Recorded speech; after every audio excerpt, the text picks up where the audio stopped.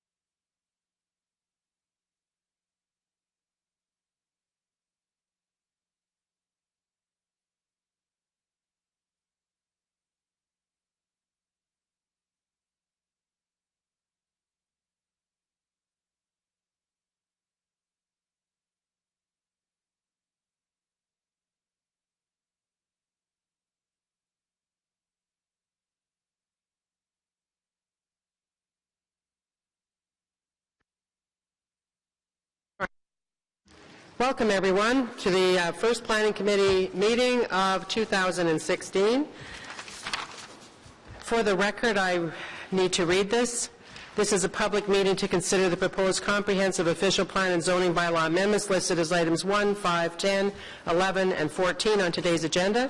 For the items listed above, only those who make oral submissions today or written submissions before the amendments are adopted may appeal the matter to the Ontario Municipal Board. In addition, the applicant may appeal the matter to the Ontario Municipal Board if Council does not adopt an amendment within 120 days of receipt of the application for zoning and 180 days for an official plan amendment. A comment sheet, as most of you know, is over there by the door. If you haven't signed up and you would like to, please head over there and do so. In addition, please note this is also a public meeting to consider the proposed Heritage Conservation District plans listed as items 2 and 12 on today's agenda for the purposes of Section 41.1 of the Ontario Heritage Act. For the items listed above, persons who do not raise objections to the adoption of the proposed Heritage Conservation District plan orally at this meeting or in writing may be later denied an opportunity to appeal the passing of the bylaw adopting the plan to the Ontario Municipal Board. So that's on items 2 and 12 only, which, for your reference, one is the New Edinburgh Heritage District Conservation Plan, and the other one is the Rockcliffe Park Heritage Conservation District Plan. Okay.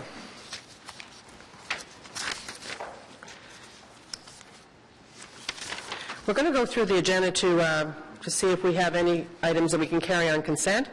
And then I'm going to be reading a planning horizon for this year, and it's good that we have a good audience. I just wanted to say also, for the record, that yesterday we had 21 speakers. If I had known that this many of you were coming out, I would have moved the venue, but this is where we're going to be, and it'll be a tight squeeze. Also, some people have complained to the committee coordinator that they did not know that there would be a late start at 10:30. We had a PSA, we advertised it, and it was on the agenda. So that's for the record. So item, first, any declarations of interest, committee members? No? Confirmation of minutes from the meeting of the 8th of December, 2015. Carried.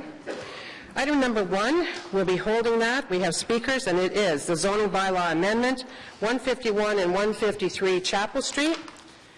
And number 2, we have speakers, so we'll be holding that, and that is New Edinburgh Heritage Conservation District Plan.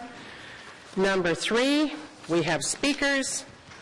We'll be holding that one, and that is the application to demolish 281 to 283 Cumberland Street and application for new construction at 281 to 283 Cumberland, 297 Cumberland, and 207 to 209 Murray Street, properties which are located in the Lower Town West Heritage Conservation District. Number 4 is the status update on Planning Committee inquiries and motions. Is that received? Number 5, we have speakers on. That is the zoning bylaw amendment, part of 89 Jean d'Arc Boulevard North. And we have speakers, so we'll hold that one. Number 6, I don't think we have any speakers. No, this is the application for new construction at 600 Minto Place, a property designated under Part 5 of the Ontario Heritage Act and located in the Rockcliffe Park Heritage Conservation District. Is there anyone in the audience that wants to speak to this? No? Committee members, is this carried? Thank you. It's 2. Number 7 is the application to alter 122 Daly. We have speakers, but it's the applicants. This is the application to alter 122 Daly Avenue, a property designated under Part 5 of the Ontario Heritage Act and located in the Sandy Hill West Conservation District. We have the architect, and we have Mr. Al-Kadri from FOTAN here. Committee members, do you have any questions on this item? To both the Daniel Boulanger and Mr. Al-Kadri, can you identify yourself, please? Wave or something? Oh, there you go. So if committee is prepared to carry this item, do you still need to speak? No. Okay, so are we going to carry this item at 122 Daly? Okay, thank you very much. Number 8 is the designation of Llewellyn Jones House at 5897 Fernbank Road under Part 4 of the Ontario Heritage Act. And I want to thank staff for the great work on this one. Not that there hasn't been great work on everything that I've said before, but this one was very interesting and unique. What we're finding in particular in Councillor Kadri's area, that we've got a lot of one-ofs that are unique situations, and this was, I think, a good resolution. We have just, let's see, Jen Hassani.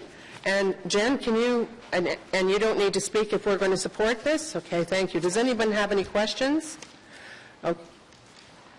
Madam Chair, I just want to make one comment similar to what you just said. Not only thank staff, but thank the proponent and thank the property owner for participating in the discussion and moving this item forward. So thank you. Thanks very much. So committee members, is this carried? Thank you. Number 8, we're holding. That is the application to demolish the Bradley Craig Barn at 590 Hazeldean Road, a property designated under Part 4 of the Ontario Heritage Act. Number 10 is zoning bylaw amendment, 3100 Brian Coburn Boulevard. And I think that we have Susan Murphy's here. Susan, are you here? Okay, does anyone on committee have any questions on this item at 3100 Brian Coburn? Ms. Murphy, do you still need to speak if we're prepared to carry this item? Okay, so committee members, is this item carried? Carried. Thank you very much. Number 11, we'll be holding that for a presentation, and I think we have a speaker on it. We do. And that is the zoning bylaw amendment at 350 Spark Street and 137 Bay Street. Number 12 is the Rockcliffe Park Heritage Conservation District Plan, and on that we have speakers who, if we are prepared to carry this item, which a lot of work has gone into, thank you, Councillor Nussbaum, thank you, Heritage staff, a lot of work, and I know that when I was the chair of Built Heritage, it was evolving even at that time. So both Ms. Susan D'Aquino and Brian Dixon, are you both here? There you are. And so Councillor Nussbaum is saying that if we're prepared to carry this as it is, well, as it is, we have a motion. With a motion, we have a motion that you don't need to speak to it. Is that correct? Okay. And Councillor Nussbaum is going to introduce the motion. Thank you, Chair. And just to reiterate your comment that a lot of work has gone into this, and indeed further work between the Built Heritage Subcommittee meeting of a week and a half ago and today, and the purpose of those discussions were really to address some of the issues that had arisen between the two meetings, whereby staff wanted to ensure that the text was enforceable. So there were some language issues, there was some clearing up of some of the legal terms, and so as a result of those meetings and consultations, I'm putting forward a slightly amended version of some provisions of the Heritage Conservation District Plan to the committee this morning. It was circulated earlier.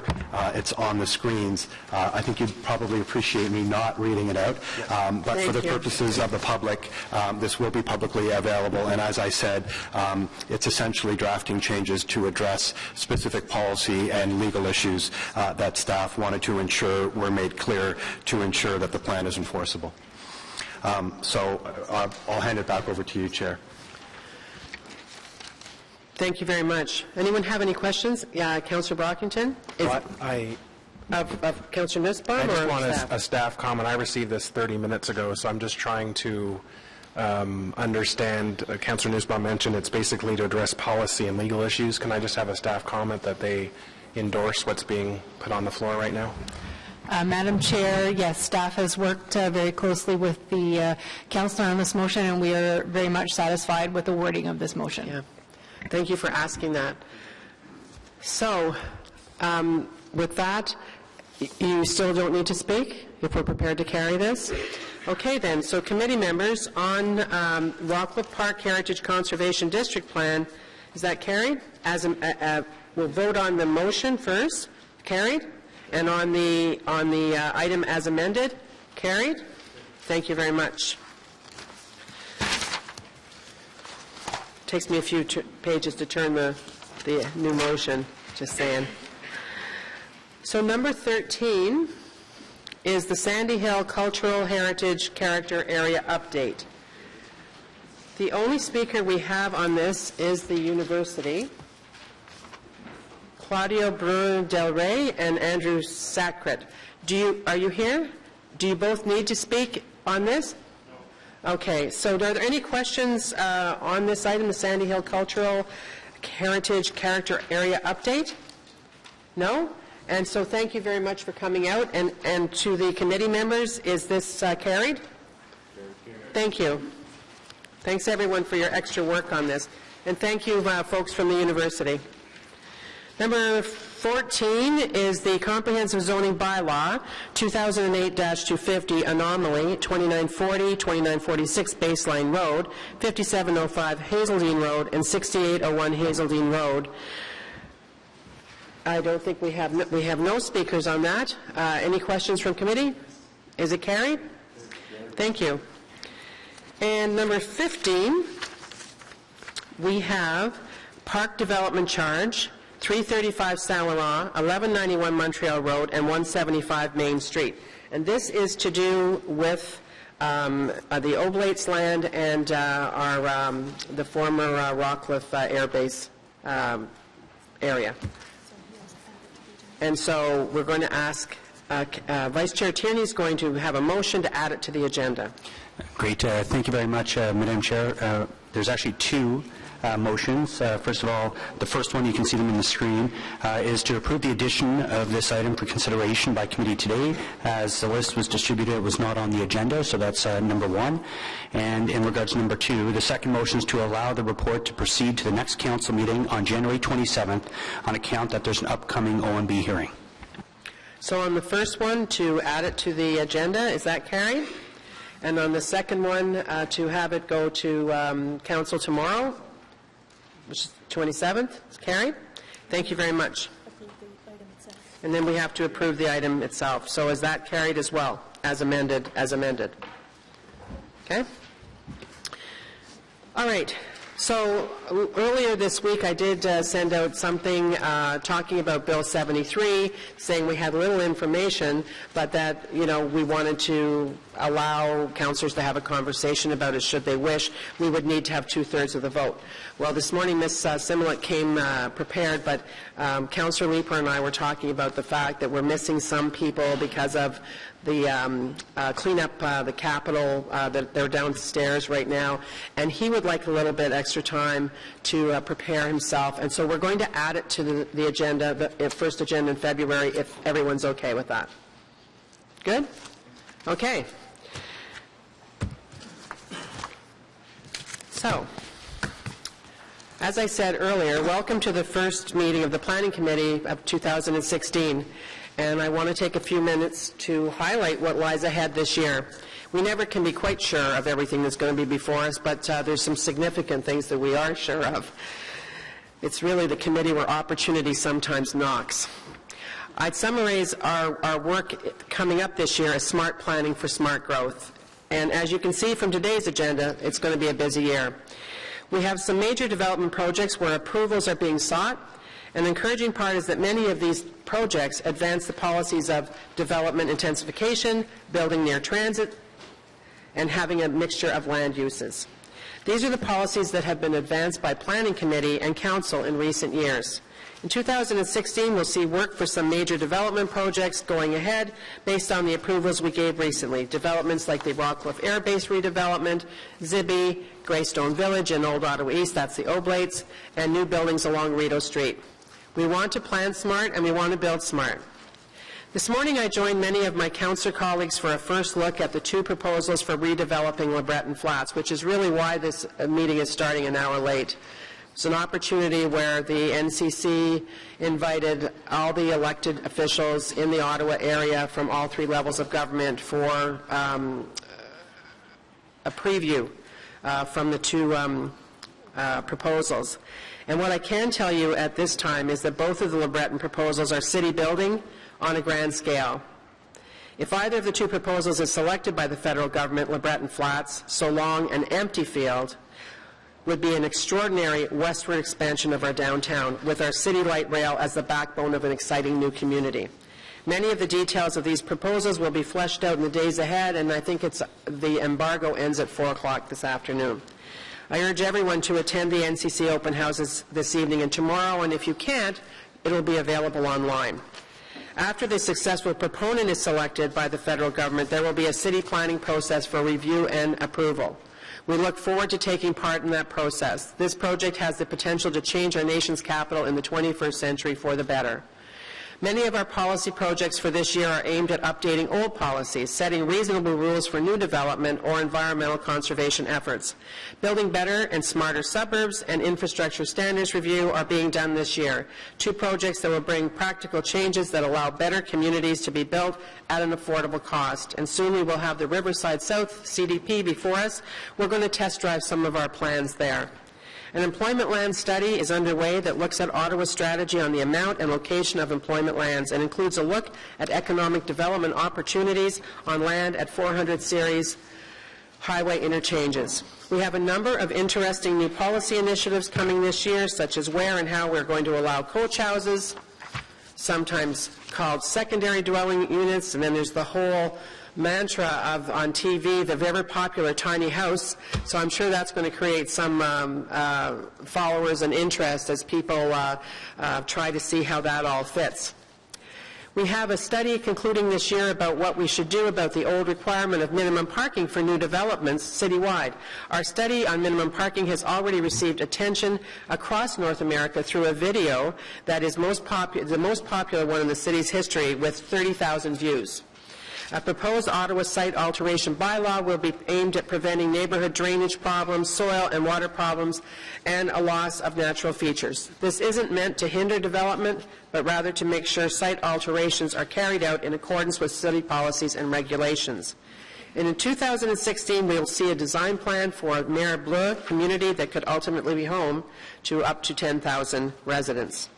We're going to review new kinds of permanent signs on private property and how they should be regulated by the city or not.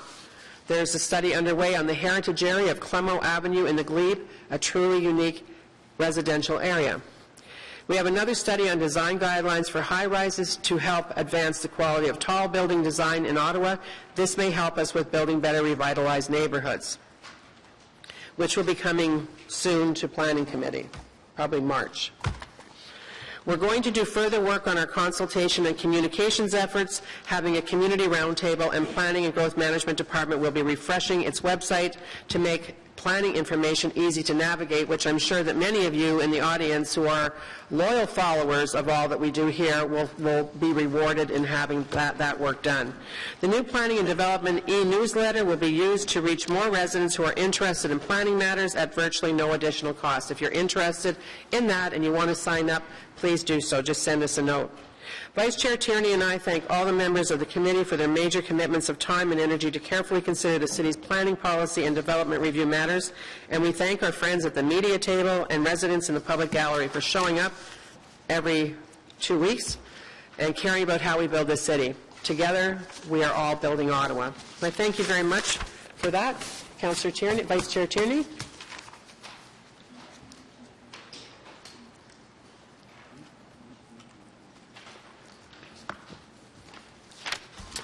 Sorry, Madam Chair. Be it resolved that the Chair's remarks regarding the planning horizon for 2016, given the Planning Committee meeting of January 26, 2016, be amended to the minutes of today's meeting. Carried? Thank you very much. Okay, so we're on to our first item, which is 151 and 153 Chapel Street, a zoning bylaw amendment. And we have staff coming up. We have Aaron O'Connell, planner, and Doug James, Don Herwire. We're going to have a presentation on this one. Thank you.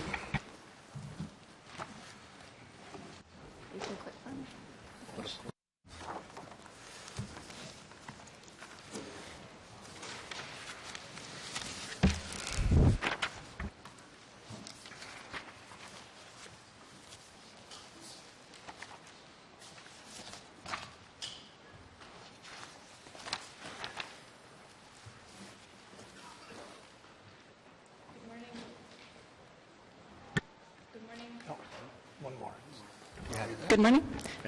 Good morning, Madam Chair and members of committee. My name is Aaron O'Connell, and we're talking about a project on Chapel Street today.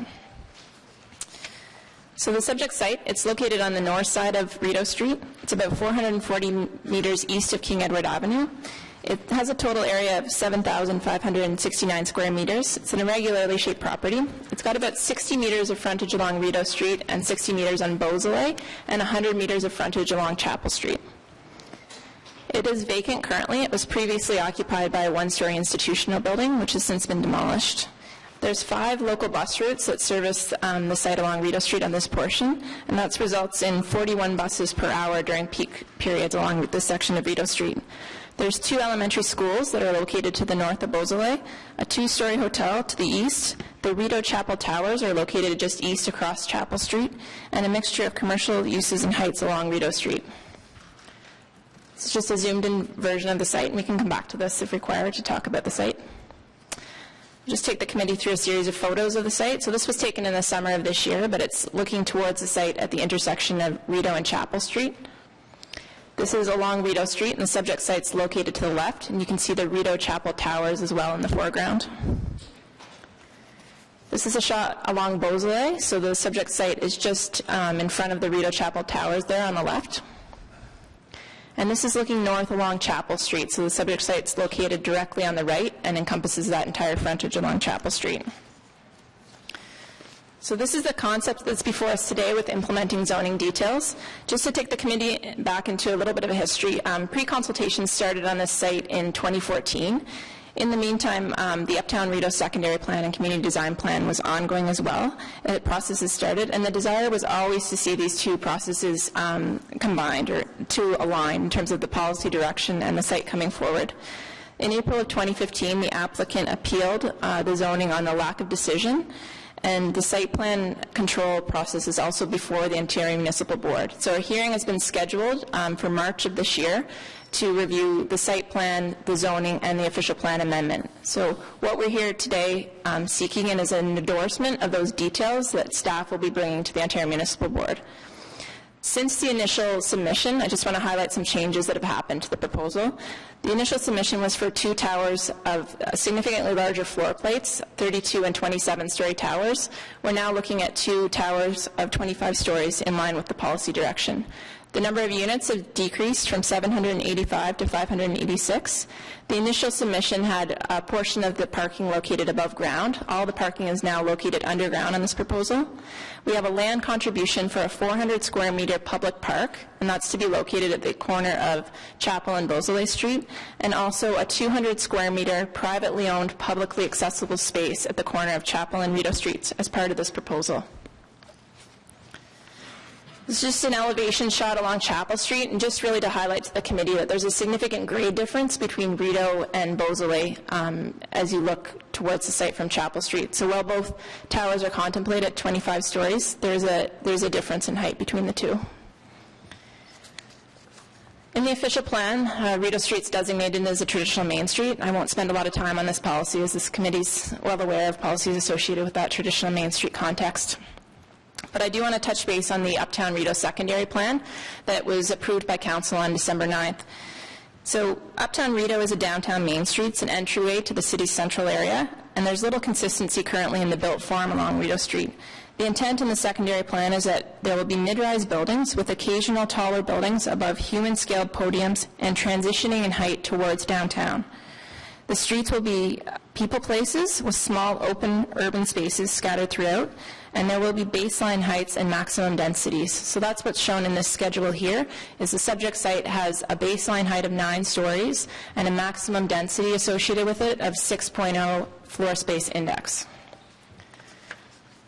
So through the secondary plan and CDP, it's recognized the diverse conditions of properties and contexts, and that an alternative built form other than mid-rise may be appropriate in some circumstances through the concept of density redistribution.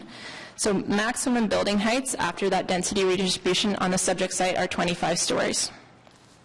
There are some benefits, certainly on this property, to a taller, leaner buildings, such as the public realm improvements and built form that we'll see before us. We can go back to this if need be, but it's just to show the different performance standards that are before us in terms of zoning details on the subject proposal versus what's in place today for zoning.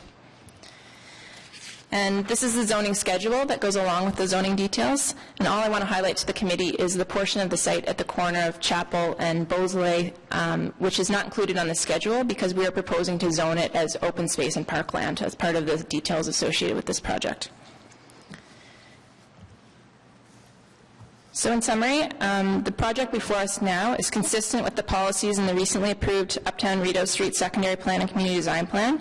The built form has been modified from the initial submission to reduce impacts on the surrounding community while providing a building with variation in height, setbacks, and architectural treatments. Public realm in the form of a new public park and privately owned accessible open space will be provided. There's a significant Section 37 contribution for cycling infrastructure and public realm improvements that's tied to the zoning details. The project will be going to the Urban Design Review Panel for a formal review to further discuss architectural detailing and public realm aspects associated with this. So that's heading to UDRP on February 3rd so that staff has some further discussion about the details in terms of architecturals and public realm aspects. And again, I'll reiterate that the site plan for this project is before the Ontario Municipal Board. The application today is to endorse the zoning amendment to permit this development in line with the policy context. So as such, we're recommending approval. Thank you, Madam Chair. Thank you, Aaron. Any questions from committee members before we go to the public? Councillor Nussbaum? Just a question about the OMB hearing, Madam Chair.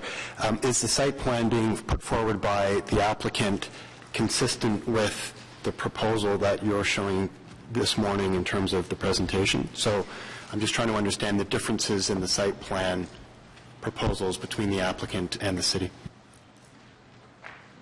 The applicant has resubmitted a site plan based on comments from staff, and we're prepared and we're content with the zoning details going forward. We anticipate through the UDRP process and working with the applicant, there may be some subtle changes to the site plan before it proceeds to the Ontario Municipal Board in terms of detailing on elevations and public realm details.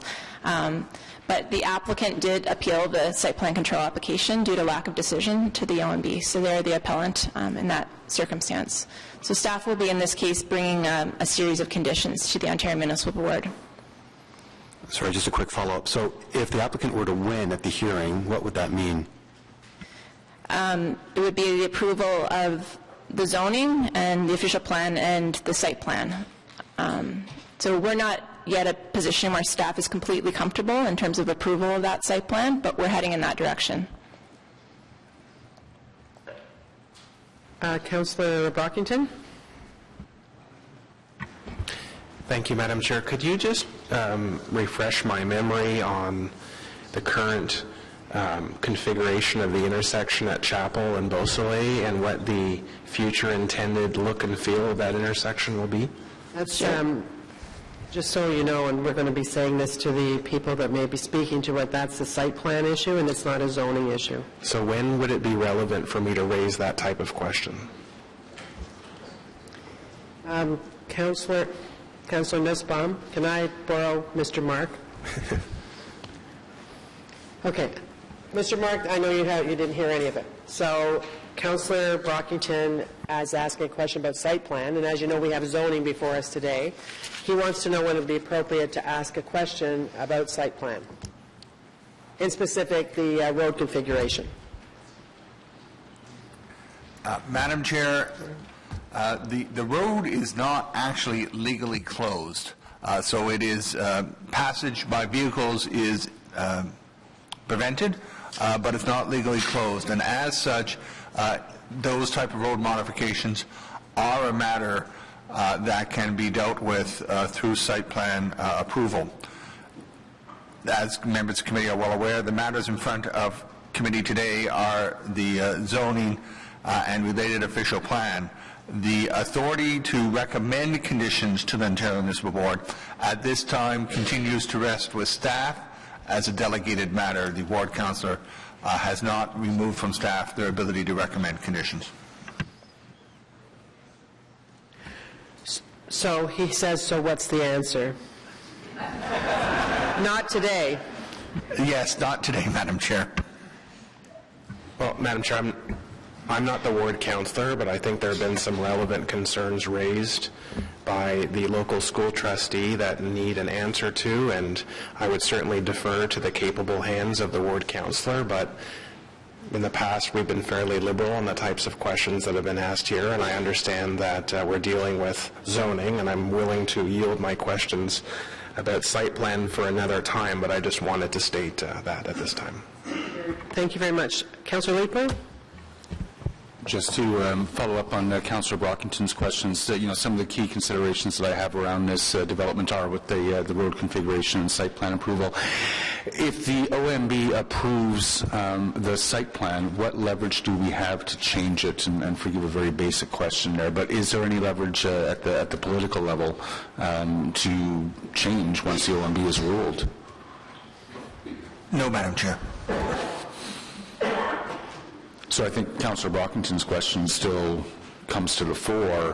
What is our mechanism to ensure that our staff are putting forward the recommendations to the OMB with respect to site plan that will take into consideration, this Beausoleil closure question? Let's now take it away from Mr. Mark and from both of you and go to Mr. Herwire, Mr. James, or Mr. Connell, and just say, what consideration have you given to public input and questions, for example? Yeah, certainly the department recognizes there's a number of concerns surrounding making this section of the road passable. In that regard, we did have a meeting in September with members from the community associations and the school boards to discuss potential conditions associated with this. So looking at potentially going down the road of traffic monitoring. Significant improvements have been discussed, certainly with the applicant, to this section of Chapel Street. So we anticipate that Chapel Street won't look like its current context when it goes to the Ontario Municipal Board. We're looking at a number of improvements to cycling infrastructure, the addition of cycle tracks for this section, a bike lane, actually narrowing the asphalt width of this section, mitigation measures such as traffic monitoring, potentially cameras at the site, looking at crossing guards and a tabletop intersection as part of this, so really reconfiguring how the dynamic of this whole intersection.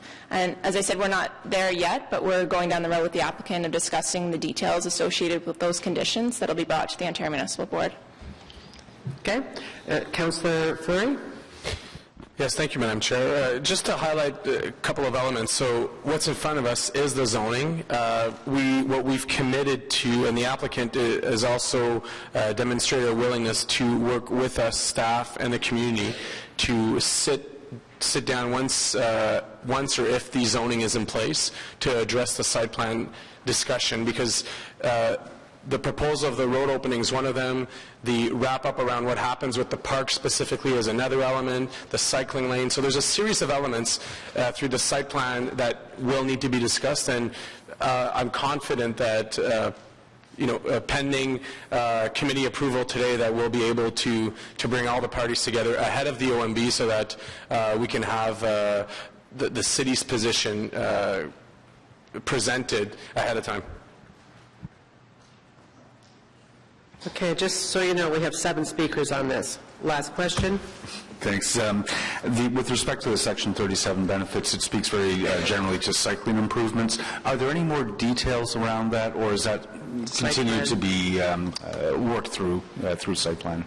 I'll defer to the ward councillor, but certainly my understanding is the Section 37 contribution related to cycling infrastructure is off-site, so we'll work at the details for along Chapel Street as part of the site plan associated with this, but that there was a desire to see improvements to sections of Beausoleil and part of the crosstown bikeway outside of the subject site itself through Section 37. And those details in terms of cost estimates and exactly how that will be implemented is still to be determined. Is there a rough ballpark figure on the value of those Section 37 benefits? I think in discussions with staff, what was contemplated right now is in the area of $200,000 to $300,000. Okay. Thank you, Madam Chair. Okay. All right, so our first speaker is Peter Ferguson. He's the co-chair of the Lower Town Community Association Planning Committee. Peter Ferguson? Okay, thank you, sir. Martin LaPlante? Welcome. Followed by Linda Hode and Hussein Valji.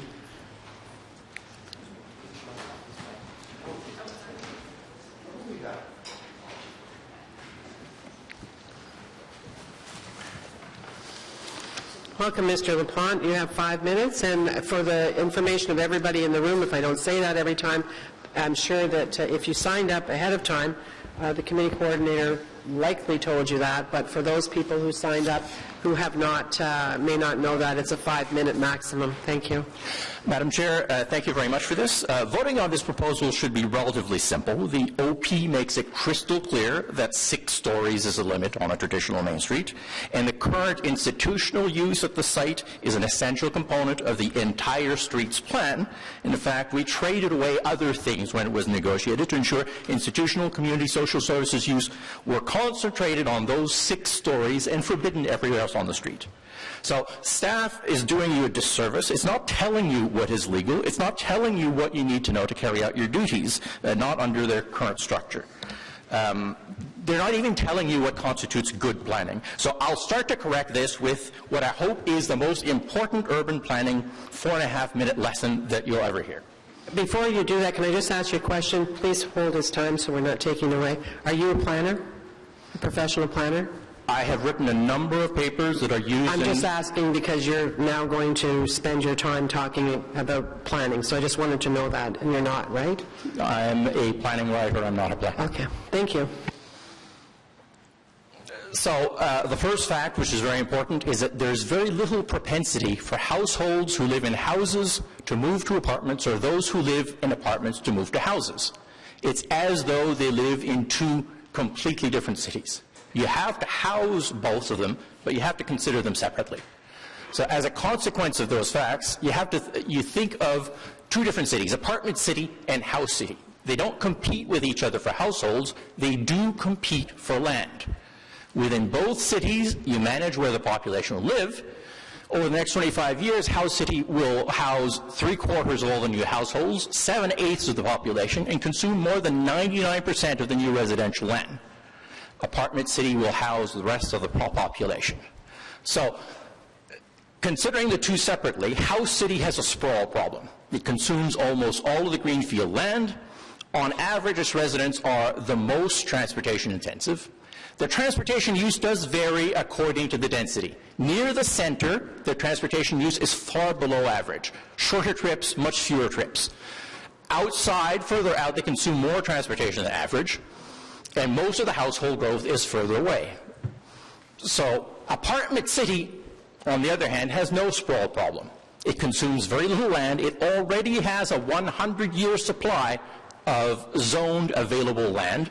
Its households use less transportation by and large, and their transportation demand does not vary very much with distance from the city, from the center, or with density.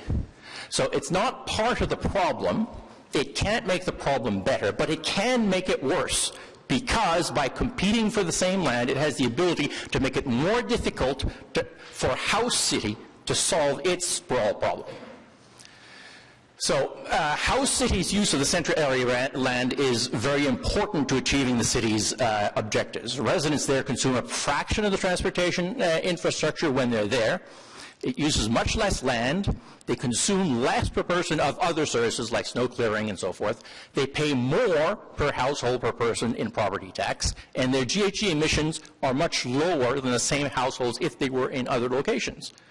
The con is that the land prices are higher, and despite this, they are socioeconomically more diverse in the areas that have more affordable land.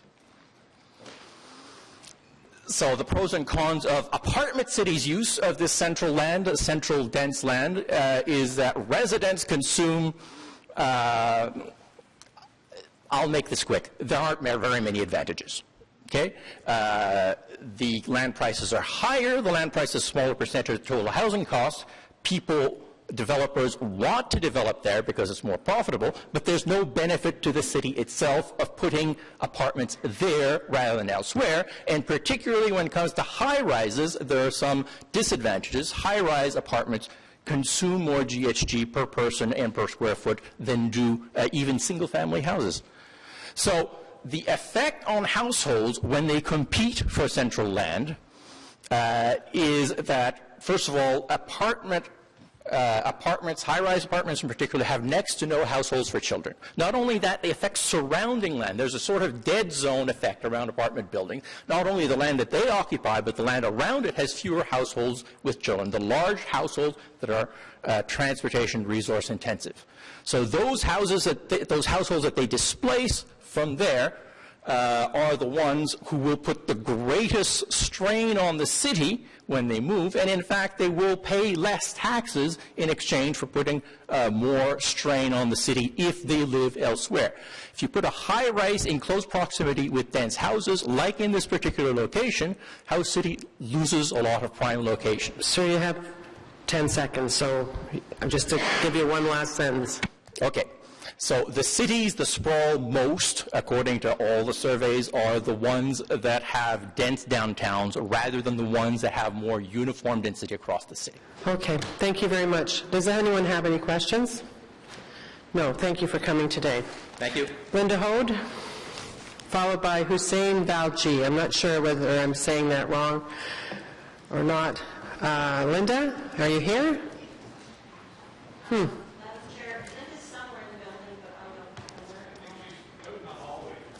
Well, then I'll go to Hussein Valji. We've got too many speakers today to be waiting around for people to be in the room on the first item. Thank you. How do you say your last name, sir? You said it perfectly. Okay. Well, welcome. Thank you. So I'm at 475 Rideau, the hotel that she's talked about at the two-story building there. I have no issue with the development that's going to be going on. I do have an issue, which I've brought up a few times, as how close it is to our property line.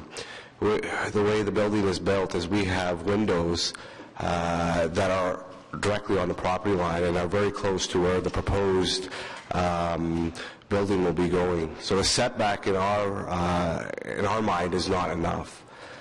And that's what I wanted to get addressed, which I've tried with city planners in the past to get addressed. But I don't have an issue with the plan itself.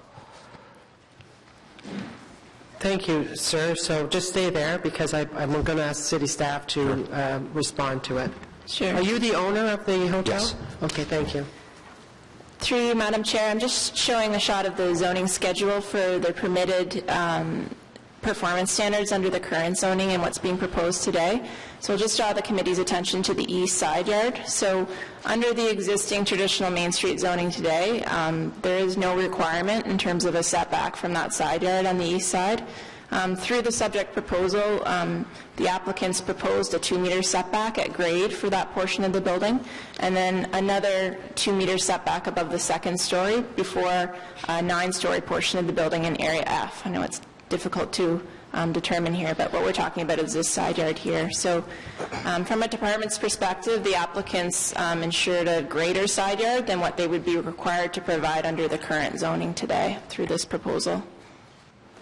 Okay, so in everybody's language, how high is your apartment building? Your hotel? It's a 2-story. 2-story? 2 stories. And what do you have on the main floor? Is that also units? Yes, there's units there. And what is there's on... windows right on that side that go into that. So while there's no bylaw that states that, we have windows where other places would not have. So I think this is a unique circumstance that needs to be dealt with. And I think that staff have, by, even though it may not be as much as you want it to be, it has, if you look at what they just showed us, what could happen with no change and what the change that they've made.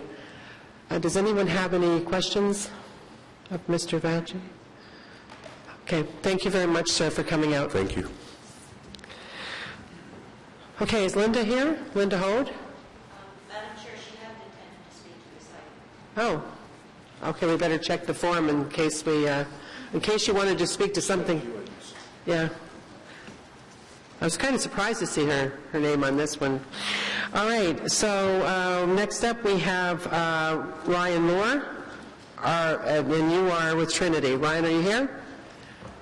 Are you three coming up together? So that would be Miguel Tremblay and Christopher Gordon from Parsons. Okay. Where's Linda?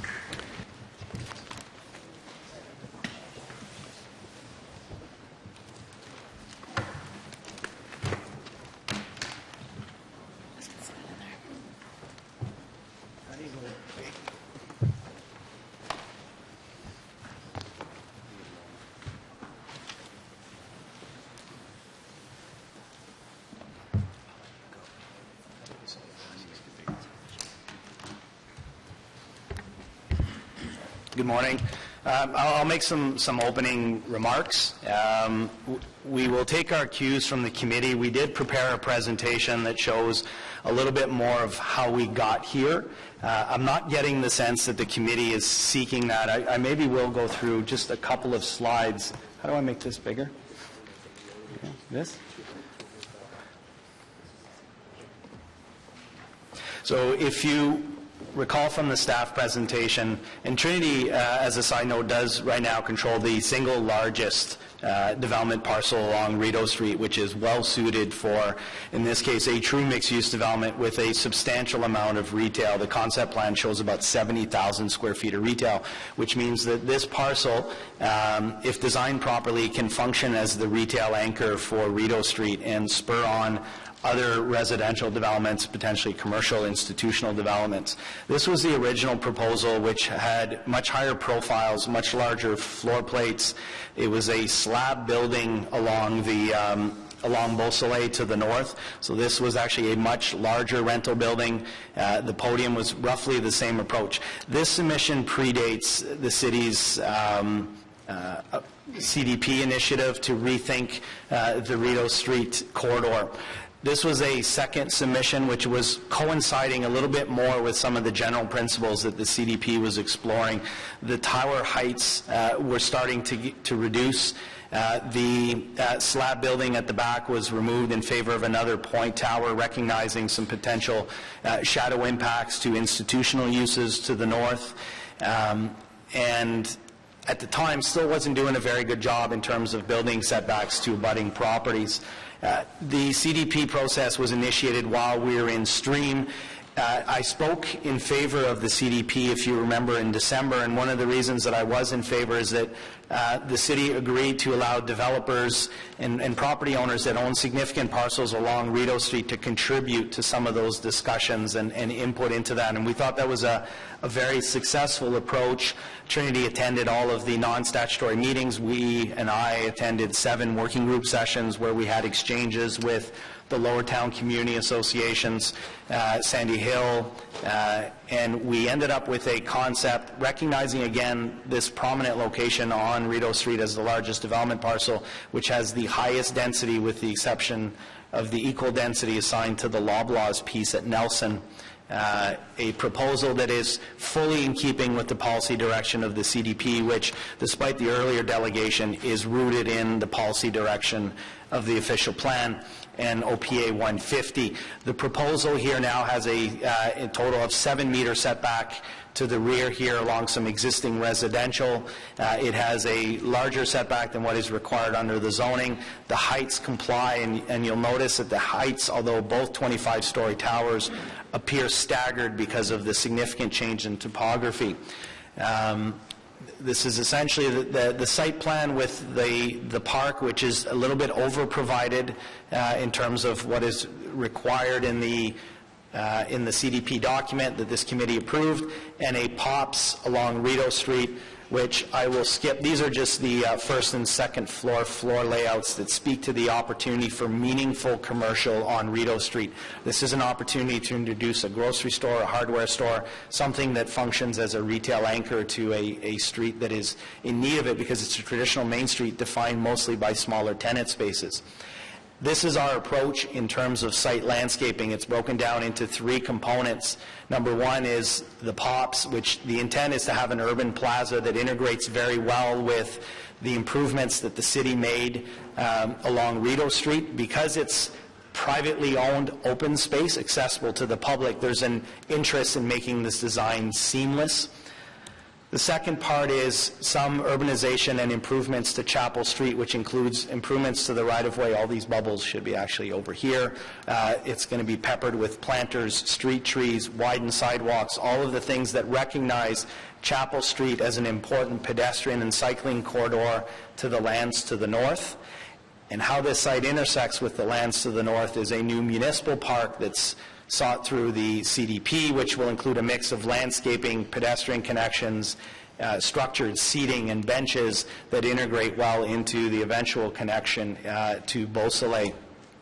These are the profiles, and these are renderings prepared by the architect. Now, I want to bring one thing to your attention in that we are, and in response to some of the councillors' comments, we are intending to go through and continue on with the site plan process. There are going to be opportunities for comments to be still provided to Trinity. We are committed to going to the UDRP on February 3rd. We're going to be seeking additional input from the UDRP, who's already seen this 2 or 3 times. Okay, just so you know, you've used your first 5 minutes. Okay. Now and UDRP for the audience is Urban Design Review Panel. Correct. So now I'm stealing from their time. You've signed up, so you have the time to spend as you wish. But the intent is to continue to work through that process with staff so that when we get to the board hearing in March, that we have a compromise plan that works well for everyone. I can tell you that the Lower Town Association, Action Sandy Hill, and one of the abutting property owners are also parties to that board hearing. So they will be present, they will be participating, they will be inputting. Any settlement that staff is intending to take to the OMB will also require their blessing and their participation, and I'm guessing maybe that's why Lower Town is increasingly comfortable with the approach. So we are intending to address all of those concerns. They may relate to building design, all of those things. So although the zoning details that you're seeing today are very rigid and pretty shrink-wrapped, if you go back to the zoning schedule prepared by staff, I just want to forewarn the committee that we are going to go to UDRP, we are going to continue to work with staff, and we are subject to a board hearing, all of which may contribute to some changes to that zoning. So I wouldn't want any frustration from the committee that after the board hearing there were some tweaks to that zoning, because there is still a lengthy process related to the site plan approval process. So I'm concluding my remarks. I don't know if... Do you want to just go with questions? Unless... Through you, Madam Chair, I'd like to add a couple things. Sure. To Miguel's point, if we endorse the zoning today as is, my feeling is that it will change, very slightly and in degrees as we go through the remainder of the consultation process, the UDRP and the board. The current instruction that staff have asked for, I think, is a little bit rigid in that they're asking that this exact wording of the zoning go forward to the board. What Trinity would like to see is an opportunity or some flexibility for that zoning to change as we progress through this program. Trinity is just coming out of the Lansdowne experience. We built that with the city. We learned a lot, and we're certainly trying not to be a confrontational developer. We do want to work with the community. We do want the flexibility to be able to change things as required. So I'm hoping that we can get some instruction from the committee to offer a little bit of flexibility on the zoning. Thank you. And Chris Gordon is here from Parsons, who is doing all the transportation work, and we thought there might be some sensitivity, so if you have any questions for Chris, we can answer, or we can try. Councillor Blaine. Thank you very much. How far along are you on evaluating your unit size inside the buildings? Through you, Madam Chair, we have not locked down a residential partner for this project yet. The requirements of that residential partner are unknown. I know that in our Section 37 contribution discussion, there's an opportunity for us to include 3-bedroom units. So there is definitely some incentive for us to do so. But at this time, we don't have anyone in particular to build the residential component. Trinity is, by nature, a retail developer. We're experimenting with this mixed-use product. But certainly, we would consider 3-bedroom units if the right residential developer came along. Sure. So I guess my broader question is, how do you ensure the affordability of being able to live in this building without socialized housing? In that if you look at other condos in Ottawa and other larger communities that are developing, a space for a family, 2 is a small family, 3 is, I think, probably the average family you would need in terms of bedrooms, you're looking at between $750 million. I think for most families in Ottawa, that's probably unaffordable, even for people who are making very good money. So how do you ensure affordability for families, for middle-class families, to be able to live in communities like this without going to government subsidies and grants for low-income housing? Okay, so we are on the issue of zoning. You want to make a comment on that? But, Madam Chair, it directly relates back to one of the presentations, which was tall buildings don't have families, and at $1 million, I can see why. And so I think that's part of the broader discussion we have to have.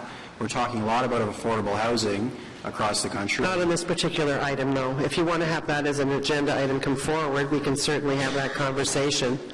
Well, I think the view of affordability reflects all of the decisions and informs all the decisions we're going to have to make about everything. But anyways, I'd like to hear the answer to the question.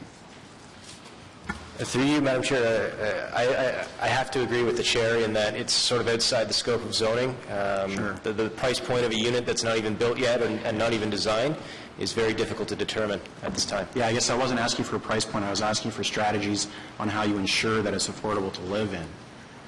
Well, in this case, speed and efficiency work in favor of affordability. Yeah. Okay. Thank you. Thank you.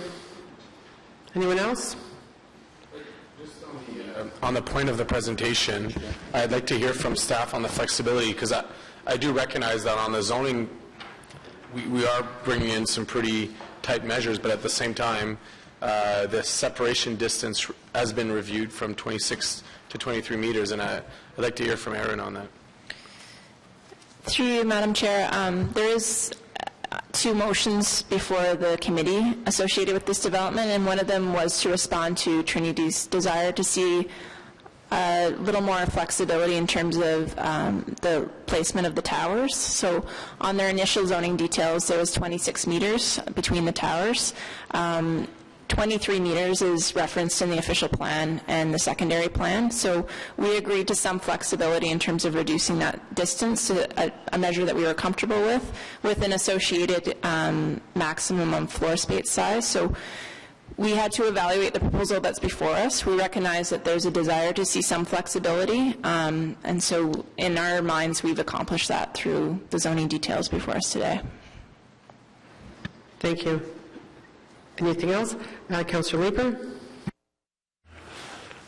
With respect to the POPs in the southwest corners of the publicly owned privately owned public space, have you given any thought to how that can be animated through 4 seasons?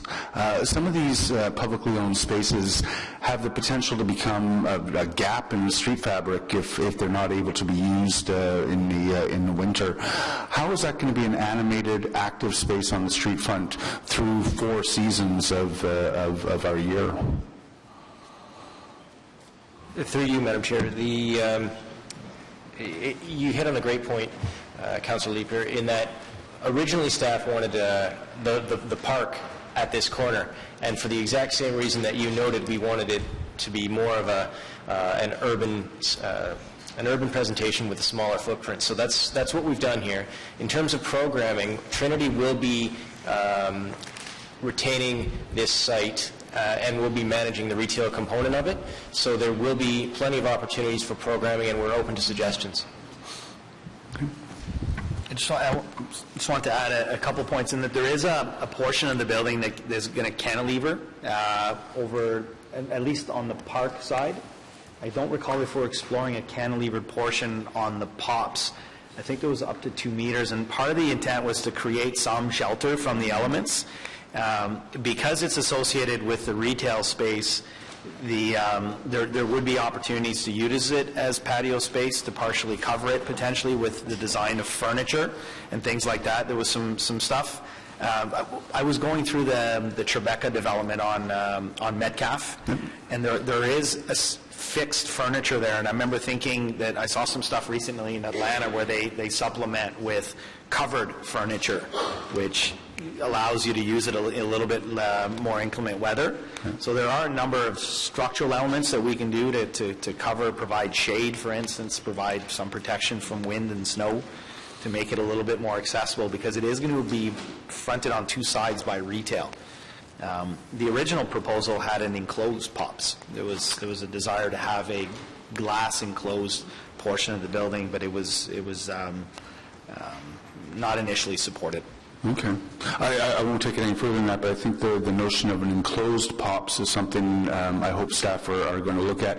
We have other projects in communities moving forward where there are large POPs. We're looking at the potential loss of community gathering space, and enclosing the POPs holds out some hope of maintaining community gathering space through 4 seasons. So it's interesting to hear that was proposed, and I'll be watching the evolution of that discussion carefully. Thank you, Madam Chair. Thank you. Councillor Nussbaum.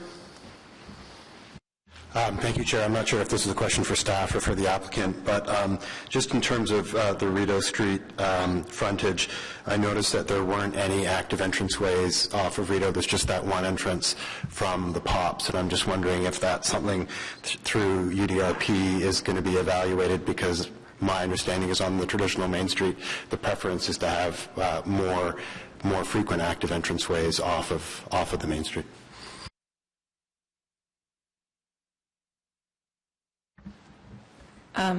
I can respond first, I guess, through you, Madam Chair. Certainly that's the desire of staff, as well as to see an active street frontage along Rideau Street. How that evolves certainly will be an item we'll be discussing with the Urban Design Review Panel.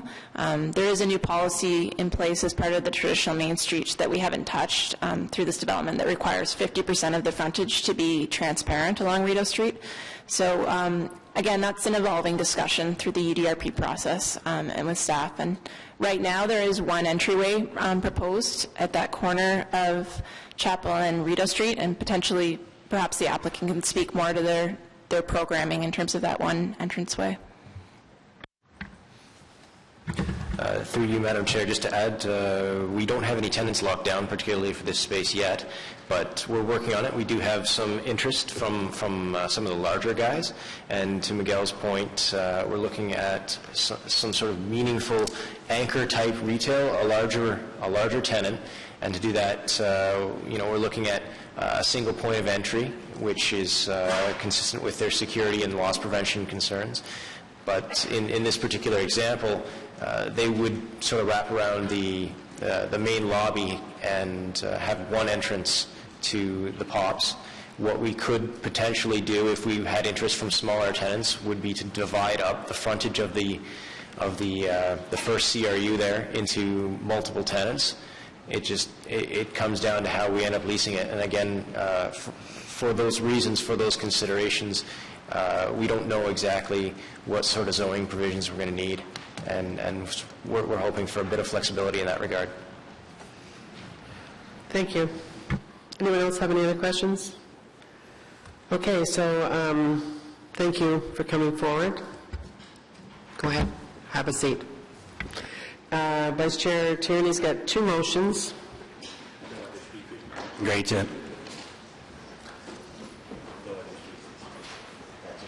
That's it for speakers. Thank you, Madam Chair.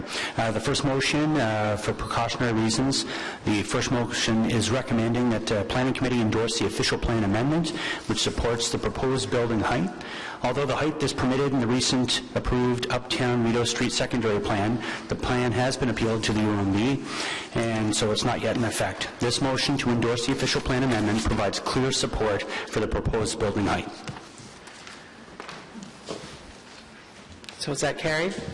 Carried, thank you. And the next motion? And the second motion, Madam Chair, recommends the minor amendments to the zoning schedule to allow for flexibility in the terms of how far the buildings are spaced apart.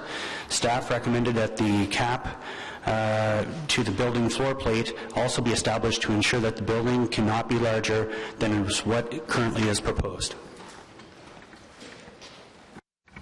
Okay, no questions. Is it carried?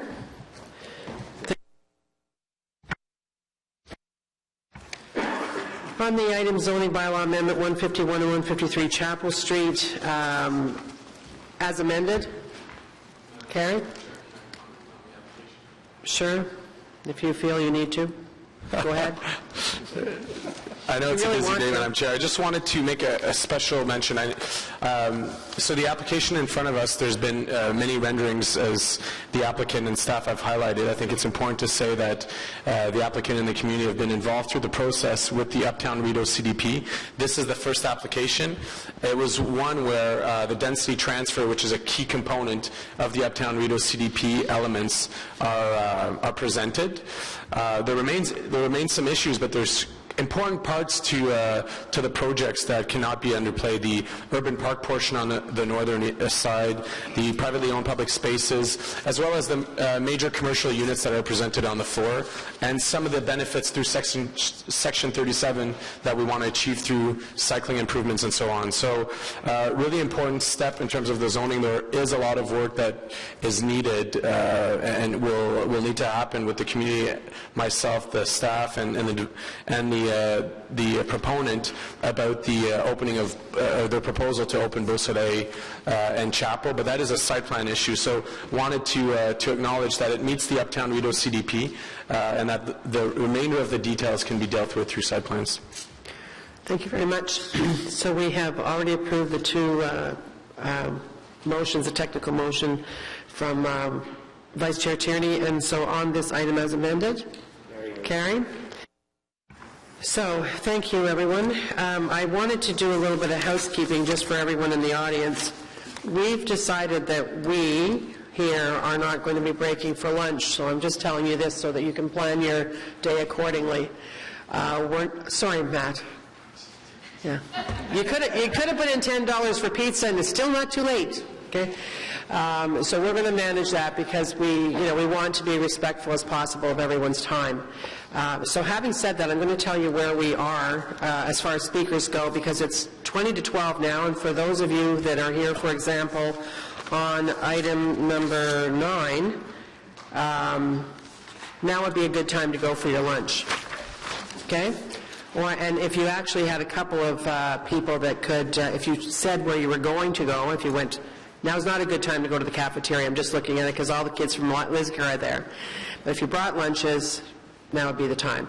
But try to stay together so we can give somebody an alert, just so you don't have to sit here all the time, because what we have before us, that was only item number 1. Next, we have the New Edinburgh Heritage Conservation District, and we've got 2 people speaking on that. On number 3 is the Our Lady, 281, 283 Cumberland, and we have 8 speakers on that.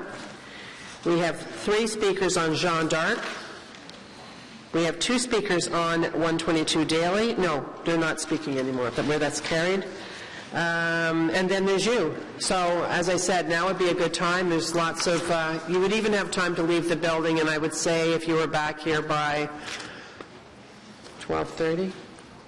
12:30 would be soon enough.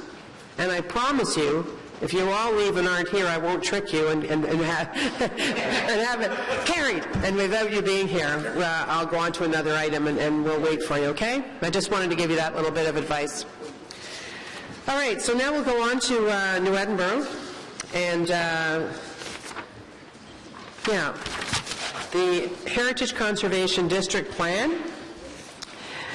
And this is another one where, as the former chair of Built Heritage, I want to say that the community of New Edinburgh has very engaged, and it was, I would say, initially very contentious.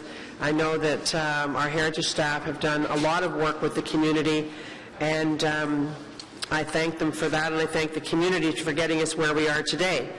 So we have 2 speakers on that. Are there any questions from committee before we go to our speakers? No? So we have speakers. We have 2 speakers. We have Sally Arsol. Sally, are you here speaking on behalf of Gavin Murphy? Come on forward. And followed by Jean-Louis Wallace. Jean-Louis, are you here? Perfect. Right after Sally. Thank you. Welcome, Sally. You have 5 minutes. Thank you. Thank you, Madam Chair. I'm Sally Arsol, and I'm here to read the written comments submitted by Gavin Murphy, who's property owner at 52 Union Street, New Edinburgh. Sorry, what was his address? 52 Union Street. And in his comments, he's basically calling for 3 groups of revisions to the document to make it clear and more understandable to residents. So let me read his comments. And I have brought in some extra written copies. I wish to recognize the excellent work carried out by both city staff and the local community in drafting the New Edinburgh Heritage Conservation District Plan. I have sent electronic copies of the submission to Councillor Toby Nussbaum and Heritage Planner Leslie Collins, and he apologizes for being out of town today. I have 3 groups of comments I wish to make prior to the plan's possible adoption by this committee that I hope you would consider. I have owned a contributing property in the HCD for nearly 32 years. It was built in 1916, so it's 100 years old this year. I have also been a strong advocate for heritage conservation since the 1970s, both in Ottawa and elsewhere. I see great merit in the plan, but I also see some shortcomings. And there are 3 groups of comments. Firstly, regarding the meaning of adoption by bylaw, the document is intended to inform property owners undertaking a project in the HCD, amongst others. It replaces a 2001 document approved by City Council. As I understand it, municipalities may now adopt HCD plans by bylaw. Perhaps the document could explain why this is being done or what the benefits are for such action. The background section appears to be silent on this point. While the benefits may seem obvious to city planning staff, this is less obvious for others who are specifically recognized in the document itself as those who should follow the plan. Secondly, about the meaning of guidelines. Section 8.5 of the plan is titled Guidelines for Existing Buildings. It begins by saying these guidelines are intended to assist property owners in the long-term conservation and enhancement of their buildings. It is the responsibility of individual property owners to manage properties in compliance with guidelines. A guideline is not a directive. It is merely guidance, more in nature of advisory or recommendation rather than a binding rule. The guidelines, to their credit, often use accurate language like may and should, But where they say, for example, non-functioning chimneys that contribute to the cultural heritage value of a building shall be retained, or replacement doors will replicate the historic doors as closely as possible, the plan needs to be recast to more accurately reflect the true intent and meaning of guidelines, and this observation was made at the public meeting in November on October 8th, 2015, and in some written public comment section of the covering note to this committee that accompanied the plan. Thirdly, about the approval and appeals process. Perhaps my biggest concern with the plan is what is not said. It leaves the impression that its guidance must always be followed. While I would personally hope, as would many others, that the plan would generally be followed to enrich the HCD, there may be instances where planning staff do get it wrong. And what is the recourse? This is nowhere explained in the document. We're talking about property rights. Thus, the plan, or an annex, or a footnote reference, or flow chart, or the like, needs to explain the approval and appeals process in its totality so that a complete picture of the overall process is presented. As it stands, the document does not feature this information, and its submission is a great disservice to an otherwise valuable and well-crafted document. I assume elected representatives can overrule staff recommendations, and it has been my sad experience in the past that even elected representatives on Ottawa City Council are not always clear about heritage issues and the appeal mechanisms available both at the local level and under the Ontario Heritage Act. I can assure this committee that they are not alone. Providing a clear explanation of how to appeal a staff or council decision is desperately needed in the document if it is to be complete and prove useful for its target audiences. And he thanks you very much. And I thank you for coming in his place today, and we did receive his submission. But I'm going to ask Ms. Collins, since he's not here today, if she could just speak to some of the questions that he has. Okay. Ms. Collins? Thank you, Madam Chair. I guess I'll go through it section by section in the same way that the comments were presented. So the idea of the meaning of the adoption of a bylaw, perhaps the first section and the third section about the approvals and appeal process and the fact that they should be outlined could be answered in the same way. One of the plans after this, if Council adopts the new bylaw, is to launch a new website with an explanation of all of this sort of process administrative information, not specifically in the bylaw document itself, because my concern is that should the Ontario Heritage Act change or the appeals process change, then we have it written down in a bylaw that is then out of date. So the plan is to do a public education process after approval by council.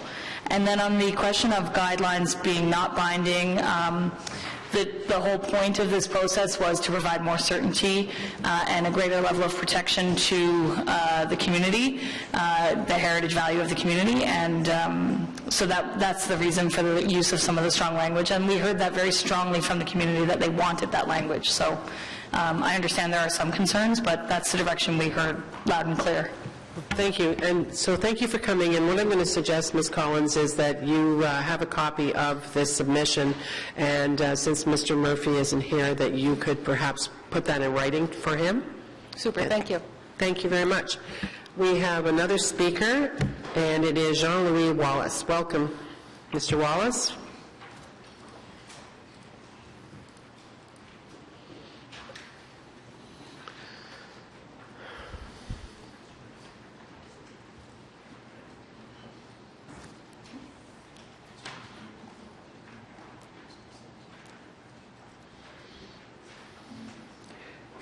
Tim.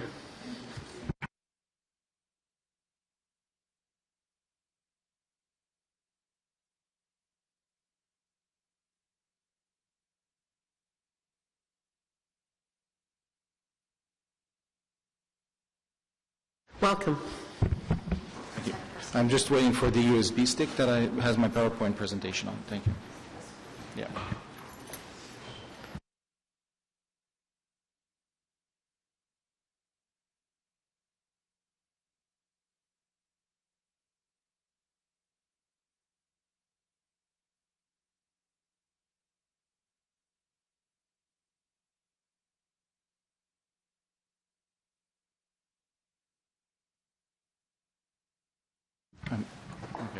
Maybe you could, can you?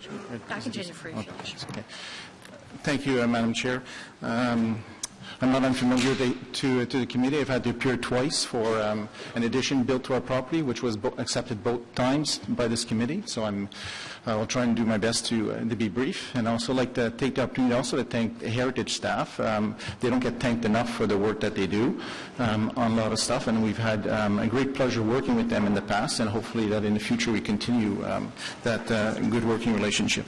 My presentation, essentially heritage conservation. From our perspective, it is definitely good, but it needs to be balanced to balance current residents' requirements and plan for the future along with protecting the past. Does this plan provide that balance? Our household feels that it does not. Next slide, please. If we look at the present, what's the vision of the HCD plan? The HCD plan, in our perspective, lacks that particular vision. Are we seeking a village feel? It talks about a village character. When you Google village character, it talks about Disneyland. I'm not sure that that's what we want, but I think from our perspective, seeing schools, shops, parks, perhaps that's what we're looking for. Conserve the current structures, medium density and commercial zoning within the heritage conservation districts, which are things that we've had in the past in this particular area.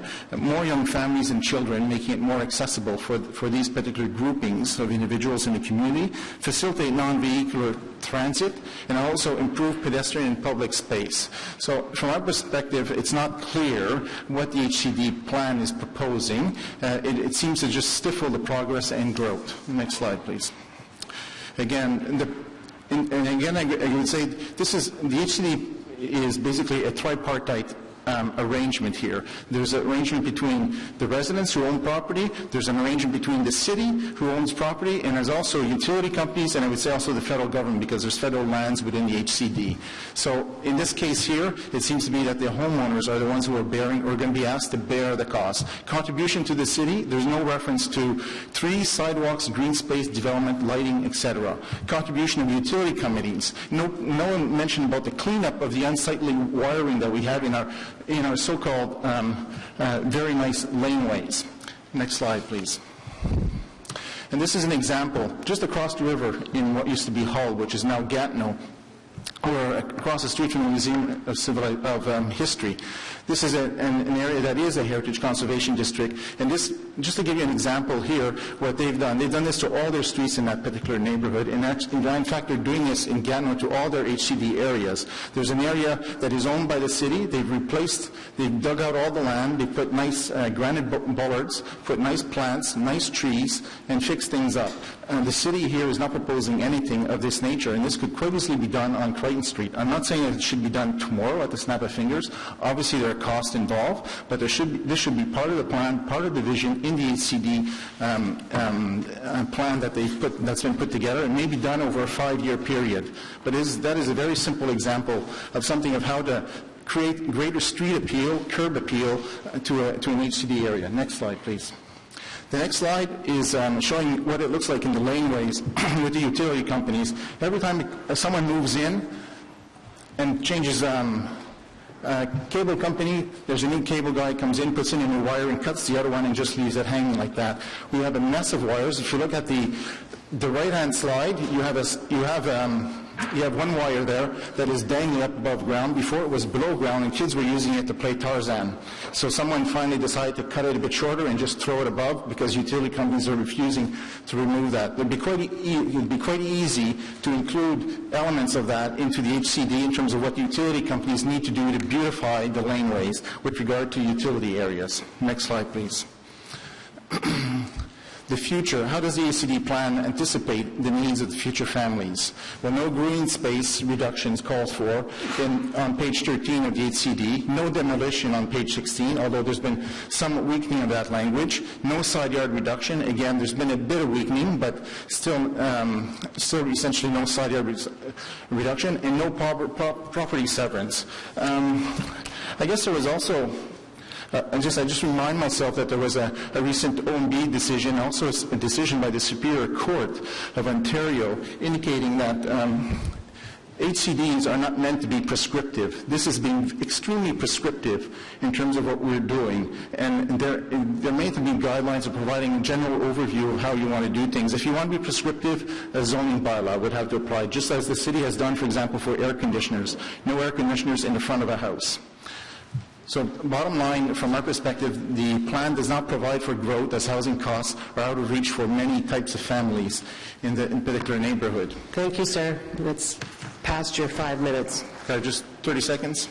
I can't. Okay. But listen, just flash up the next page. Sure. How about that? Okay. Does anyone have any questions? Yes, Councillor Cloutier. Mr. Wallace, I'm sorry, I didn't hear. What organization do you represent, or are you here? I'm a resident. You're yes, not just... I'm a homeowner, you're actually. the house that's with the side addition there, that's our house, which received the architectural award, but today, under the guidelines, wouldn't be allowed to be built. Okay. You referred to the city of Gatineau. What language is in their heritage conservation plan that you would have liked to have seen that provided the results that we see in front of the Museum of History?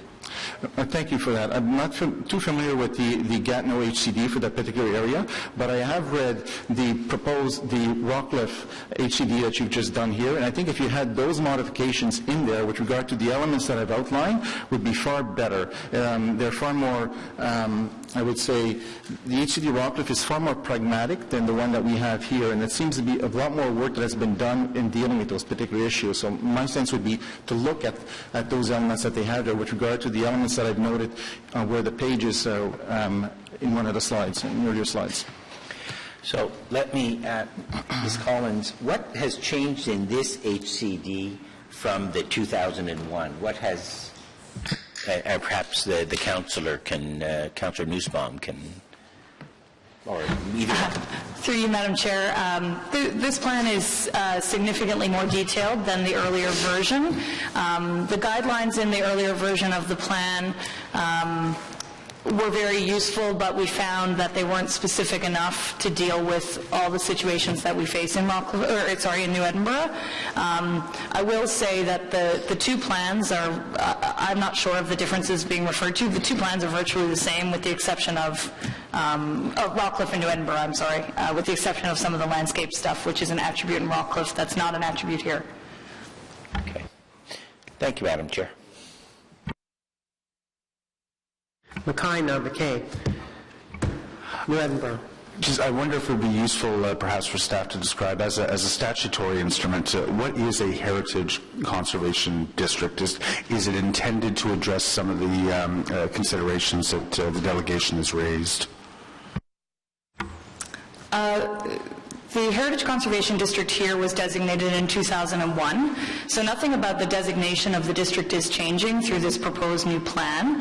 At the time that the district was designated, there was no ability under the Ontario Heritage Act to adopt a plan by bylaw. We had a plan with guidelines and all that sort of thing, but it was not a bylaw, it was guidelines, essentially. In 2005, the Act changed and now gives the municipality the ability to adopt HCD plans through a bylaw and lays out a series of requirements of those plans in order to protect the heritage character of the HCD. And so we are gradually working through our old HCDs to update them with these types of plans. Do they generally address things like burying hydro wires and putting planters in the street, etc.? There are objectives in a plan, that's one of the requirements. So in this plan, for instance, in section 7.4, objective 5 says to promote appropriate public and private landscaping that will enhance the character of the HCD. So we haven't gone into specifics about, planting a certain type of plant or that sort of thing, but there is, one of the objectives is that through ongoing public works that the character will be enhanced. We cannot require the utility companies to bury the wires that are existing. So an HCD is designated as it is today, or as it is the day it was designated, and we can't force improvements. Okay, do you have any questions for Mr. Wallace? No, I think Mr. Wallace addressed a number of considerations. Thank you very much for coming forward, sir. Okay. Thank you. So, everyone, on the New Edinburgh Heritage Conservation District Plan, does anyone want to speak? Councillor Nussbaum? Thank you, Madam Chair. I just wanted to thank the speakers, Madame Arceau and Mr. Murphy and Mr. Wallace for coming in. I think there's a few things that I can take from those interventions which I can follow up on. I mean, I think the idea of having available on the website some flow chart of how one can apply and then appeal a decision would be useful. I think the Tarzan wire, even in its shortened form, needs to be dealt with, so I will ask my staff to follow up with 311. And then on the issue of intensification, we'll be looking with real interest at the work that I understand the planning department is doing on issues like granny suites. I know that's the informal way, but I understand that there is work happening on secondary dwellings, and as far as I read, there is nothing preventing a secondary dwelling from happening within the HCD. So just to point out that I don't think the intention of this plan is to freeze New Edinburgh in its present state. It's really to try and manage change. Lastly, just to thank staff and members of the community for all of the very, very hard work that went into this. Thank you. Thank you very much for all the due diligence that you did yourself in the community and then at your Built Heritage Subcommittee. So on the New Edinburgh Heritage Conservation District Plan, does the committee agree to adopt it? Carrie? Thanks very much. Okay, so on the next item, which is the application to demolish 281 to 283 Cumberland Street, an application for new construction at 281, 283 Cumberland. I want to point out, first of all, before we consider this item, that there's a typo in the title of the report, just in the title, not in the motion. It refers to 297 Cumberland when it should read 287 Cumberland. The committee coordinator is going to correct that report before it rises to council. Okay. Madam Chair, can I just ask a question? The Built Heritage Subcommittee has a recommendation. Is this what we are voting for, to refuse, or are we voting on the original motion that was in the original report? What's before us today is refuse the application. So what's before us is the Built Heritage decision, recommendation that comes to us. And the staff report supported it, and the Built Heritage decided not to. And we do have an amendment that, why won't we get that on the floor, first of all? One of the concerns I know that some of the members, in speaking with Councillor Nussbaum, were concerned about was a setback on St. Patrick's. And Councillor Fleury and I met on that yesterday. So I'm going to get that on the floor so you have that before you. Okay. Vice Chair Tierney. Great, thank you, Madam Chair. So as the Chair has mentioned, the first motion initiated by Councillors Fleury and Nussbaum seeks to remove and replace the Build Heritage Subcommittee recommendations. The motion acknowledges the recent revisited plans and improvements of the building design as requested by the Build Heritage Subcommittee and seeks the approval that St. Patrick's Street elevation in its recommendations that the heritage permit expiry date be shortened from 2 years to 1.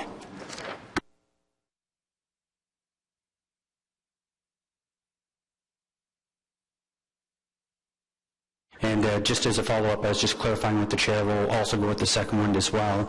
The second motion will allow that the report proceed to the next council meeting on January 27th to ensure the application is processed within the legislated 90-day timeline under the Ontario Heritage Act. And then with the first motion, I'm suggesting that we have an amendment to that one, that we have a report back in 6 months to Committee on Progress. Okay? So that's, you take that as a friendly amendment? Okay, and it's in there. Madam Chair, I believe there was a discussion that we were going to go with a 2-year expiry limit on the permit. Yes, and that's in the motion that he just read. No, it referred as 1 year, I believe, yeah. It changed this morning, so. It changed to 1 this morning? Changed to 2. Oh, well, you know what? Unfortunately, we don't have that motion. Did you get that? Okay. Hold the phone for a minute. I'll get you a copy. Yeah. Okay, so while you're getting us the copy, Does the one that you're going to give me say about the 6 months reporting back? Yes. Okay. So it'll be a replacement motion then. Fortunately, we haven't voted on the other motion. All right, so while we're doing that, we do have 8 speakers. So let's go with Mr. Jeans, you're first, followed by Nancy Miller-Chenier, followed by Liz McKenzie.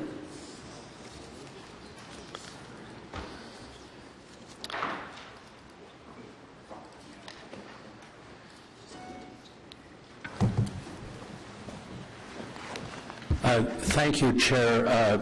I previously spoke at Built Heritage Subcommittee. Heritage Ottawa had submitted comments. The comment which appears on page 9 of your report is actually from the Lowertown Community Association. So I would just like to read, partially for the benefit of the audience, our comment on this application for demolition. Heritage Ottawa appreciates the incorporation of the Our Lady School facades into the proposed development. However, we are strongly opposed to the demolition of the properties at 281, 283 Cumberland. Part of the important attributes of this HCD is the rhythm of the streetscape and the role that small residential and commercial properties have in its identity. The small buildings at 281, 283 Cumberland are a key contributor to the heritage of the block. While it is acknowledged that redevelopment requires a different type of building, there is no justification for complete demolition. Instead, these buildings must be meaningfully incorporated into the redevelopment of the site so that their contribution to the streetscape remains. Now, also with respect to the demolition and redevelopment of 207-209 Murray Street, back in October 2013, we did submit comments to Planning Committee. We urged that the heritage overlay be retained with the intent that no structure be permitted at 287 Cumberland or 207-209 Murray Streets that would be larger than these buildings. We understood there would be an application under the Ontario Heritage Act for new construction at such time as these properties will be redeveloped. However, we said that the committee and council should send a strong signal that the demolition that was allowed then was not meant to pave the way for a larger development than would have been permitted had the buildings been maintained in good repair in the first place. I just want to finish up by saying that recently there was a proposal back in 2012 by the National Capital Commission to demolish houses at 273 to 279 Sussex. This is in the same Heritage Conservation District, and it was proposed in order to improve vehicle and pedestrian safety on Sussex Drive. This was a very controversial matter, and after strong community opposition, an acceptable compromise was achieved that preserved the buildings and the heritage streetscape on Sussex. So we're looking at a similar situation here on Cumberland. Thank you. I have a question, Mr. Jeans. Right at the beginning, you said that the comments attributed to Heritage Ottawa are actually Lowertown Community Association. What did you say? Page 9? I'm sorry. I downloaded the report. I hope I downloaded the latest version of it. But if those comments, if Heritage Ottawa's comments were correctly incorporated, the paragraph that I read, then you will have already seen them. But in the version of the report that I downloaded, I thought from the link in the agenda, the page 9 still said Heritage Ottawa is submitting the following comment, and the next paragraph began the LCA position. Okay. So we should correct that then. Yeah, there was a comment from Heritage Ottawa that was prepared by our advocacy committee, and which I had previously also referred to at the Built Heritage Subcommittee meeting. All right, so Ms. Sally Coots, if you could change that before it goes to council? Absolutely, Madam Chair. I apologize Thanks for pointing that out. Thank you. Any questions of Mr. Jeans? No, thank you for coming out, as always. Nancy Miller-Chenier, followed by Liz McKenzie, followed by Ted Lawrence. Nancy?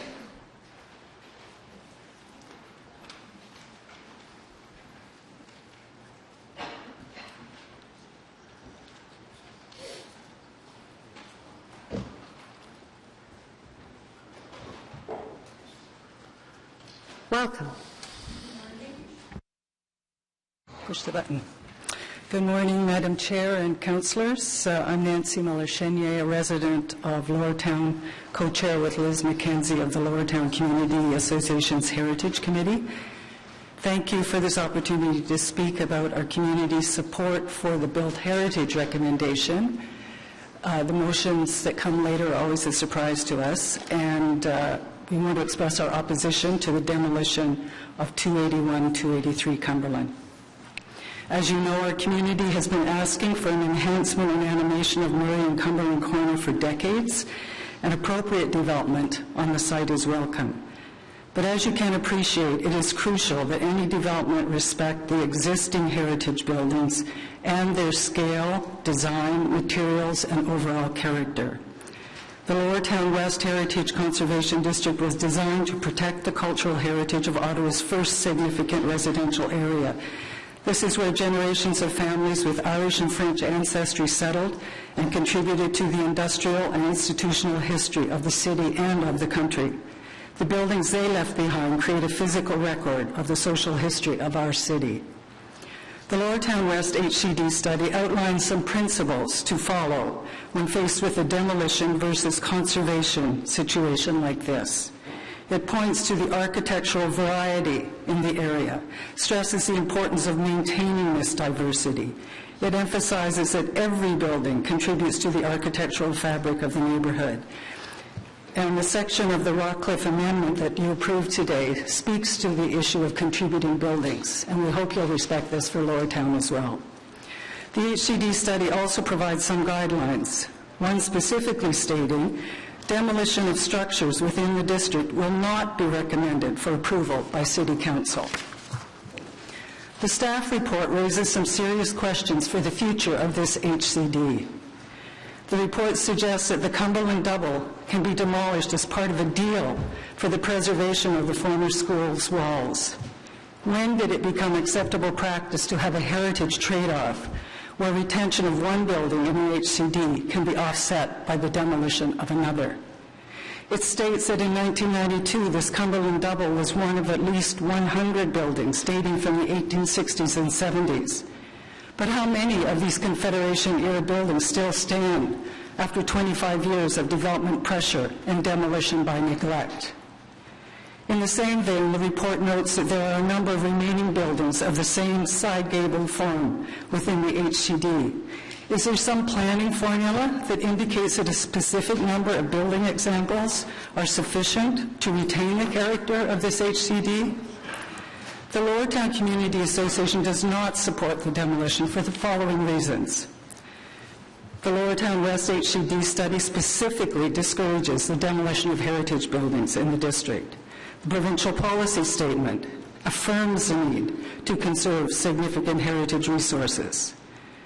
The building was not part of the legal agreement with the Lausanne Properties Group and not part of the earlier decision to demolish the walls of Our Lady's School and 207-209 Murray. The building is one of the few remaining in Lower Town that is original to its site and is a key contributor to this streetscape. The building is still structurally sound. It's rented and occupied and should be conserved as affordable housing. In summary, the community respectfully requests, please do not allow the demolition of 281-283 Cumberland. Do not create another hole in our shrinking heritage district.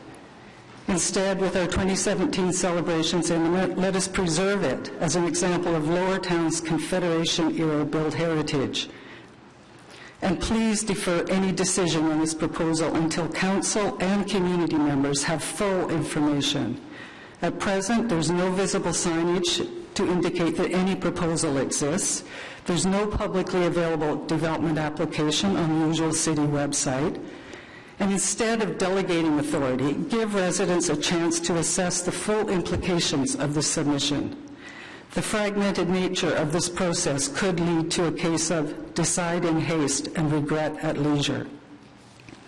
Like other heritage conservation districts, this one in Lower Town West was intended to provide an effective tool, not only for historic conservation, but also for good urban design and sound planning. This HCD was put in place to facilitate municipal controls on development, and particularly council controls over demolition and construction. It gives you the opportunity to manage change so that the heritage character of Lower Town will not be lost to future generations. Thank you. I thank you for this small gesture today that will assist us in reclaiming and preserving this heritage. Ms. Coots, do you want to make some comments, please, on some of the points that... stay there for a second in case somebody else is going to ask you questions. On some of the points that were raised in this discussion, I think that one of them is that the 281-283 is not one of the few remaining buildings of this type. It is one of the most common building types in Lower Town, and there's certainly a number. And in terms of Confederation-era buildings, I did make a rough count based on the research that was undertaken as part of the Heritage Conservation District study, Madam Chair, and there are almost 200, I think, of that era in Lower Town and the Byward Market. So it is those buildings that identify the districts, and that building stock is still well represented in the district. In terms of urban design or the question is that there's nothing on the site talking about the proposal. There is no requirement when it's an application under the Heritage Act to put signs on the property. Those signs come with the Planning Act applications, and there have been no Planning Act applications submitted on this site to date, Madam Chair. So has that become because of the timelines associated with heritage? No, it is not. Why there is no sign? Yeah, that's partly it, and there is no requirement under the Heritage Act to do that. Though, as soon as the agenda for any given Built Heritage Subcommittee goes online, then the images are available to anyone who goes to the agenda and clicks through the report.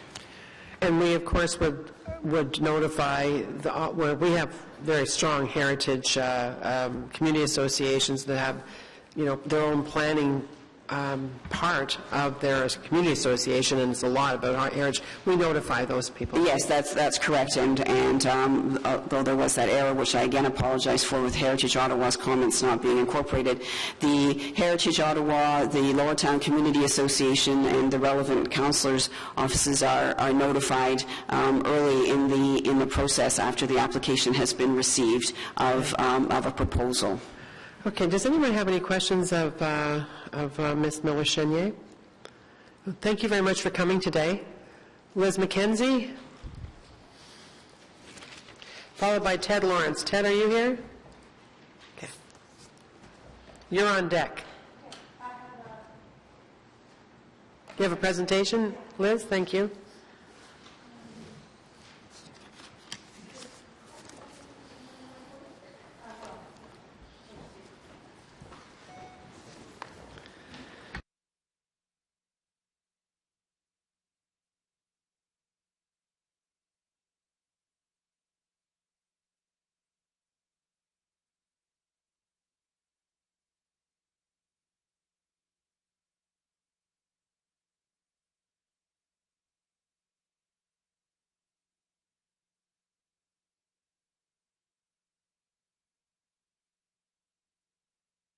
While Liz is getting ready, I just wanted to say that because this is going to council tomorrow, that I'm going to advise that Ms. Dufresne is going to be the one that's going to change the report. She's going to get it ready for tomorrow anyway. Okay?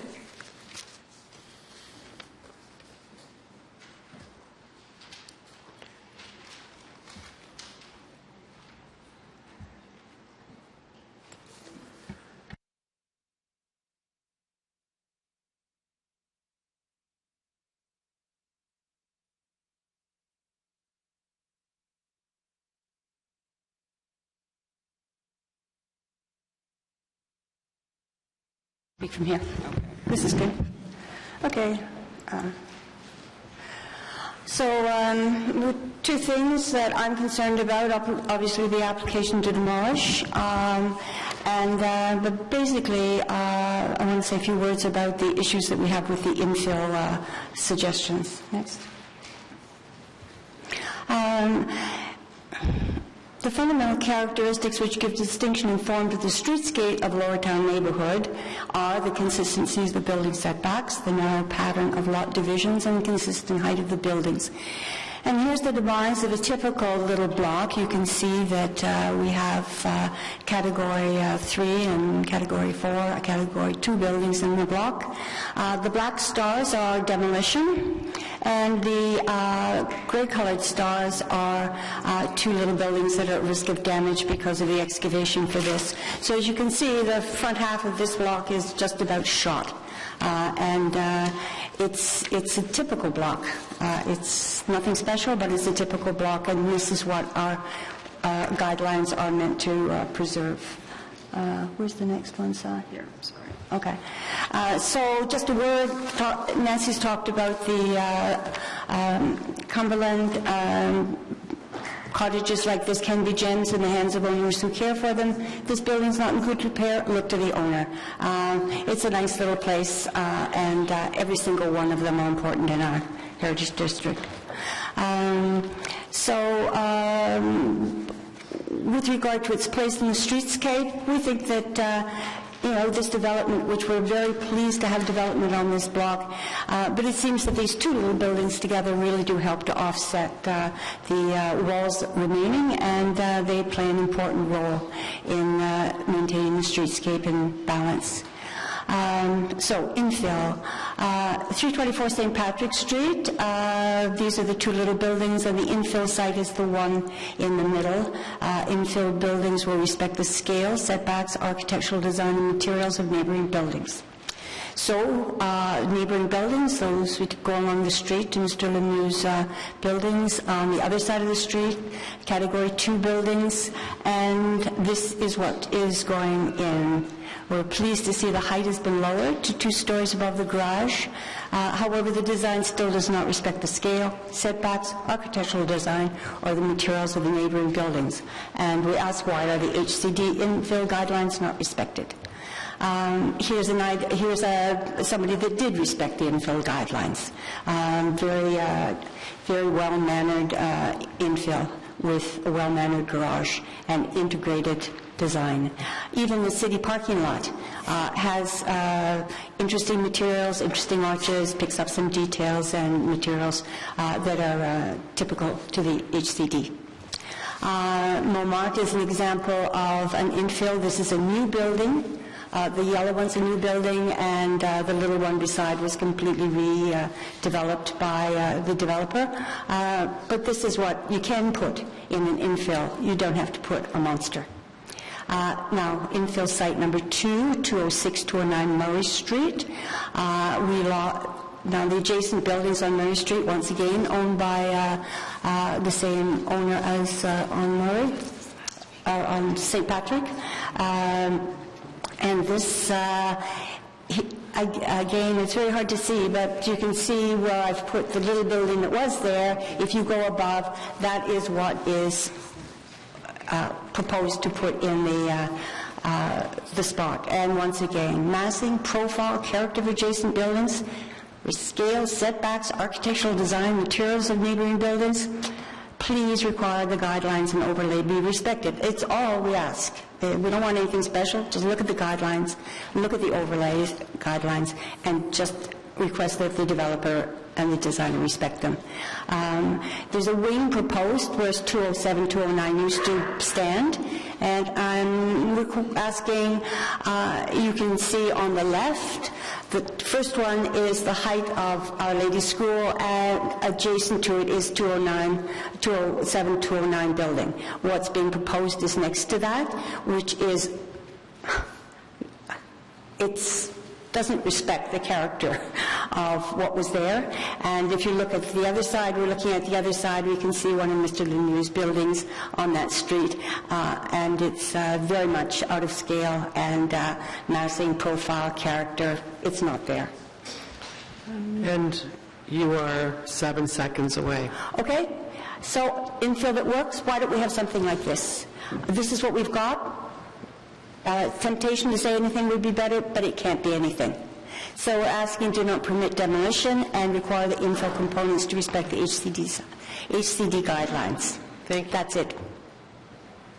Thank you.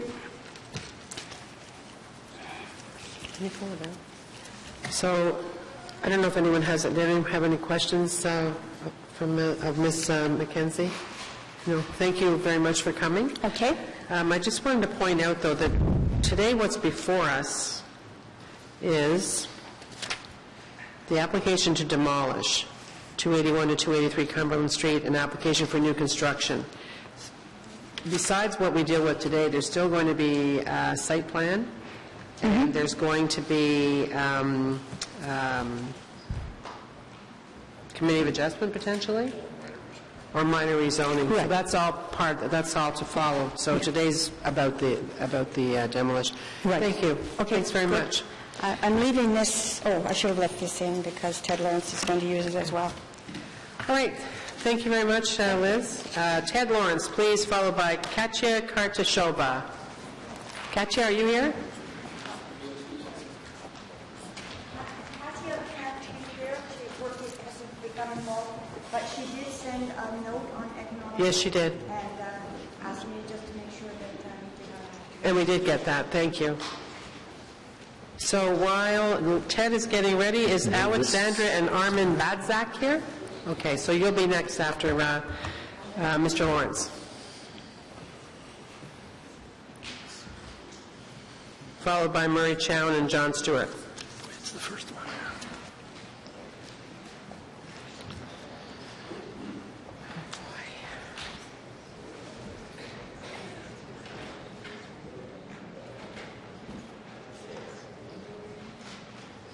Can I just, while we have a moment here, and since we have had a few moments, anyone that's in the audience the next time you come, and anyone that's scheduled to speak who may have a presentation, can you give it to us in advance so that our staff can get it loaded so we're not taking more time? Do you have any presentation? No? But anybody on any of the... Yeah.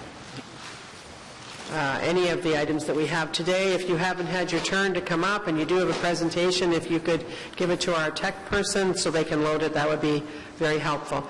Welcome, Mr. Wallace. You have 5 minutes. Thank you. Thank you. My name is Ted Lawrence. I'm an engineering geologist. I reside in the Lower Town and own property on Clarence Street. I have a single item to bring forward to you today that impacts heritage resources, and that is the two I maintain that the construction of the north wing of the development that protrudes through to St. Patrick Street, and the construction of that may threaten the two heritage buildings on either side of it, specifically their structural integrity. And this concern is heightened by the knowledge that recent residential construction with 2 levels of underground parking on St. Andrew Street caused severe impacts to adjacent buildings. Here's the rendering of the St. Patrick or the north elevation. Superimposed upon that are the two heritage buildings that I'm going to speak about. This is the proponent's rendering of the same site that I wish to speak about, the north wing of the development. This is the site plan. You can see the north wing, which protrudes through to between the two heritage buildings on St. Patrick Street. This is a blow-up of that. I'm sorry that the detail was lost in enlarging it, but I'd just like to point out the gray areas are the two buildings.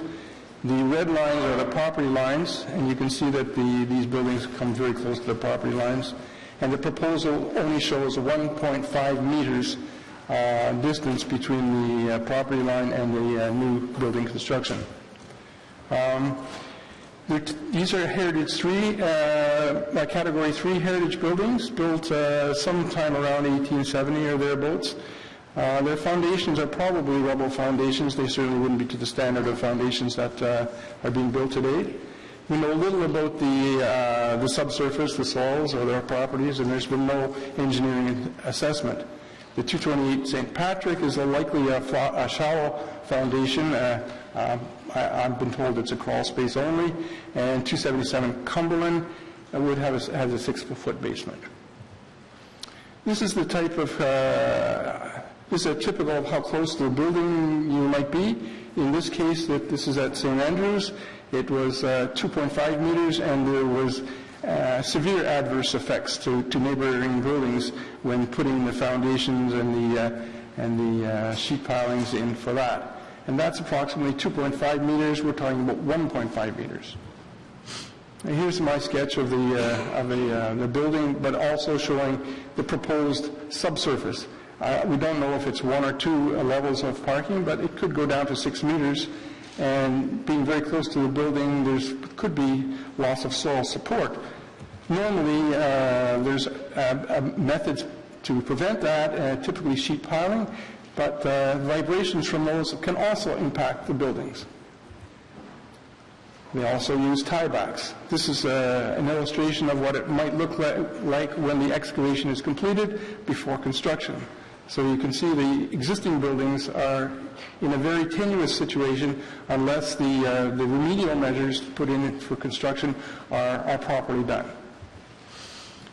There are other ways to get around these problems. You could restrict the depth of the excavation. You could provide greater setback between the existing and new construction. You could use methods which have a lower impact. And another thing you could do, is often done in industry, if it's a high-risk area, ask the developer to post a bond to ensure that the construction methods would not adversely impact the buildings.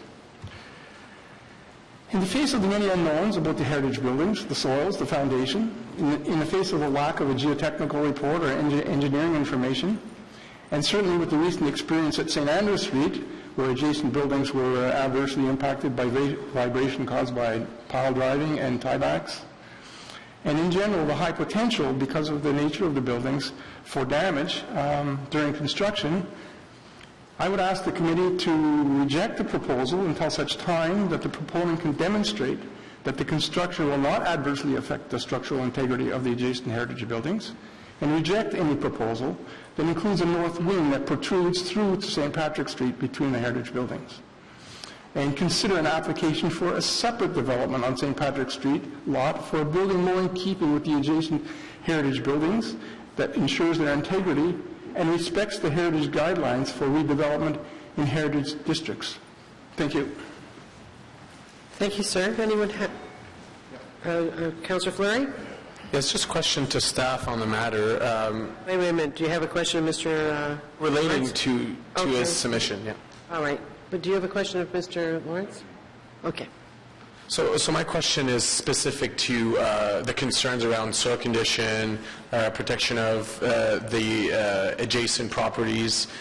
My understanding is that that's not in front of us today, but what is the mechanism for us to review those processes? It's something that comes up, Madam Chair, often in development, is those neighboring properties and the impact. And Don, I'd like to hear from you on that. Yes, through you, Madam Chair. Certainly, staff and committee are familiar with dealing with these types of issues in an urban context.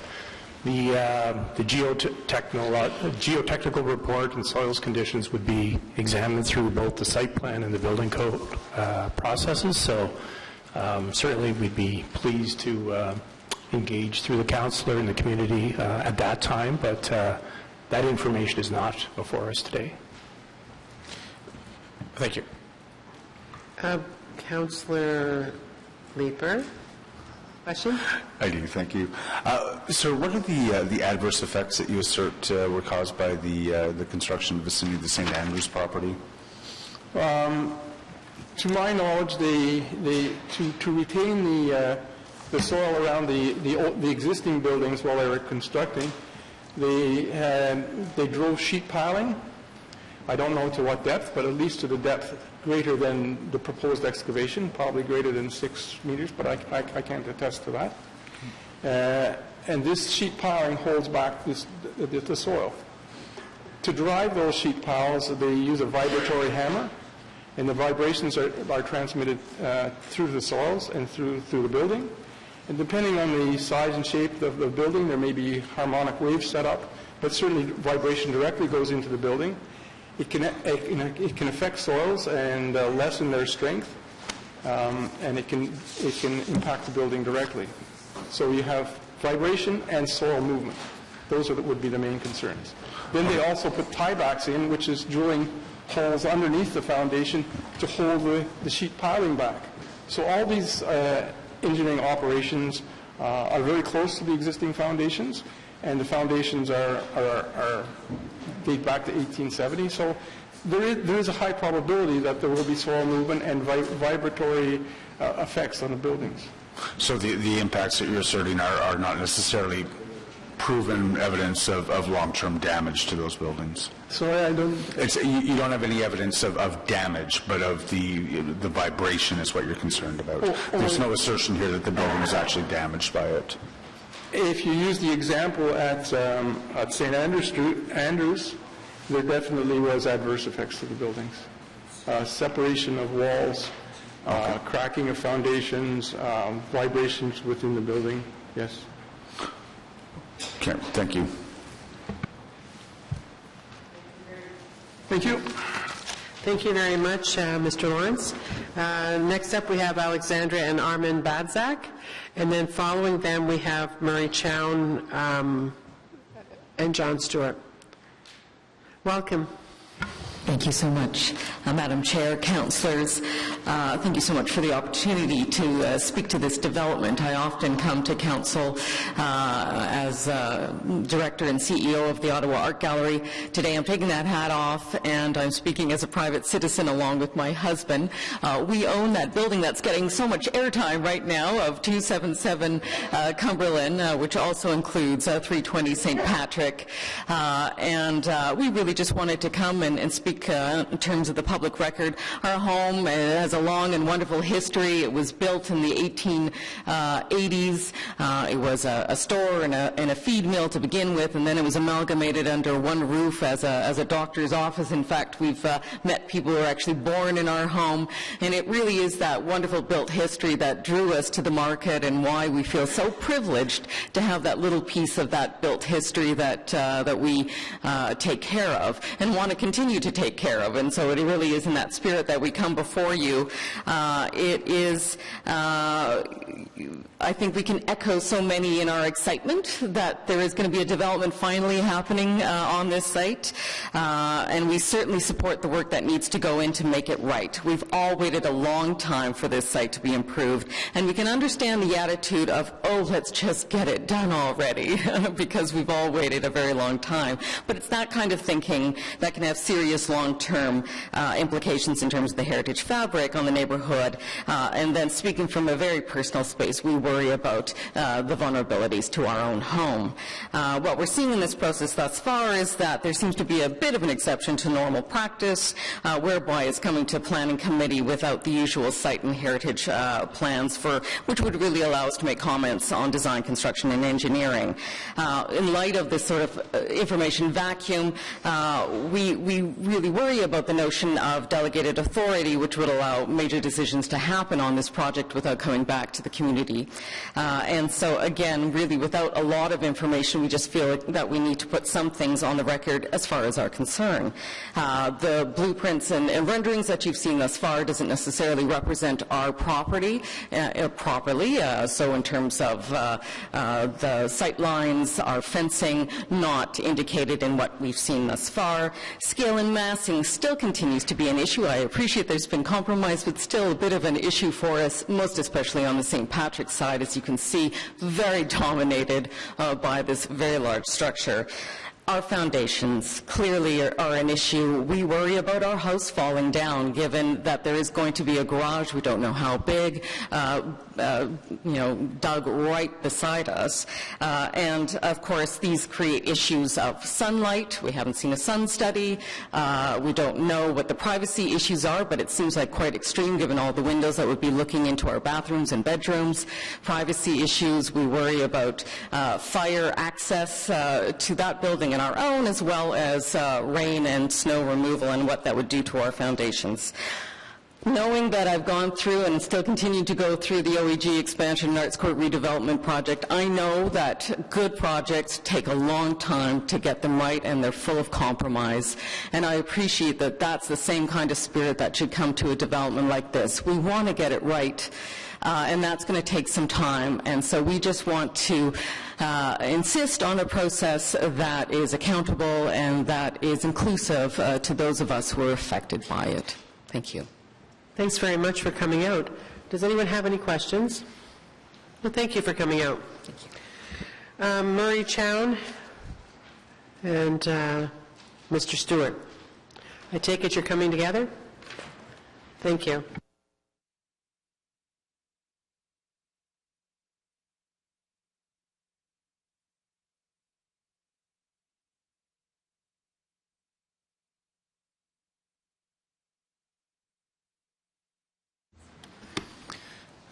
Thank you very much, Madam Chair, members of the committee. Welcome the opportunity to address you this afternoon with respect to these applications. I want to quickly go through the history of the application and how we've got here today, and then if we have time or if you have questions, Mr. Stewart can respond to any questions that you may have with respect to the details of the design and achieving the goals and objectives of the Heritage District. We've been involved in this property for close to 5 years. It's been a long process to get to where we are today. We've had many discussions with staff. We have met with the Community Association on 2 separate occasions to discuss a variety of proposals, and we did take the opportunity this morning just to sit down with the immediate neighbors, which I hope was a worthwhile exercise. We started with a project that was 7 stories in height, and when we first filed for our heritage permit application, it was a 7-story proposal with potentially 2 levels of underground parking. Once that application was in the system, staff made it abundantly clear to us that they were not prepared to come forward to Build Heritage Committee with a recommendation to approve that application, and we went away, revisited the project, and scaled it back to the 4-story project that was presented to the Build Heritage Committee before Christmas. When we appeared before Build Heritage Subcommittee, we had a favorable recommendation from staff, but Build Heritage Committee heard a number of concerns and raised those concerns themselves with respect to the plans that were before BHSC for approval. And in particular, there were 2 elements, I think, to that discussion. One was with respect to the possibility of incorporating the property at 281, 283 Cumberland into the development, and the other, which we haven't heard much about today, was the design of the scale and design of the project as it related to St. Patrick Street. And Chair Nussbaum asked us directly at Build Heritage Subcommittee as to whether or not we'd spent any time looking at the opportunities to incorporate 281, 283 Cumberland into the project. And I acknowledged at that time that we hadn't. And when I got involved in this project, and I think even when Ms. Coots got involved in this project, there was a long history and there was some understanding that we had that that building would get demolished as part of this project in order for the whole redevelopment to occur. But having said that, we met with Councillor Fleury and Councillor Nussbaum after Christmas, and they asked us quite directly to investigate the opportunities to incorporate that building into the project. We spent some time with the architect designer and with Mr. Stewart looking at a number of options. And we met with the councillors and heritage staff last week to kind of take them through the thought process of a number of options that we looked at, and none of them worked very well. And so we've come back to a position consistent with the application that we filed initially and that was supported by staff that would result in the demolition of 281, 283 Cumberland. With respect to the elevations on St. Patrick, the initial proposal had a three-story structure stepping back to the fourth floor on St. Patrick. There was concern about how that related to the built height of the existing buildings on St. Patrick. You'll see from the more recent, and maybe you can put it back up, the amended application. So, yeah, actually, Don, that phone you had before is helpful. So this was the project as it was presented to Built Heritage Subcommittee with a three-story building step back to four. You can, we understand the feedback that we had that it didn't respect the streetscape. And then, Don, if we can go to the revised one. Thank you. So this is the revised proposal that we have discussed with the councillors and Heritage staff, where we made numerous changes to the St. Patrick Street elevation. The step back now occurs at the second floor. The windows on the second story are more consistent with the character of the windows in the structures immediately next door. And we've introduced an interesting brick detail over the entrance to the garage that mimics the detail of the windows on the building immediately to the west. One other comment I'll just make quickly. As a result of scaling back from a 7-story building to a 4-story building, we're hopeful that we'll only be dealing with a 1-story garage. And the second thing is, if it is only a 1-story garage, in terms of the excavation that's going to occur between the two existing buildings on St. Patrick, it'll just be for the ramp going down to the garage, so you won't even have a full-story excavation adjacent to those buildings. These are all things that we'll work out through the site plan process as we move forward, if we get the approval on the Heritage Building permit today, or from this committee and from council tomorrow. Probably. You're into Mr. Stewart's. I thought I'd be into Mr. Stewart's, and I'm not sure that... You do that all the time, Murray. Thank you, Thank you, Madam Chair. I do run on at times. I'm not sure that if John needs to make any submissions, but we've got a few minutes. Perhaps if you do, that you're welcome to, or for questions, it's up to you. I'm available for questions. I would like to just take you quickly through the conclusions of the CHIS. The conclusion is that the development is an appropriate fit for Lower Town Conservation District that is in keeping with the intent of the Heritage Overlay. It takes into account the streetscape guidelines, the use of street trees and front gardens, and is respectful of the guidelines for infill.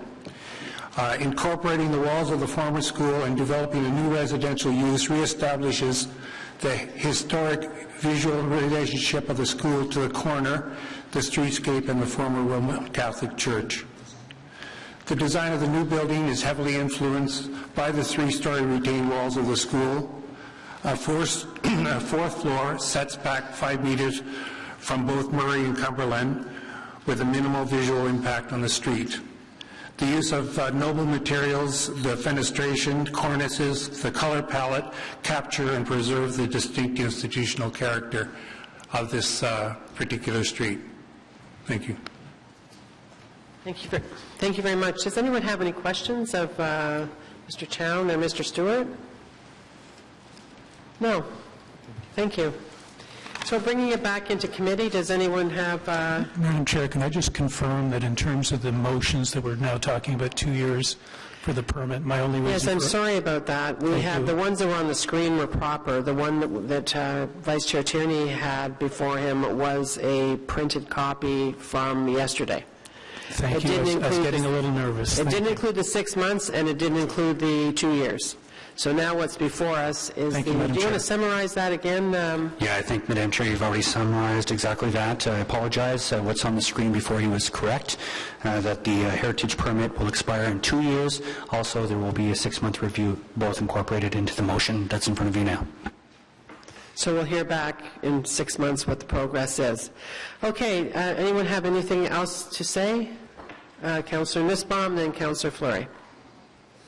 Thank you, Chair. I just wanted to briefly review the discussion at Build Heritage Subcommittee, Mr. Chown summarized it well, and just for the purposes of explanation, the reason why members of the BHSC wanted the applicant to consider more thoughtfully the incorporation of 281, 283, and this was referenced by one of the public speakers, is the Lower Town West HCD plan does say that as a general principle, a demolition of structures within the district will not be recommended for approval.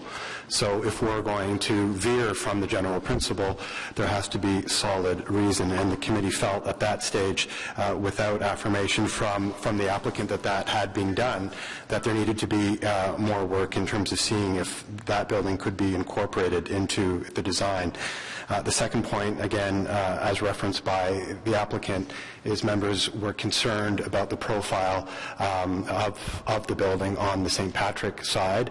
The previous version loomed over the brick building at the corner. So those were the two issues that came up in the committee in December. Again, as Mr. Chown noted, Councillor Fleury called a couple of meetings to see whether or not revised plans could in fact incorporate the building. A number of versions were designed, and in the end, staff felt that the way that they treated the building, 281, 283, was not necessarily better in terms of the overall urban fabric. So as a result, the recommendation from staff was that the original proposal for the building was a better fit for that block than the various options that the applicant put forward for incorporating the building. So I just wanted to explain that both for the public and for members of this committee. So I do think that this is certainly a better proposal now, the plans that have been submitted, both on the basis of the St. Patrick profile, and at least there was some effort made to incorporate the building. Because it sits on the city right-of-way and actually is located very close to the brick building, it wasn't deemed by staff that 281, 283 could be incorporated in a way that would work with the proposed structure. So as in most things, there is compromise, and I think for the reasons outlined, while and I think most of the BHSC is sad to see 281, 283 demolished. I think in terms of the larger issues at play, it is the better option. So again, just a summary of what happened since our meeting. Thanks. And Councillor Fleury? Merci, Madame la Présidente. Well, I want to thank my colleague for an appropriate review, and I would just go back even a few steps. As you know, this started in 2011, 2012, when the chair of planning at the time, Peter Hume, Madame Harder was vice chair, as well as myself and Councillor Taylor, did amendments to the property standards bylaw. And we know at that time that the goal was to not see vacant properties develop in decrepit, abandoned structures. Unfortunately, through that process, we had to deal with sites that were left vacant and abandoned for years and years and years. I think that we would not see, based on those changes, we would not see properties develop to that situation. But specific to that site, we went to provincial court on Our Lady School.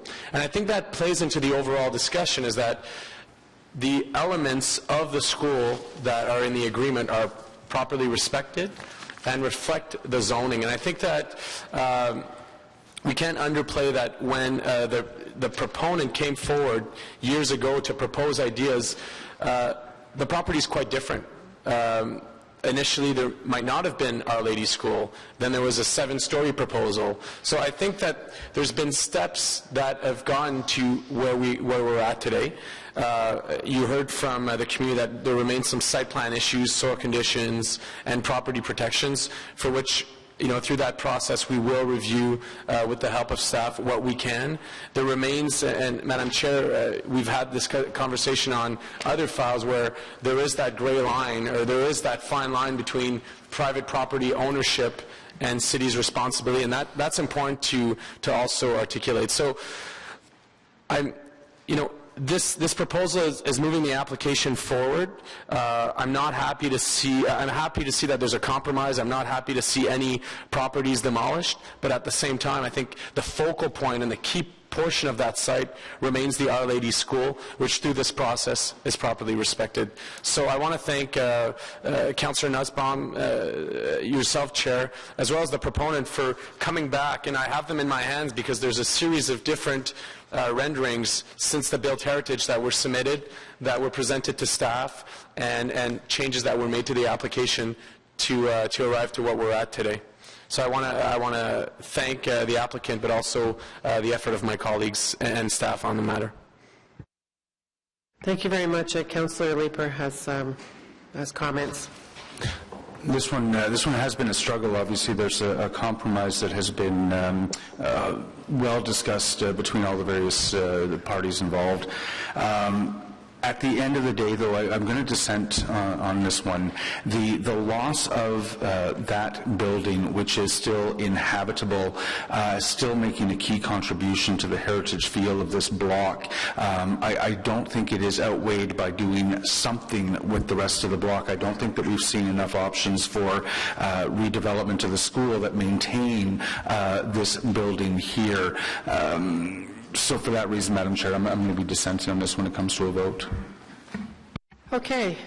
Thank you, everybody. So what we have before us, first of all, is we have to approve the motion, which we now know includes 2 years and update in 6 months.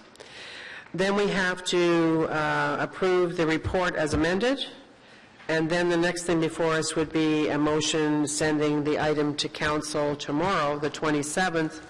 And the reason that we have to, the reason that we need to do that is, most importantly, the application is up against a time limit, and if council does not act, the application will be deemed approved.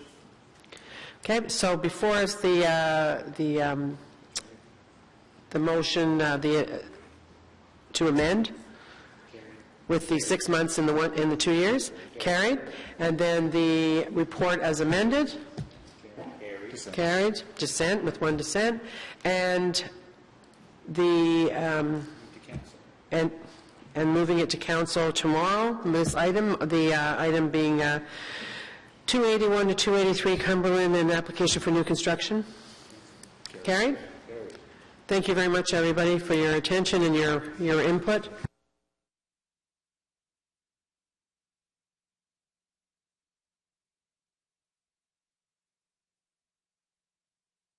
Okay, so now we are on to the Brazil application, and then we are on to Stittsville. So you still have time if you haven't gone out in the hallway and you're here for item number 9.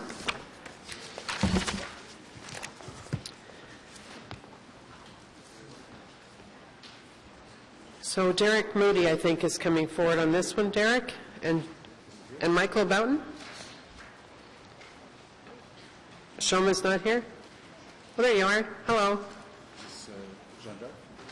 This is part of 8900 Jean d'Arc Boulevard North. It's item number 5 for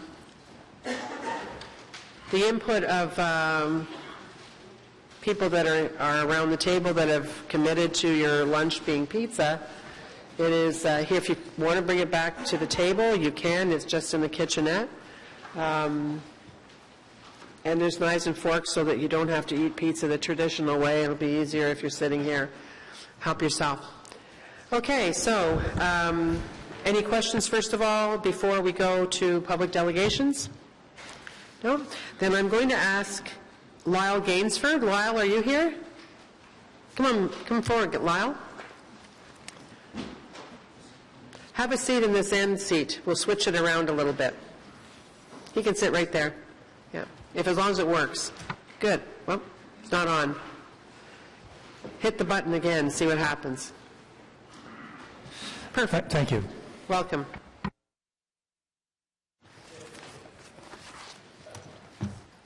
Okay, sir, you have 5 minutes.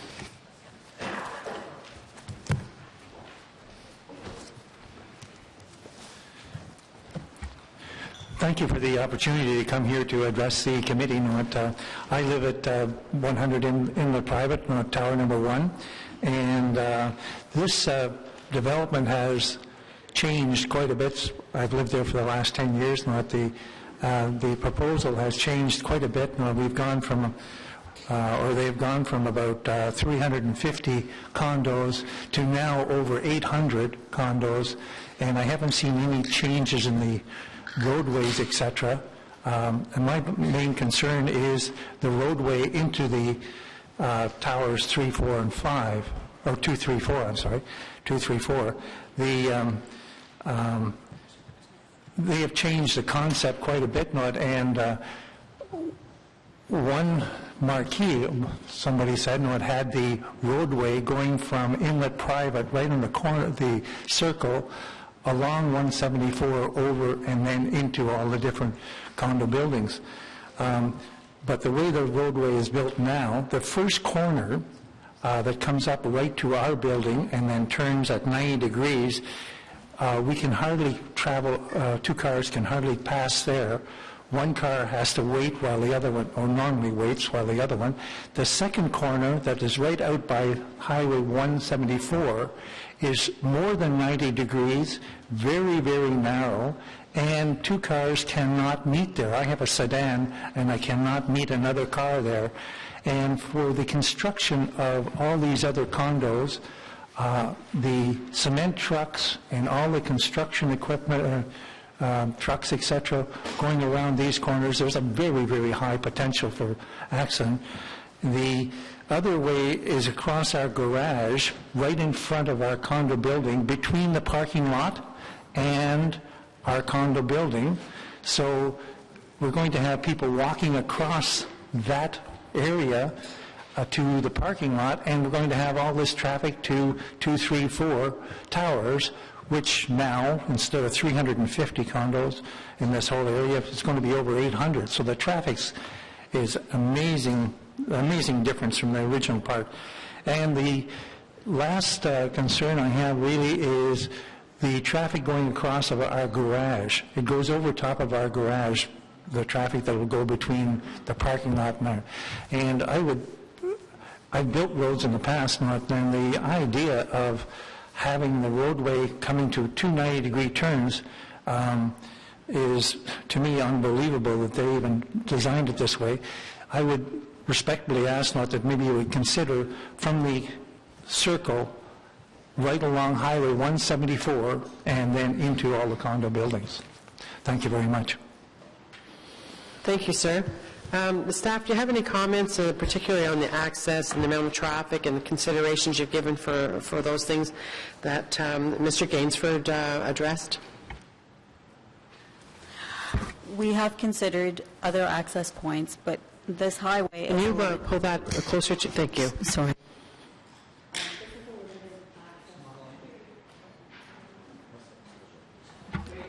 Sorry about that.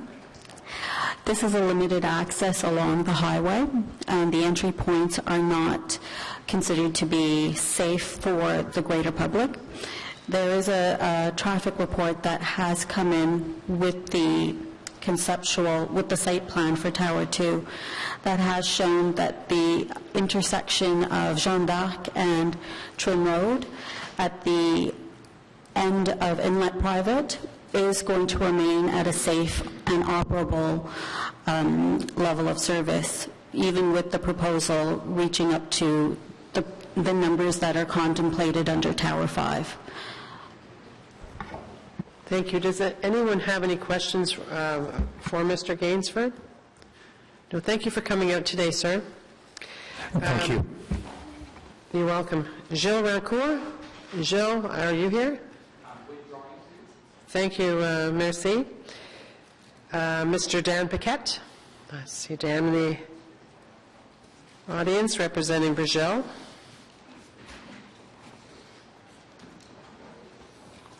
Are you here for a presentation or for questions? Or a bit of both? Pardon me. Definitely a little bit of both, Madam Chair. Who's beside you? So with me today is Jean-Luc Rivard with Brigitte. Jean-Luc Rivard? Jean-Luc Rivard. R-A-V-A-R-D? Yes. So I'm the planning consultant on this file, and we're clearly here in support of the staff report. We've been working on this for over a year and a half now, and so the zoning application before you is to basically increase the height of by 1 floor for the 3 other buildings, and the issues related to access, sight lines that were shared by the previous speaker are going to be addressed at the site plan stage. The road, the internal road, is to city standard. It's we never deviated from that number. The number of units has changed. It may change. It may go down. It may go up. The market is a function of what drives the actual number, but it was always contemplated to be at least 400 units for the towers, and then the 5th tower is a retirement home. Those are smaller units, and they're rooms. So that was always anticipated to have a fair number of suites in there. Just to give you a flavor for the history in terms of the density on this property. In short, we've got a lot of history on this project. Therefore, we probably have answers to all your questions. If you have any, we're here. Thank you. Great, thank you. Questions from committee? Trustee Cloutier. Councillor Cloutier, wrong committee. Merci, Monsieur le Président. Thank you. Can you situate me in terms of rapid transit in and around the site? How well is it served? How well?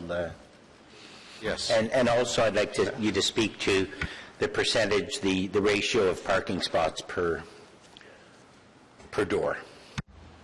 I'll go ahead. There's an existing transit station about 700 meters from the proposed site. This proposed site is in blue.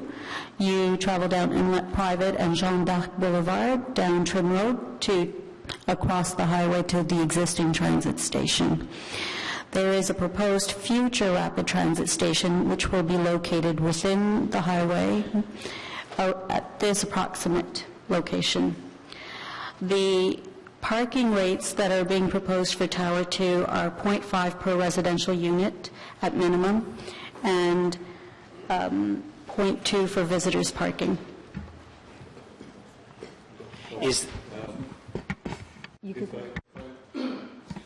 I may, I could just correct on the parking. The parking proposed is in full adherence to the zoning bylaw, and it's 1.2 per unit and 0.2 per visitor. So 1.4 globally per unit. And that's the standard we're adhering to. Thank you for that precision. That's a lot of cars for the site. It works out to enough parking to accommodate the full standard that's in place right now with zoning bylaw 2008 of 250. Well, I understand that. We're building a pretty good transit system not that far from it, so keep that in mind. Is there rapid transit within the site? I'm sorry, I said rapid transit, buses within the site. No, there isn't. So we're within, like it may have been said, we're within 800 meters walking distance down to Jean d'Arc Boulevard, turn left on Trim, and then you're going to be at the corner that'll give you, it will give you existing bus service today, and certainly the future LRT is envisaged to hit that spot sometime in the future. Okay, thank you. Thank you. Councillor Manette, followed by Councillor Blais, followed by Councillor Nussbaum. Thank you, Madam Chair. Has there been a geotechnical study conducted as well to review the slope stability in the area? I understand that this is a concern that was brought forward by residents during the comment period? Yes, there has been through, Madam Chair. So for Tower 1, as is required at the site plan stage, a geotechnical study has to be produced. It was done for the entire property.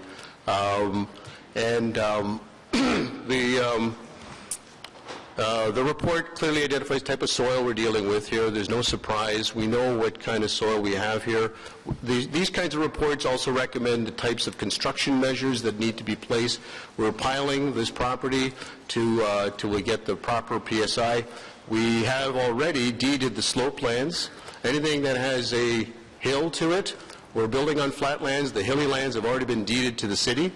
So the property was far bigger when it first started. The city is now the owner of a good chunk of it, running down to the Ottawa River. Okay, thank you. Can you clarify the height being requested for each tower? There seems to be confusion from an article recently in a local newspaper that 3 towers would be 19 stories and contain 200 units. Is that correct? Has it changed from what was originally planned? So with respect to our original application, we were looking for an increase in height by 1 floor for Tower 2, by 3 floors for Tower 3, and by 1 floor for Tower 4. Staff have asked us to, they want further discussions on Towers 3 and 4. So the proposal before you as a result of that discussion going back and forth is for 1 additional floor for the 3 remaining towers. The top floor, by the way, is not going to be occupied with residents. The top floor of Tower 2 is intended to accommodate a swimming pool and an amenity area, a party room and a fitness center. So it's not going to be built out with units. That's what the top floor is proposed to be occupied for. Is that for more than just the new tower? Is that for a shared tower? The amenity area is for Tower 2. Okay, thank you. A lot of concerns I have heard also are regarding the narrowing of the road to 0.5 meters. Is this something, and maybe it's more for staff, is this something that would be dealt with at site plan when we go through the process? Yes, Mr. Chair, or Madam Chair. It would be? Okay, thank you. As fire services conducted a review to propose access of the future road, or future towers? I'm sorry, Mr. Chair, would Councillor mind repeating his question? As fire services conducting a review of access to the future towers? They have reviewed it. Fire Services has provided comments for the site plan control for Tower 2. Okay. And they have had no issues with the drive aisles. Okay, that's all for questions. Thank you, Mr. Chair. Great. Thank you, Deputy Mayor. Councillor Blais. Yeah, thanks very much. So the added floor is for the pool, the recreation area. Does the building not currently have a recreation area as part of the concept? Are you speaking to the existing building, Tower 1, or the proposed Tower 2? I understood that the totality of the complex, which is 4 or 5 towers and some kind of common building, does Tower 2 not presently have a recreational amenity area as part of its original plan? If I may, right now there is no, Tower 2 hasn't been built yet. I'm aware of the site. Okay, yeah. So Tower 1, I just asked my colleague here from Brazil. There is, I believe, some. I'm not 100% sure what's in Tower 1 with respect to fitness. I know there's no swimming pool. Tower 2 is intended to accommodate a swimming pool, party room, and fitness on that top floor. Okay, and in the absence of the zoning change, you would not have a swimming pool and party room and fitness center? Well, if we get turned down, it causes a rethink. Right now, it's being marketed on the basis of an additional floor being put on this thing. That was the point I was trying to make, is that you're already marketing the pool, so you are actually adding a floor of residences because you're already marketing the pool, I guess is the point I was trying to make. Have you sold through Tower 1 yet? Is Tower 1 sold out? I'd love to defer to Brazil on that. It is? Yeah, it is. Okay. It is. Thank you, Madam Chair. Perfect. Councillor Nussbaum? Just a quick question for staff following from the presentation of the applicant and following from... In a second then. Does anyone else have any questions of Mr. Paquette or Mr. Rivard? No? You can have a seat in the audience. Thank you. Go ahead, Councillor Nussbaum. Yeah, just following up from Councillor Cloutier's comments about transit-oriented development. Is there currently a sidewalk on Jeanne d'Arc east of Trim Road?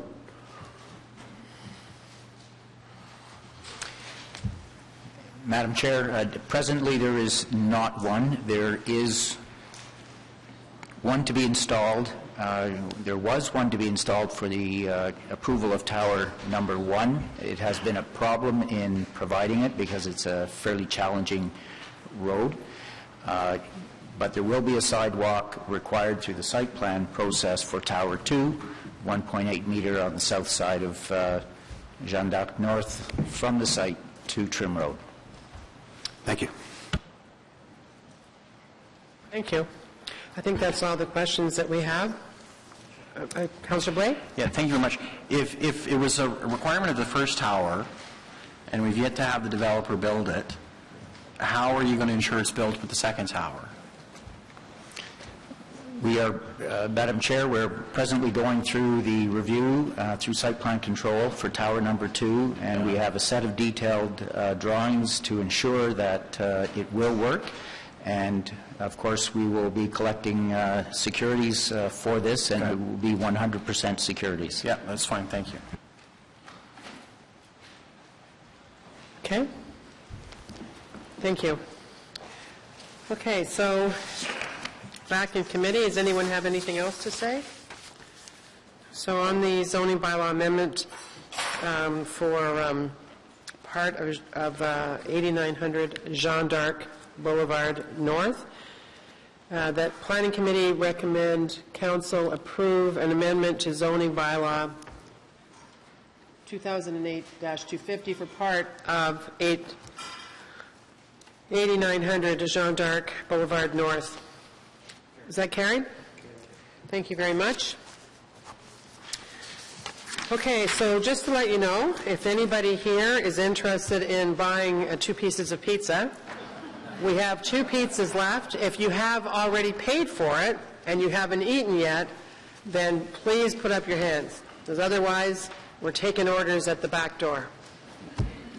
Mr. Pearson. There you go. We even have a microwave for you.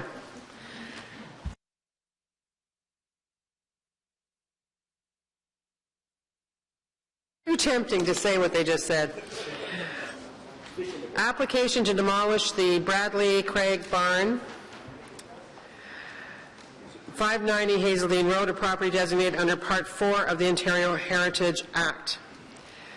Speaking before us today, representing staff, we have the lovely Miss Leslie Collins and the even lovelier Mr. Don Herwire. What? I didn't know you were coming. I'm just making it up as I go along, Don. So we currently have about 15 speakers. And as you know, there's 15, we have 5 minutes on each, for each speaker.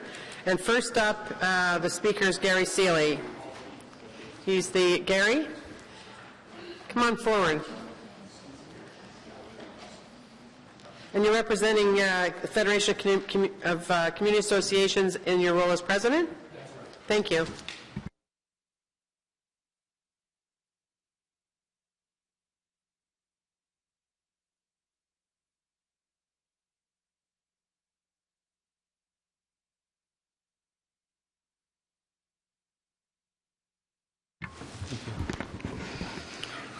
And to you friends on Council Committee, I'm proudly wearing my Order of Ottawa pin to reflect my dedication to community service to the city. And with it, I'm also wearing my pin from Parks Canada, where I rose from an historian to an historical resource planner, and finally to an executive for the whole system, of one of the largest park systems in the world dealing with protected heritage. And throughout my career, I've tried to learn to speak the truth, the facts, and to bring logic and reason to my advice, and that's why I'm here today. So, taking it from the top, the provincial policy statement, which is one of the fundamental ingredients of our democracy in the city, directs us in section 11.1.7 to encourage a sense of place, conserving features, defining character, including built heritage resources and cultural heritage landscapes. And our official plan that we've all gone through recently in 4.6.1 takes that policy and applies it. And the approved CDP for the area likewise calls for protection of heritage landscape, heritage structure. And furthermore, the agreement, the Canada-wide national heritage standards, which includes both Ottawa and the province, says of the question of whether to move heritage, no. Moving destroys heritage relationships, associations, and significance. It separates from its surroundings, events, and persons. And I have written remarks, detailed written remarks, all the footnotes, and I've submitted them in advance. And our city official plan says we want the heritage resource kept in the original location. Demolition of a cultural heritage resource and rebuilding its facsimile is not considered heritage conservation. This is the frame of decision-making that we're handed. And if there's any doubt, the Ontario policy statement also says development applications must give way to heritage, not the other way around.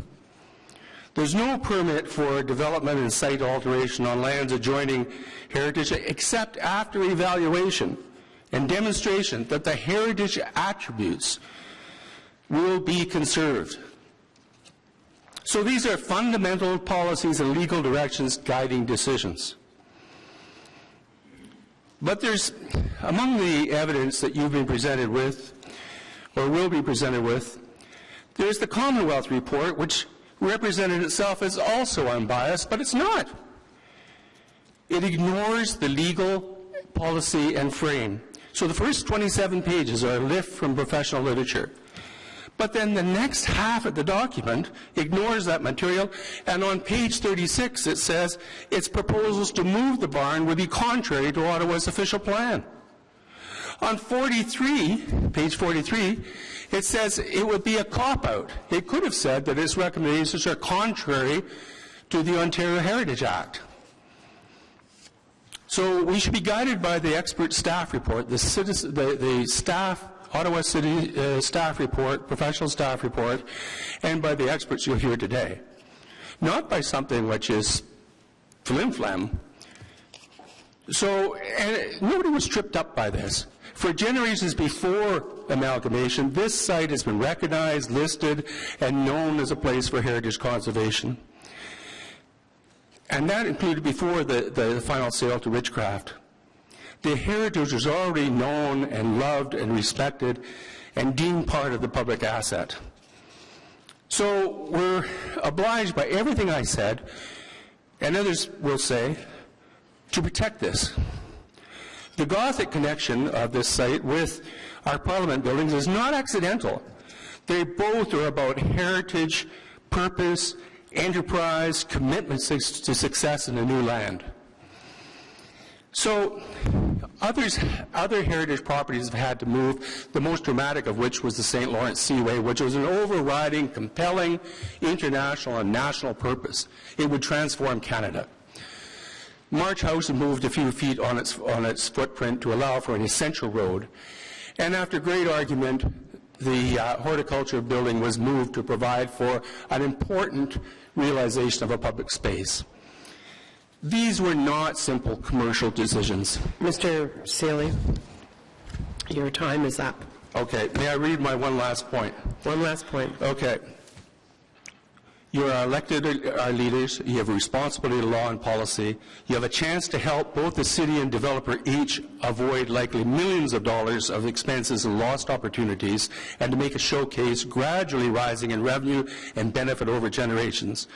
Do you have a commitment to enforce your decisions? Can you work towards cooperation rather than stalemate, loss, and rising expenses? Thank you very much, Mr. Seeley. Anybody have any questions for Gary? Thanks very much. I didn't know you had all that background either. All the times you've been here, I never knew that. Thanks to the senior staff, Mr. Smith and Leanne Snedden, who came out for the open house speed dating, we're getting to know each other. Now you'll have people talking. And I think I'm on the agenda for next month, aren't I? Yeah. There you go. Okay, next up we have David Jeans for Encore. Welcome. And then followed by Marguerite Evans. Marguerite, are you here? Oh, not yet. Not yet, Marguerite. Okay, you're just getting ready? Okay, thank you. Go ahead, Mr. Jeans. Thank you, Chair. No biographic information. Heritage Ottawa, these are Heritage Ottawa's submitted comments. I'll just read them. Heritage Ottawa is adamantly opposed to the granting of the application for demolition of the historic Bradley Craig barn at 590 Hazeldean Road. The question of the value of this barn was addressed specifically and separately from designation of the farmhouse when these structures were designated under Part 4 of the Heritage Act in 2010. Not only is it an outstanding example of its kind, but it is intimately tied to the historic development of the area in which it stands. Its context is just as important as its architecture and the technological advance it represented. To move its pieces to a heritage zoo is inappropriate. The designation of these two structures was an integral part of granting the zoning for redevelopment of the surrounding land in 2010, a requirement to preserve some of the heritage and history of the area that is undergoing such substantial new development was far from unreasonable. There's no justification for granting this application now, any more than there was for not protecting the barn in 2010. Now, our written submission also attached our comments from 2010 when the designation itself was considered. I'm not going to go through that, but I want to just make some remarks to just put this rural heritage in context. Rural heritage in Ottawa, which is a largely rural city, is not well protected. This was the case when an inventory of Ottawa barns was compiled by the City of Ottawa Heritage Planning staff in 2003-2004. A lot of barns were being lost or were threatened at that time. This work was presented by staff at a Heritage Ottawa lecture in Cumberland. At that date, only the Booth Barn, a Confederation-era building at the Central Experimental Farm, was protected as a barn by the former City of Ottawa. But at that time, 20 years ago, the debate about saving that barn triggered a large public debate, which actually led to the designation of the entire Central Experimental Farm as a federal cultural landscape. So that was a very significant debate. Apart from designation, protection of farm buildings is really non-existent. If you go to the city website, you'll discover that Ontario law says that the demolition of certain building types, silos and barns, doesn't even require a demolition permit. Apart from designation, there isn't any way that you can protect that. And so this was one of the reasons and the background to Heritage Ottawa recommending, not actually in 2010, but back in 2007, that the city should have a demolition by neglect bylaw. So what you now have is you have your designation bylaw for this barn, you have your demolition by neglect bylaw, you have the provincial policy statement, which Gary Seeley has eloquently referred to, and those are your tools for protecting this one of only 2 barns and 3 significant agricultural properties in Ottawa that have been given a designation and therefore can be protected. There's strong interest in heritage conservation in rural areas, and that's evidenced by the number of people that you're hearing from today from the community. Heritage Ottawa co-sponsored a full-day rural and suburban heritage forum in Canada last September, very well attended, 65 participants from all over the city, including a number of different rural areas. If there had been reasons back in 2010 why this unique piece of agricultural architecture should not have been designated, if it was clear then that it interfered with the way that the city wished this land to develop, or the owners had other valid objections, they should have filed a notice of objection with the Conservation Review Board. That was the process that should have been followed. That would have resulted in a hearing and given the city an opportunity for informed reconsideration of the designation bylaw. But the bylaw is now on the books, and you are responsible for enforcing that bylaw, as well as the demolition by neglect bylaw and the provincial policy statement. Thank you. Thank you, Mr. Jeans. Councillor Kadri has a question of Mr. Jeans. Thank you very much, Madam Chair. Mr. Jean, thank you very much for being here, and thank you for your presentation. Maybe I didn't hear it correctly. You made a comment something about the zoo.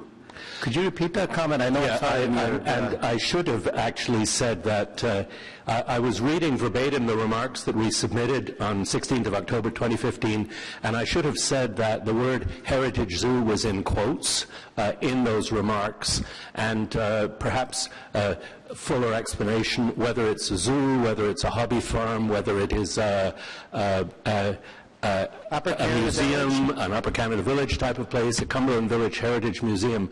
This is not the same as the reason why the building was designated in its context. And certainly there are good reasons why such agricultural showpieces are valuable for the community, but that wasn't the point that was being discussed here. The point being discussed here was, why was this barn given a heritage designation in its context?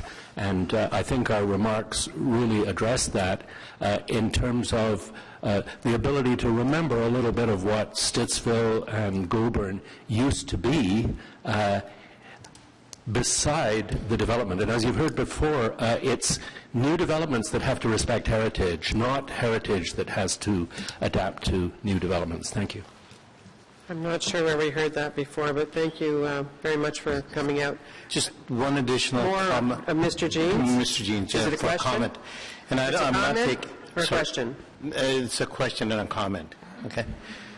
The question, again, coming back to the zoo aspect of it. Yeah. And I hope for a moment that you're not referring to the fact that Saunders Farm is a heritage zoo. I hope you're not doing that. Because if you are, and my comment on that would be, then as Chair mentioned, the other 2 or 3 venues located close to us, like the Upper Canada Village, like the Cumberland Museum Village, those are necessarily not zoo. And if that's what you're referring to. So we're not going to enter in debate on zoos, because we're not talking about animals today. So thank you very much, both of you. Yeah. Is this a question of Mr. Jeans? Madam Chair, it's a question. If it's not, you can ask your question, but if it's not of Mr. Jeans, It's a question to staff that results from Mr. Jeans. Thanks, Mr. Jeans. David? May I? Yes, please. Just for staff, just so that I know, what has been designated by of the barn? Is it the whole structure? Is it the inside? Is it the outside? Is it the property? Through you, Madam Chair, if you look at page 17 of the staff report, you'll see the statement of cultural heritage value for the Bradley Craig Farmstead, and that articulates what is designated. So for the barn, it is the exterior of the barn. I mean, essentially, the barn doesn't have an interior in the way that a house would, so it's a little bit different in terms of the way that you would say the interior is designated, because the interior structure is visible when you're inside. So it is the whole barn, with the exception of some of the later additions. But also, is it the land, the context? Can you speak to that? Yes, and that's articulated in the staff report as well. Part of the rationale for designation of this property was the contextual value of the relationship between the house and the barn and the associated farmyard. So it is about the context of the area of that 4-acre parcel in its entirety. Thank you. Okay. Next speaker is, as you know, it's Marguerite Evans. Welcome, Marguerite. We have your submission, all of us, followed by, I think it's your husband, Jim Evans. Yep.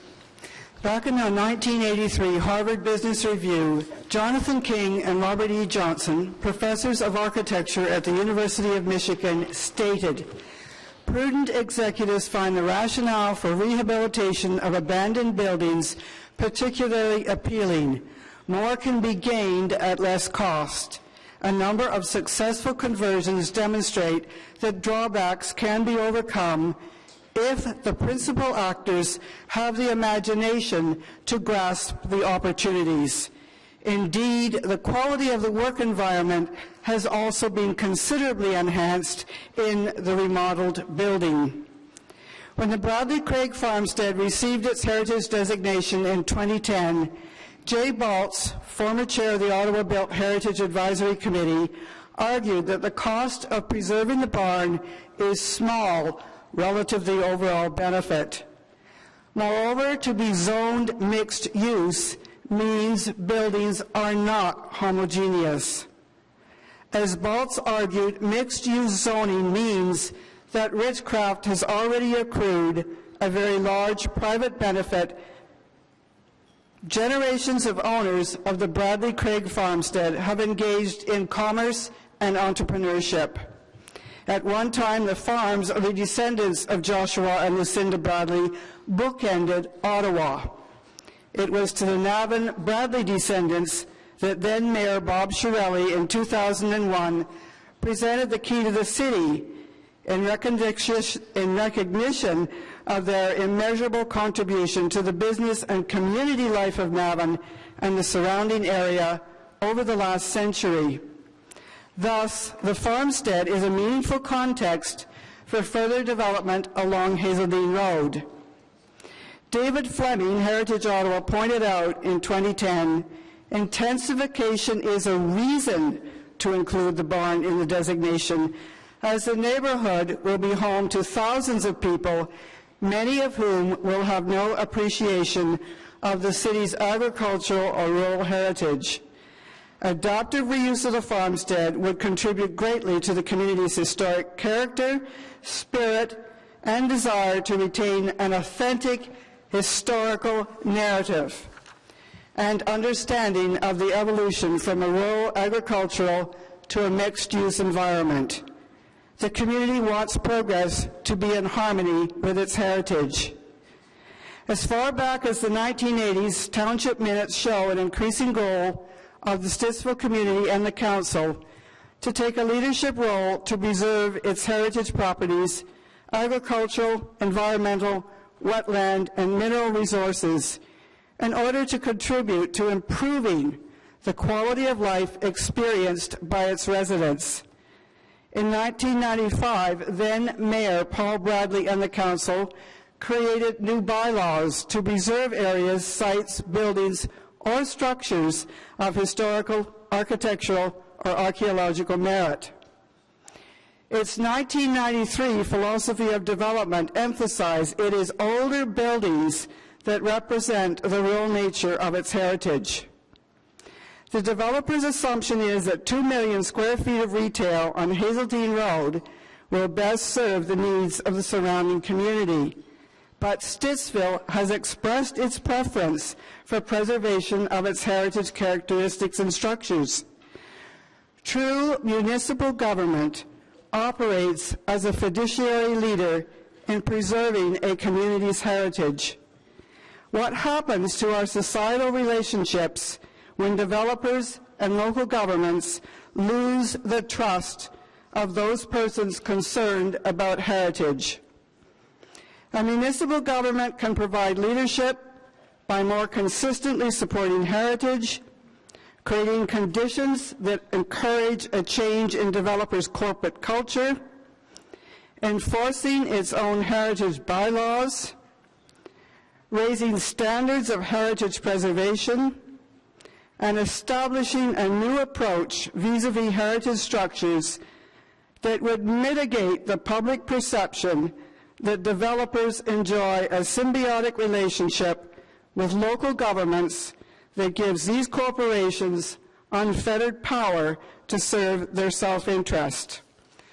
I oppose the demolition of the Bradley Craig barn. I support that it remain with the farms in the entire farmstead.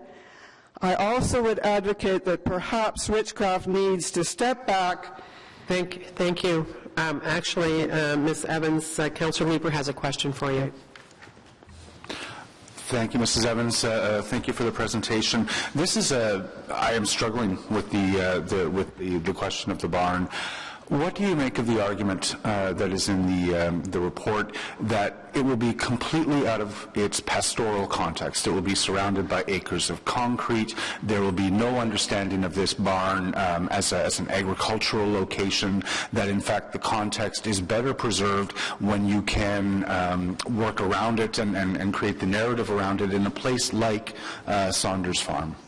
I actually agree. I think that it needs to stay in that context. It has been there for well over a century.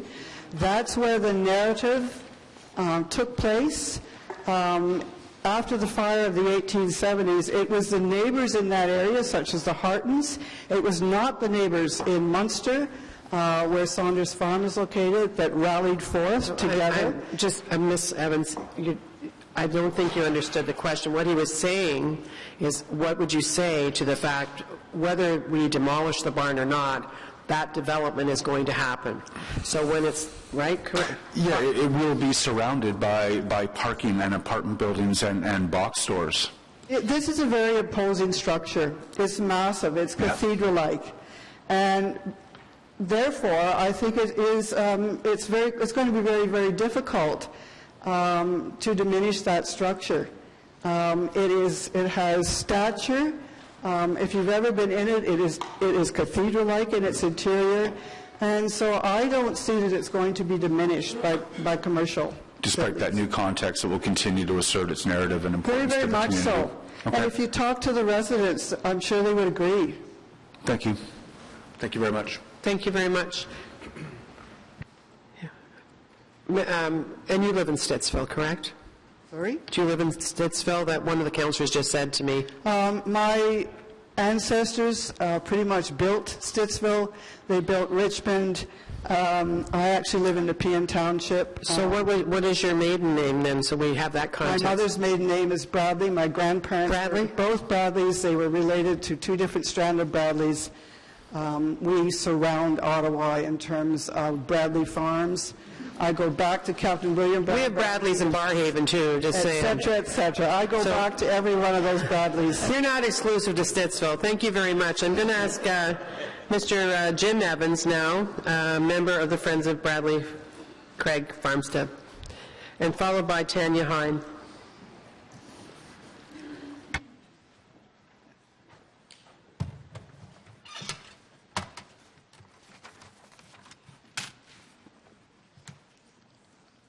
Welcome. Thank you. Thank you. You can't argue with success, and the developer is undeniably successful.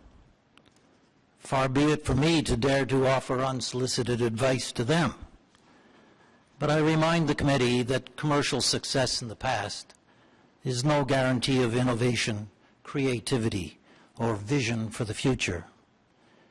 In terms of the public interest, the farmstead is unquestionably a jewel of inestimable value. However, the developer considers it so worthless that right from the get-go, with unseemly haste, it could hardly wait to give away a substantial portion of it. At the subcommittee meeting in December, in addition to pleading that it didn't have any in-house expertise for anything other than building houses and big box stores, the developer acknowledged that it considered the asset so useless that it didn't even bother to waste time looking for a use. The few obvious uses which it had summarily dismissed out of hand were all related to the inside. Perhaps the real value of the assets, however, is not predicated upon their interior utility, but is intrinsic to the structures themselves. At the subcommittee meeting, in the staff report, public presentations, and committee members' comments, one word reoccurred again and again: The word is iconic. Now, anything that is perceived to be iconic is the sort of thing that gives marketing agencies wet dreams, figuratively speaking, of course.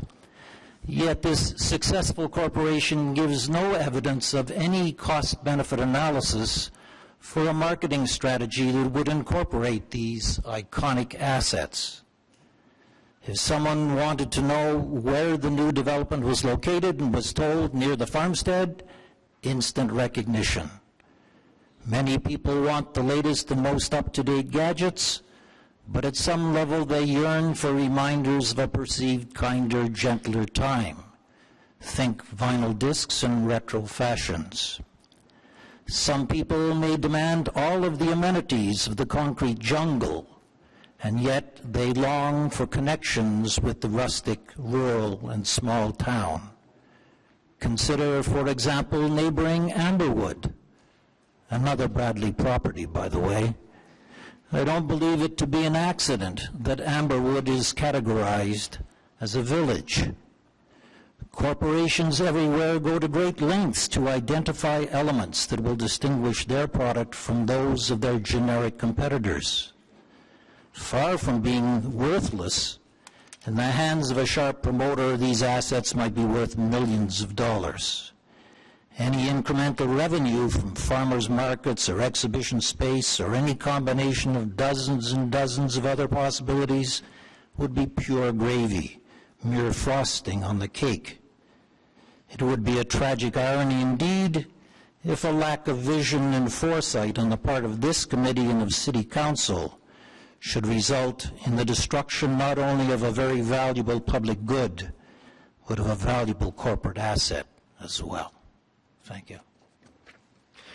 Thank you very much. Anyone have any questions for Mr. Evans? Thank you for coming out today.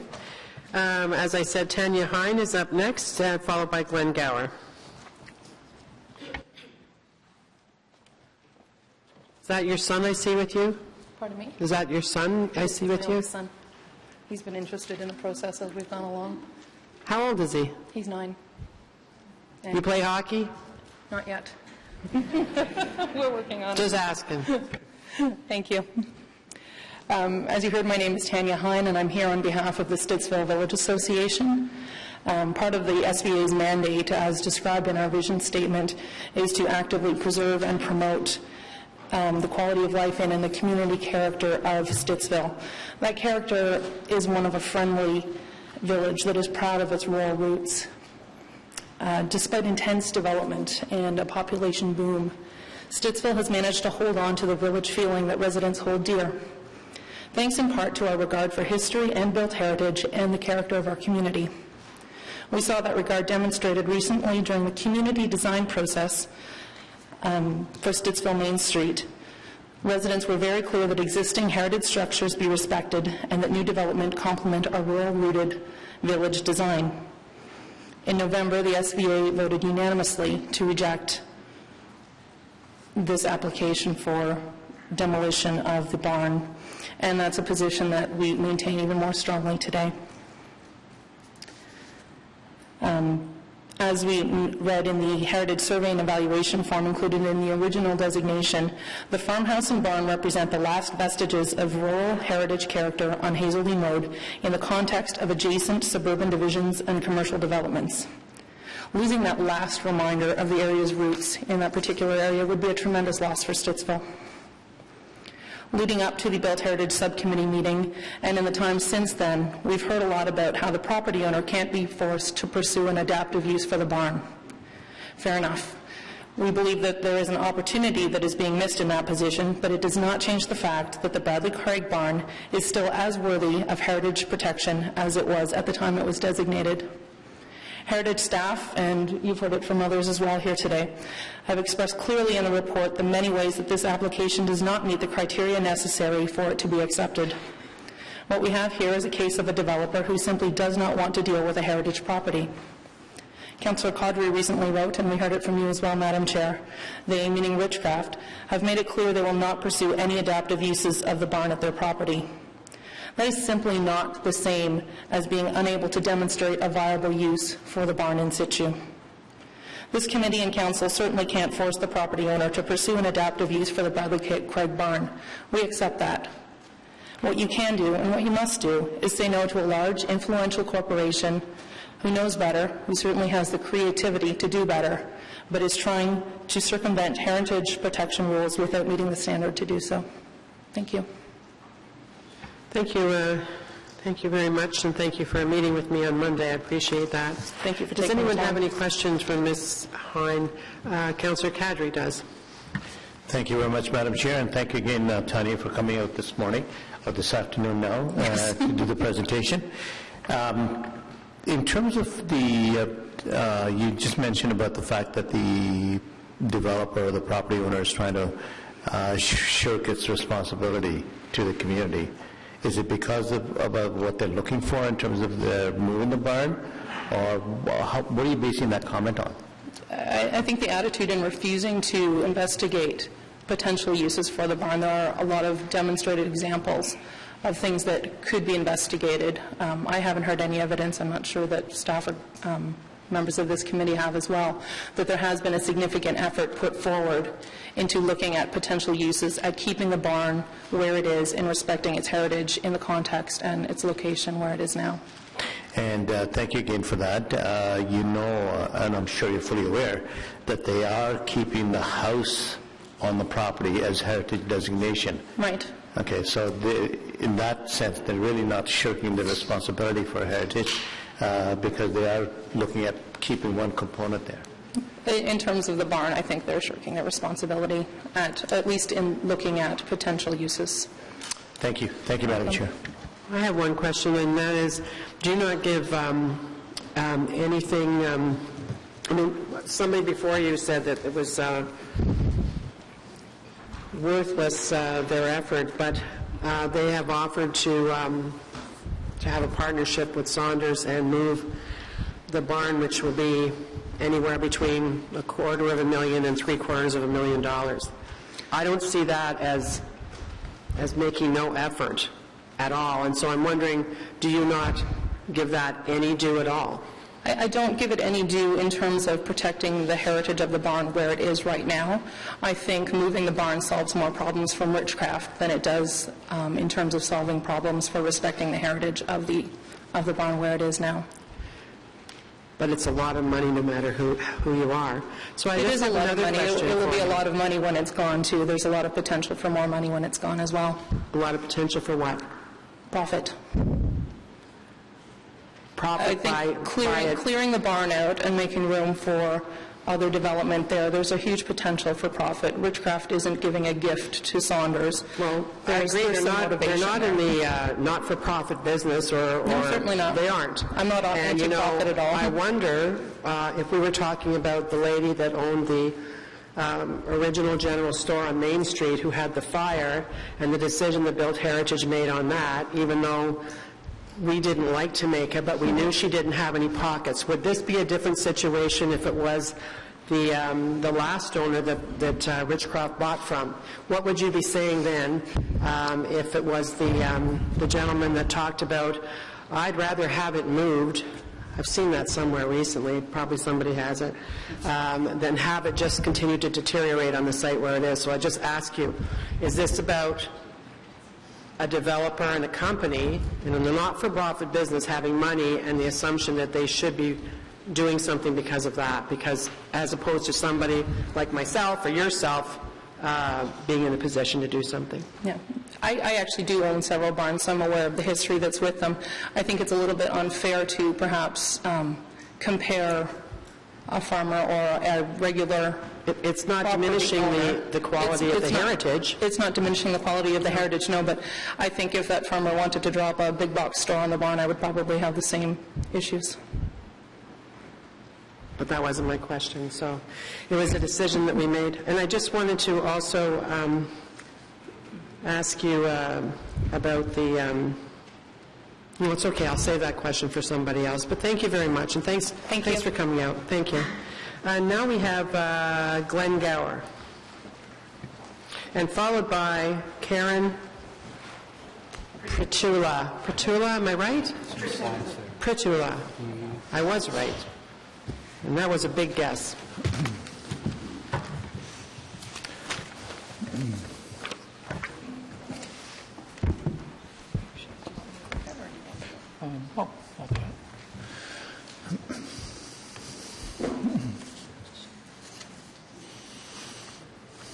I had a number of slides, but my colleagues have covered it already, and it's been a long morning, so I'll try to race through a little bit here. Madam Chair and councillors, my name is Glenn Gower, and I'm part of a group called Friends of the Bradley Craig Farm. We formed a couple months ago when this demolition proposal first came on the table. And I'd like to thank so many people from the community who came out today, and also everyone from the community who spent time to email councillors and to get involved in the process. I was going to talk a bit about the official plan, but David Jeans and Gary Seeley have already done that quite well. But one thing I did want to point out is that the proponent does have an engineer's report that says the building is structurally stable and that there are no barriers to adapting it. The Friends of the Bradley Craig Farm, I emailed this to the councillors. We hired Mark Brandt from MTBA Architects to have a look at the file and just to advise us and give us some advice, and he prepared a report. And part of his conclusion is that a unique heritage-based development of these 4 acres would, in our opinion, be a wise investment. In fact, using heritage resources in this way has now become mainstream in North America. So I wanted to show you just a few examples. This is the barn at Fallingworth, Pennsylvania.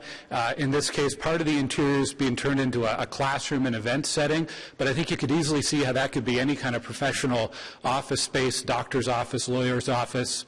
In Abbotsford, British Columbia, the developer turned a 1920s-era barn, the Bose Barn, into the centerpiece of their housing development. It serves as a community center and meeting place. In Virginia, this is the Loudoun County Day School. They had a heritage barn, and they went out and did a design competition, and this is one of the concepts that came out of that. Again, easy to see a number of uses, or imagine a number of uses in a building like that. In New York State, the Sheila Johnson Design Center, this is part of a university campus. And again, I think anyone who sees a picture like that right away can see how that would fit in with any kind of modern development, retail, commercial, mixed use. This is what it looks like. You know, it's one thing to see the conceptual drawings. This is what it looks like on a day like today. And I don't think it's hard to imagine how Bradley Craig Farm could be adapted and look the same way maybe a few years from now. And, you know, councillors, I think if you look at our city, there have been many heritage buildings that have been challenges over the years that may have been expensive, may have been difficult, seemed challenging at first, but all of them have ended up enriching our city. And I think to accept the proponent saying we just can't make this work doesn't make any sense. Wanted to talk about why we care so much about this building. Why did so many people come out? Why are so many people signed up to speak? And I think for a lot of people, it's as much about the past and the heritage as it is about the future and what Stittsville might look like in the decades to come. So if the barn is relocated, certainly the developer benefits, Saunders Farm benefits, but Stittsville loses a significant asset. I want to go to Mark Brandt again. Clearly wiping out a 4-acre farmstead, a designated cultural landscape with formulaic box retail and parking is not a good solution. I understand that the barn is within the urban boundary, but that does not mean that the land can be developed without consideration of the natural or built environment that already exists. And we're talking about just 4 acres here. I believe the proponent owns something like 168 acres in the area. And it's also true that no one can force the owners to do anything. Tanya mentioned that previously. But as councillors, you do have considerable ability to negotiate, cajole, encourage developers to raise the bar on suburban design in our city. Heritage designation is one of the tools you have to do that, to encourage a healthy and inspiring built environment. Let's use that tool here and deny the demolition application. And I'll close with one other quote. We had Planner George Dark review the brief that we prepared for committee, and this is something that he wrote. He said, adaptively reused heritage buildings become special moments in an urban environment. To me, not trying to capitalize on this as a resource rather than a problem is a miss. Thank you. Councillor Hubley, thank you. has a question. Just a minute. Thank you very much, Madam Chair. I have a question, but before I get to it, I also have a direct question to the presenter. I've seen your name on quite a few different emails. Like, how many different groups are we talking about that you're here representing today? Today I'm representing the Friends of the Bradley Craig Farm. I'm also a member of the Stittsville Village Association and the Fairwinds Community Association, but today I'm representing the Friends of the Farm, which is a group of residents who represent a number of groups and associations in the community. And also Stittsville Central, the blog, the Federation of Community Associations as well. I've seen that mentioned in some of the chain emails that are Federation. Gary Seeley is one of the members who's been a part of the Friends of the Bradley Craig. Okay, so numerous groups then. I just want to provide some context here on these emails that we've been receiving with different names on. A lot of it's generated from you, correct? I wouldn't say that, no. I think every organization brings a different perspective to the table. The Friends of the Bradley Craig Farm, our purpose is to look at some constructive and visionary ideas for the future of the barn. So we come at it from a different perspective than maybe some of the other groups do. Heritage Ottawa alone might come from. Sorry, I made that statement because out of about 50 emails I got, I would say over 40 of them are almost identical word for word, so that's why I thought there was a similarity. If you're saying all these groups think word for word and distribute those letters, then I'll take that at your word. What I'm struggling with here is what we heard earlier from the Heritage people, is that the idea of designation on the barn and at that location is to provide some context for how it was used at the time. All the examples you gave there, I didn't see one that gave me the context of how a farm was used 100 years ago.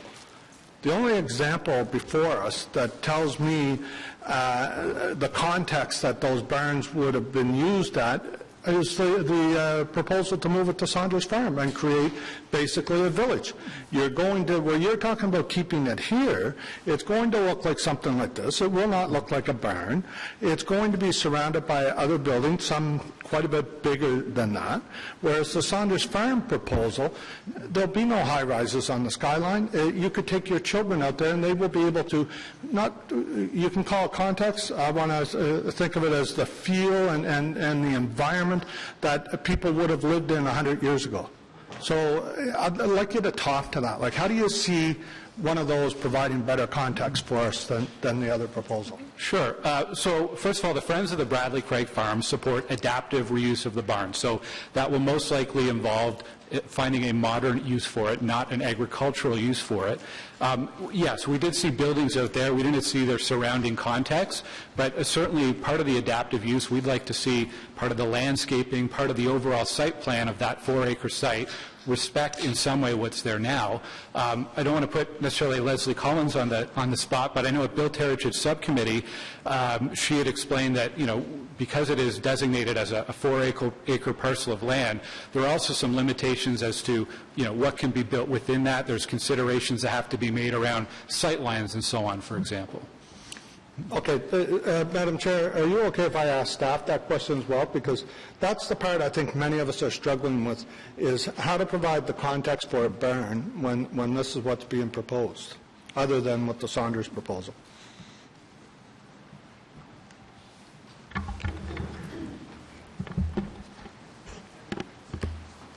Through you, Madam Chair. I think the point in the staff report is that the barn itself helps to establish that context. So by remaining in place, it is a reminder of the agricultural history, even if there is commercial development around it. So any one of those proposals you just saw pictures of would remind you of the Bradley Farm in its original state? I haven't had a detailed look at those proposals, but I think they all seem to evoke Can you put some of them back up so that our expert could give us her opinion? Thank you. That looks like an arena. Yeah. I'm sorry, I'm not getting that 100-year-old feel there at all, or even really the barn feel. You could say that roof line looks like a barn field, but I don't remember barns ever having windows like that when I grew up in a rural environment. So I think we've lost it. I think we're losing the heritage if this is what we are proposing as a way to protect heritage. So I need your help in understanding why I would want to go that way. The contemporary adaptive reuse of a building often requires alterations to a building in order to make it usable for contemporary use. In my mind, I do think that this evokes a barn, and it has a barn form. I think there are ways that you could incorporate additional windows or dormers or whatever you need to in order to modernize a building that was built as an agricultural purpose for a new use. And we have a whole set of council-approved standards and guidelines to help us evaluate options like that. Okay, thank you very much, Madam Chair. Thank you. Councillor Brockington? Is this questions for Mr. Gower? Yes. Thank you. It's actually applicable to all of the delegations, but from my perspective, we seem to have two basically polar opposite entrenched positions here. We have members of the community who would like to see the barn retained in its current location and retrofitted and used for future uses, and the new owner that would like to relocate it at Saunders Farm. And I'm wondering what other options that could meet somewhere in the middle would be palatable to you and or the community. I think the community would be very open to having a discussion on other options. We have, in fact, reached out to Richcraft and said we are willing, we are interested in having a dialogue to see how we can incorporate this site and, if possible, keep it on Hazeldean Road. So far, the owner of the property has not been interested in meeting with us. And, Madam Chair, can I ask the same question to city staff? You certainly can. Other than keeping it exactly the same footprint where it is now, and other than moving it to Saunders Farm, what other options would staff support? I think, and this is in the official plan, it talks about the relocation of buildings, and it says that it's a last resort. So the best next solution in my mind would be to relocate it somewhere on the site. That would be better than losing it altogether. So that's an option that could be explored, relocating it on the same site. So just for clarification, then, that same site would not be this 10-acre commercial site? It would be perhaps, which we know that Richcraft tried, to ask the city if it would take it in the district park, which would be on the same land that's owned by the same company. And the city, we asked why the city wouldn't entertain that, and they said too great a risk and not sustainable to afford the maintenance of it from an operational perspective, and not for use for a community. So we know that that's been tried by the city. Correct? I think you saw that email from Mr. Chenier? I did not, I'm sorry. Well, Ms. Sneddon can speak to it because I have seen it. Madam Chair, yes, Mr. Chenier from Parks, Recreation and Culture did confirm that the Parks and Recreation and Culture Department was not interested because of the costs associated. And the risk. Correct. So they did ask the same developer on the same property. Okay, Councillor Vice Chair Tierney. Great. Thank you, Madam Chair. Thank you for this presentation. Can you go back to the one, the Abbotsford one, the one where it shows all those condos and the barn facade in the middle?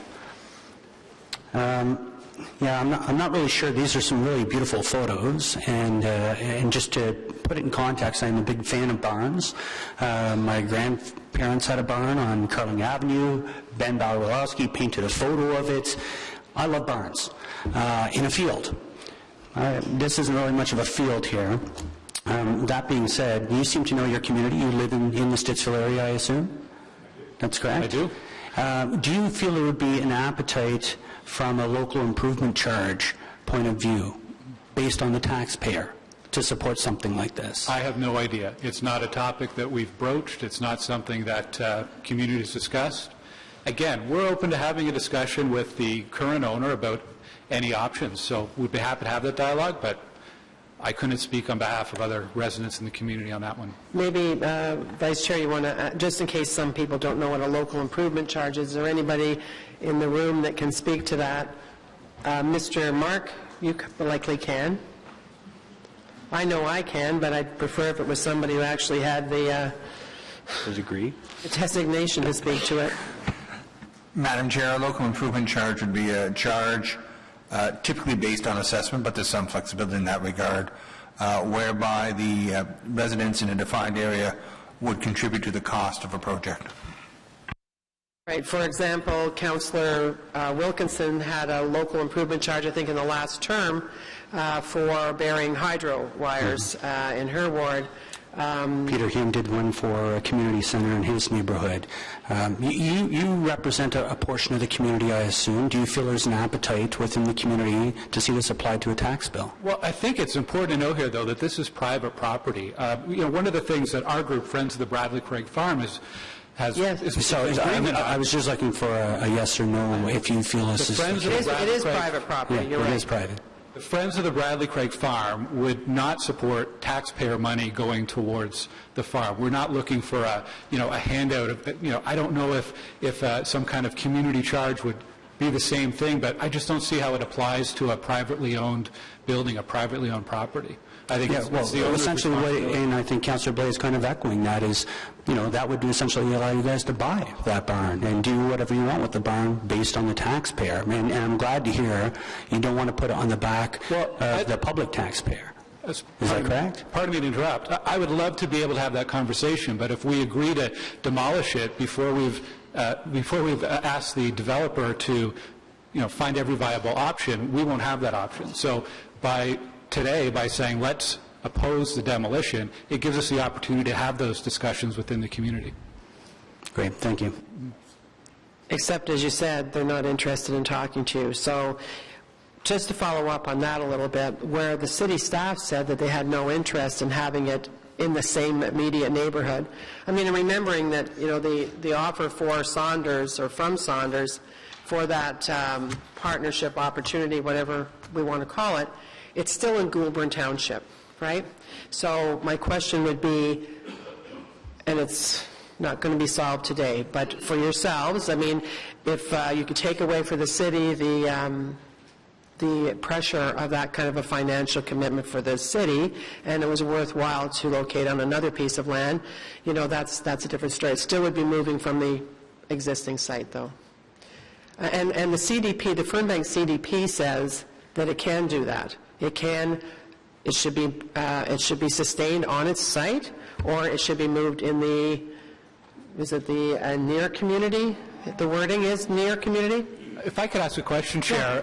You mentioned not normally, but I'm going to let you because we're asking you questions. All right. You mentioned the staff said there was a risk in moving the farm. Was that a financial risk, or was that a construction risk, or what was the risk? No, because that still would have involved Ridgecraft spending upwards to $750,000, whatever the cost would be. We don't even know that. We just know that it's beyond $250,000, right?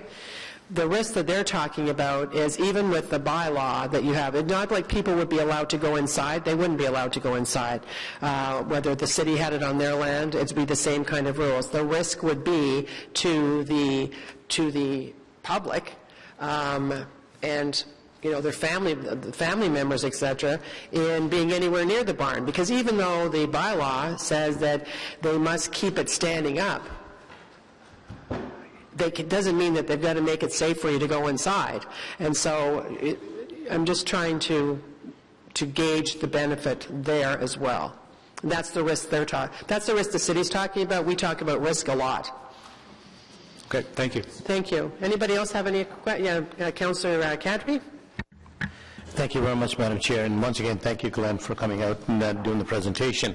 In the presentation that you sent out to my colleagues, I guess about a week ago or 10 days ago, some of the pictures that you're referring to up there, the one thing that I didn't see in this presentation at all from your perspective or from the community's perspective was some of the cost associated with these redevelopments or repurposing.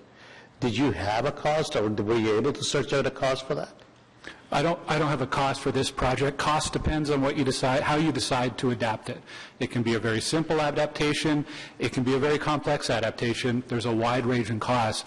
But one thing on the costs I think is important too is there's certainly a cost to move it.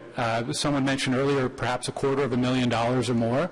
There's also a cost to rebuild where the barn is. That could be in the hundreds of thousands or millions of dollars. Perhaps the money spent to move it and to build something totally new, if you pool that money together, you may have enough of a budget to do a realistic adaptation of the barn. No, I understand that, but I'm just coming back to this presentation. I mean, it's a great presentation. You know, put some of the context to it. My concern would be, if I'm looking through this presentation, I would like to see some kind of numbers attached to it, that if barn X costs $30 million or $2 million or $200,000. And the other part of my question to you again is, obviously, as you mentioned, there were some willing partners to do some of this project. Is that correct? So Mark Brandt advised us that there is a wide range. You could be in the hundreds of thousands or $1 million, you know, up at the sky's the limit, depending on how complex it needs to be. I think the point, though, is that normally councillors or City of Ottawa, the responsibility for maintaining, redeveloping, adapting heritage buildings falls with the owner of that building.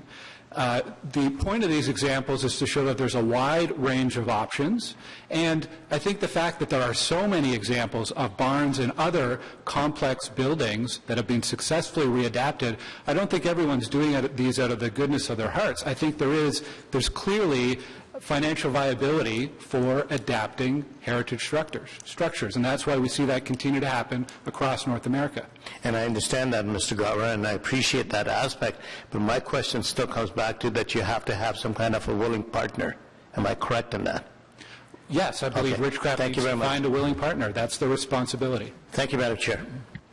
Whose responsibility? What did you just say at the last? It's the owner of a heritage property's responsibility to develop whatever partnership business plan necessary to preserve their heritage building. That's the law. So again, I go back to what I said about the individual owner as opposed to somebody who, well, I guess, is perceived to have deep pockets and having a different set of rules for them. I don't think we should. I don't think we'd be having this conversation if it was somebody who was the last owner of the property. I don't think so. Just like I know the conversation we had about the lady who owned the, and I'm just using that as an example because that was the Stittsville example that everybody in the room likely knows. I think the distinction is not that this owner can't do it, it's that they won't do it. And I'd be really worried as a heritage advocate myself that how do you say no to the next owner of a heritage property that comes along and says, this is going to be really difficult and expensive, we'd like to relocate it, we'd like to demolish it. I think it's a precedent that you might set here by making that decision. I think it's a difficult decision. And it is, for sure. I respect there's a lot of factors at play here. So, including the fact that of the pictures that you showed, and I told you I looked at them on the weekend when you sent them, and thanks for the examples, because they're very nice looking, for sure. But I have to wonder who are the people that spent the money, and most of them, if not all of them, are in a rural setting. And, you know, as I told you and Tanya the other day, if amalgamation hadn't happened and we hadn't dragged the townships into the City of Ottawa, I think the discussion would be very, very different than it is. But it's the reality we have to deal with. Somebody else, Councillor Blake, and then Councillor. Questions, everybody? Yeah, just okay. Very quickly. Have you ever been to the Cumberland Heritage Village Museum? No, I haven't, actually. Okay, thank you very much. Okay, so Councillor Cloutier, questions, and Councillor Nussbaum, questions. Merci, Madame la Présidente. Mr. Gower, you just said that it's incumbent on to the owner to find a viable, willing partner. Do you not? Can you not construe in the relationship with Saunders Farm that Ridgecraft has found a viable, willing partner for an adaptive use of the barn? One thing I told the Built Heritage Subcommittee in December was that, you know, this is not anything against the Saunders family. I know they're here today. They are partners in the community. I believe Mr. Saunders is a Stittsville resident. I have a lot of respect for what they've done out there. For me, it is about a Stittsville asset, and a landmark in our community that we believe is important to keep in our community. I understand that. Moving it to Saunders Farm, would it not preserve very important elements of the barn, be it the timber inside, and I have been to the barn. I have been in the barn. The timber, the open slats, the use, the education, the history of the barn, and for the learning that can be had at that wonderful, extraordinary example of a monitor roof barn out at Saunders Farm. It might. I don't know if it would qualify for heritage designation and heritage protection, for long-term protection there. And it certainly doesn't respect the reasons why the barn was designated as heritage in the first place. The long report of, all of the reasons why it was designated in the first place. I don't think moving it to Saunders Farm respects those reasons. Does it not respect as Madame Collins said, the heritage designation of the outside of the barn? To move it?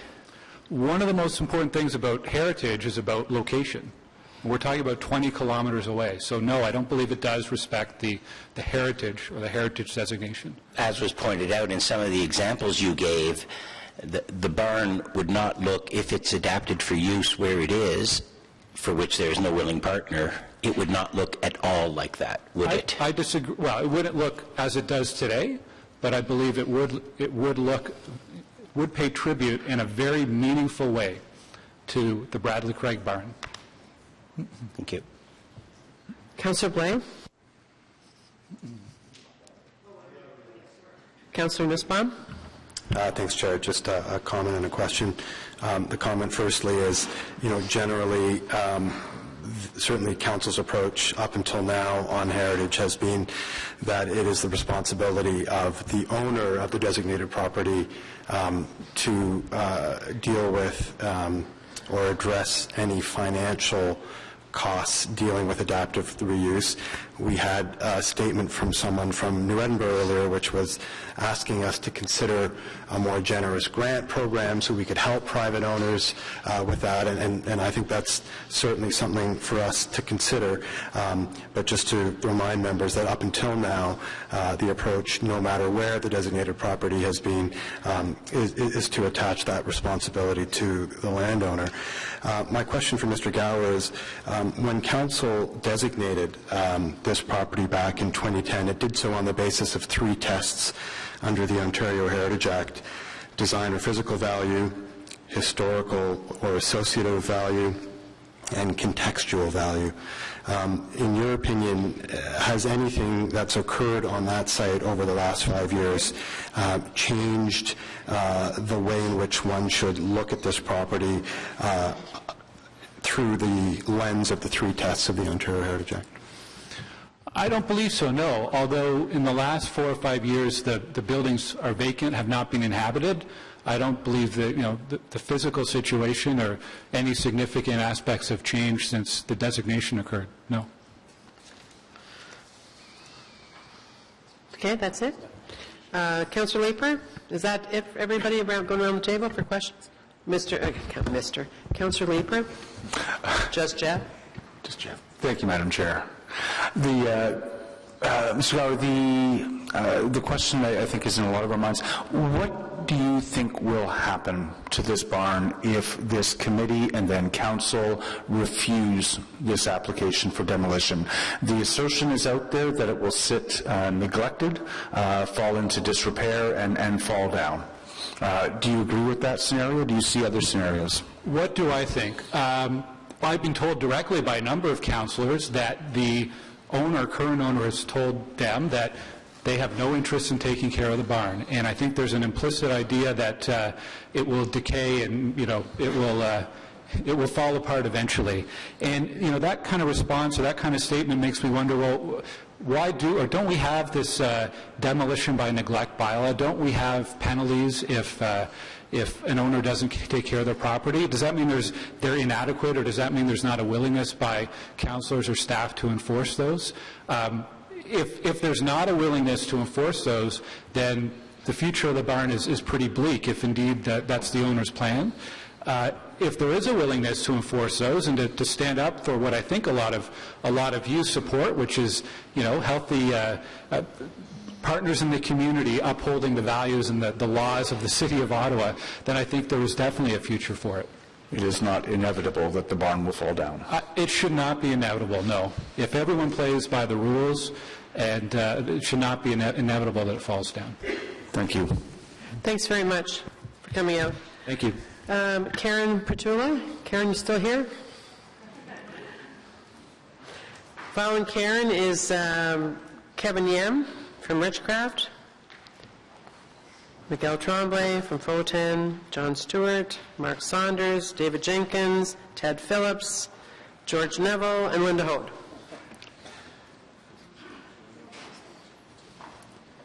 Pardon?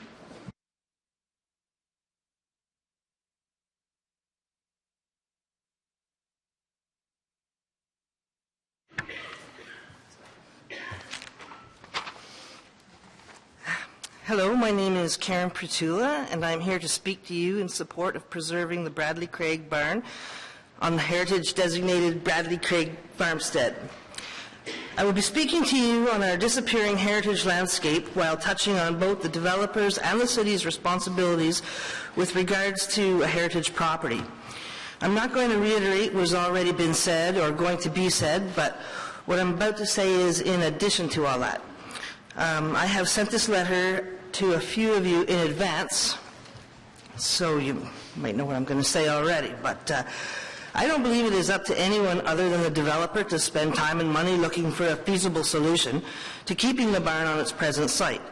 The developer has resources to do that, whereas residents like myself do not. Residents like myself depend on the city to enforce the current bylaws upon the developer to get this task done. Or else, what was the whole point of spending time and our money on a heritage designation anyway, or even the bylaws for that matter? We also depend on our councillors to support their constituents' desires on this matter. No group of residents has been formed to push through the demolition. No organization supports the demolition, and I don't believe there is any single person here with the sole purpose to support the proposed demolition. Obviously, the barn can no longer be used for its intended purpose, so the people that have spoken to me and myself totally support the developer finding a feasible solution for adaptive reuse. I and everyone I know does not support the demolition of the barn. The city has been cooperative with the developer, even moving one meeting date out for them, and 6 years ago, a heritage designation for the farmstead was part of granting redevelopment zoning. City planners at that time researched the reuse of large dairy barns, found that it was realistic, and provided that research to the developer. As a landowner myself, I can sympathize with both the previous owner and the purchaser, but then again, perhaps the developer did not purchase a property that was suitable to their plans. In other words, perhaps someone who really wanted to actually farm the land would have been a suitable purchaser, but once the city allows the zoning to change from any type of agricultural zoning to commercial zoning, the price of the land sells for an amount too high for any farmer to purchase. Needless to say, retail and these houses are not suitable to a rural neighborhood. If people wanted them, people would move to where they are, and they are all over. So I ask, what can the developer do to make the retail plans fit in with the existing barn? City councillors and the developer should throw out any notion of thinking that the farmstead is only important to the people of the immediate surrounding area. I should let you know that thousands of people from outside the city are aware of this situation and are eagerly awaiting the outcome. One only has to look at the traffic that comes into the city every day from outside the city. These people come from Carleton Place, Perth, Smith Falls, and Almont, and they contribute to the revenue of the city daily, and while a huge number of those commuters see that farm at least twice a day, another large number of them are reading the papers, reading the websites, and are well informed. I have heard no one say we need to tear the barn down because we need more stores and more housing. We have everything we need already. We want our councillors to know we have everything we need. All these people and nearby residents have watched the deterioration of the Hazeldean Road by the removal of all the farms that once lined it. Each one was unique and had its own history behind it, but not anymore, because they are all gone. Do I want that little bit of my heritage that still remains? Do I want the heritage landscape to stay the same? Yes, I do. Our neighborhood has already compromised with development and urban boundaries. We have already lost all the other farmsteads to developers, and none were repurposed. The neighborhood existed originally outside of the city for a reason. Those that wanted to live in the city moved there, and those that didn't want to be in the city stayed out there, out here. But the city keeps coming to the country. It appears to all who are watching this process unfold that a heritage designation only applies and sticks when no other opportunity for the city to receive large tax dollars exists. And I'd like to add to the fact that if this was the previous owner who had this heritage designated barn, because it probably would have been designated anyway, and if they did want to tear it down, would the city be letting them? Or would the city be saying, no, no, no, you can't do that, that's a heritage structure? So I'm wondering why the opposite is okay now that it's a developer who wants to tear it down. And your time is up, and I want to just tell you, I want to talk to you because I have your report here that we did receive, and you're saying, but once the city allows a zoning change from any sort of agricultural zoning to commercial zoning, the price of the land sells for an amount too high for any farmer to purchase. Needless to say, retail in these houses are not suitable to a rural neighborhood. It isn't a rural neighborhood. But it always has been. It's only got changed. Not. As I said before, if all the wishes had been successful in Nepean and Canada and Gloucester and the townships about amalgamation all those years ago, and in particular the townships, we probably wouldn't be having this conversation today, but you aren't in the rural area, you're in the urban area. So I wanted to make sure that you understood that. Because there's not going to be, and also I'll tell you that the Fernbank lands, which is what this is, the part of the Fernbank Community Design Plan, the City of Ottawa did not choose to include it in the urban boundary. The Ontario Municipal Board did, and so there are, I don't know how many developers are there. Oh, I know there's many, yeah. Hang on. How many homes are going to go there? It's 15,000 homes. 15,000 homes in that area. And when we do community design plans, and when we do zoning, and when we do plans of subdivision, and when we have official plans, we try to make sure, in fact, we do make sure that we're providing appropriate amenities that will benefit the people that are going to move there. So this is not ever again going to be a rural landscape, but I'll tell you something with regard to the rural part of Ottawa, which is almost 90% of our land mass still. I have asked, and staff have provided an IPD, which is like a memo going to ARAC, which is our Agriculture and Rural Affairs Committee, and it goes next week, I think on February 3rd, and it speaks to the fact that we don't have an inventory of today's rural barns, heritage type properties, hedgerows, forests, orchards, houses, etc. And we should have that. And we have an opportunity in this term because one of our strategic initiatives is to spend quite a bit of money on understanding our heritage registry, which really is one of the things that got us into the situation we're in today, where we are meeting right now. I would like to help you with that. What's been happening is that instead of earlier, and you've been sitting here, and thank you all day, you likely heard when we were talking about Our Lady, the Cumberland property. Okay, you probably heard, actually the Daily one, which we didn't talk about. The Daily one, and actually Sally did say this with the Cumberland one. She said, we have other examples that are better than this in the area that we would keep. What we don't have is anything to compare any of these with today. So, for example, we don't have, is this the best example of the Llewellyn House? Is this the best example of the Boyd farmstead? Is this the best example? So that what's been happening is as development has been going into the rural, into the formerly rural, now urban area, staff have been dealing with them as one-ups. And so you need to know that in this term, Ms.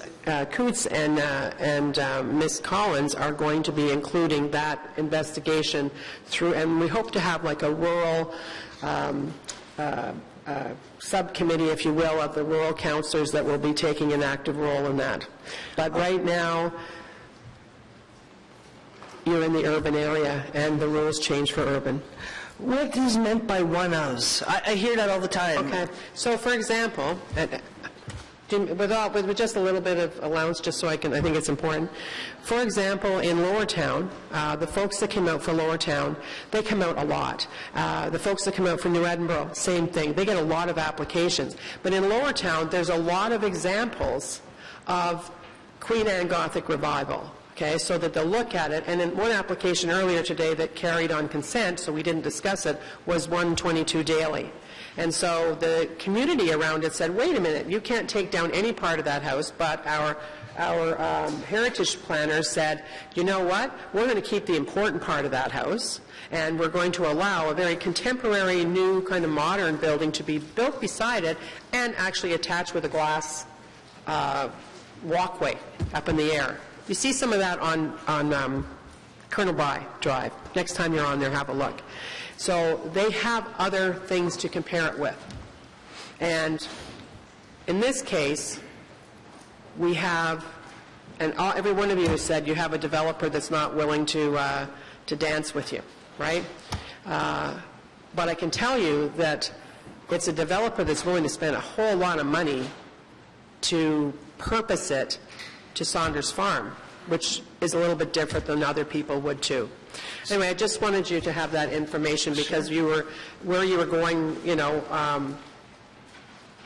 just needed to have the whole context, I think. Is a one-off, you mean like a one-of-a-kind, or? No, like so they don't have another barn that is similar, or they don't have another such and such that's similar that they would have. I asked staff in the rural area of Ottawa, do we have anything identified? Ms. Nedden? I asked that question. We've done a lot of work on this. I hope you understand. I do. We're asking questions. This is for everybody, and thank you for coming forward today, but this is for everybody. We have done a lot of work trying to understand how to move forward with this, and we all have asked a lot of questions. Thank you very much for coming out. Madam Chair, the lady dropped this letter that went around the table, so I'm letting her know I got it, but I'm not quite sure of the context for it. So. I think she just wanted to give us the history of the Bradleys. Yeah. Am I right? Exactly. Thank you.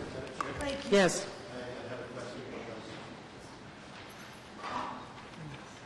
Yeah.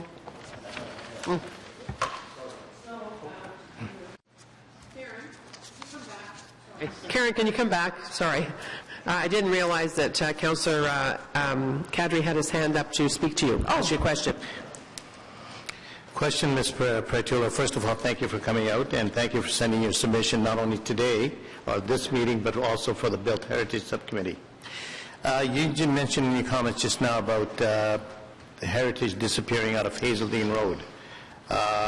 Yeah, there's some buildings that have disappeared, but you must admit there are some buildings that have been preserved on Hazeldean Road. Sure, a couple of stone homes. Yes, but their barns are gone. Some of them may not have had a barn, but some did. Yes, you're right. All right, thank you very much. Thank you, Madam Chair. Thank you. Thank you for coming forward today. Kevin Yem from Ridgecraft, please.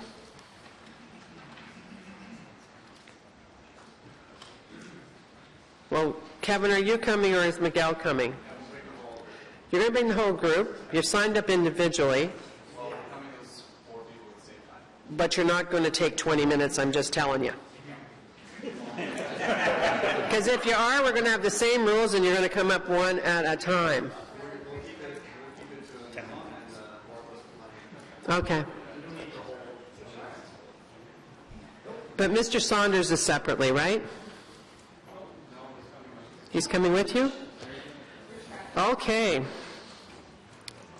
And then following this group, we have up next will be David Jenkins, and then Ted Phillips, and then George Neville, and then Linda Hode.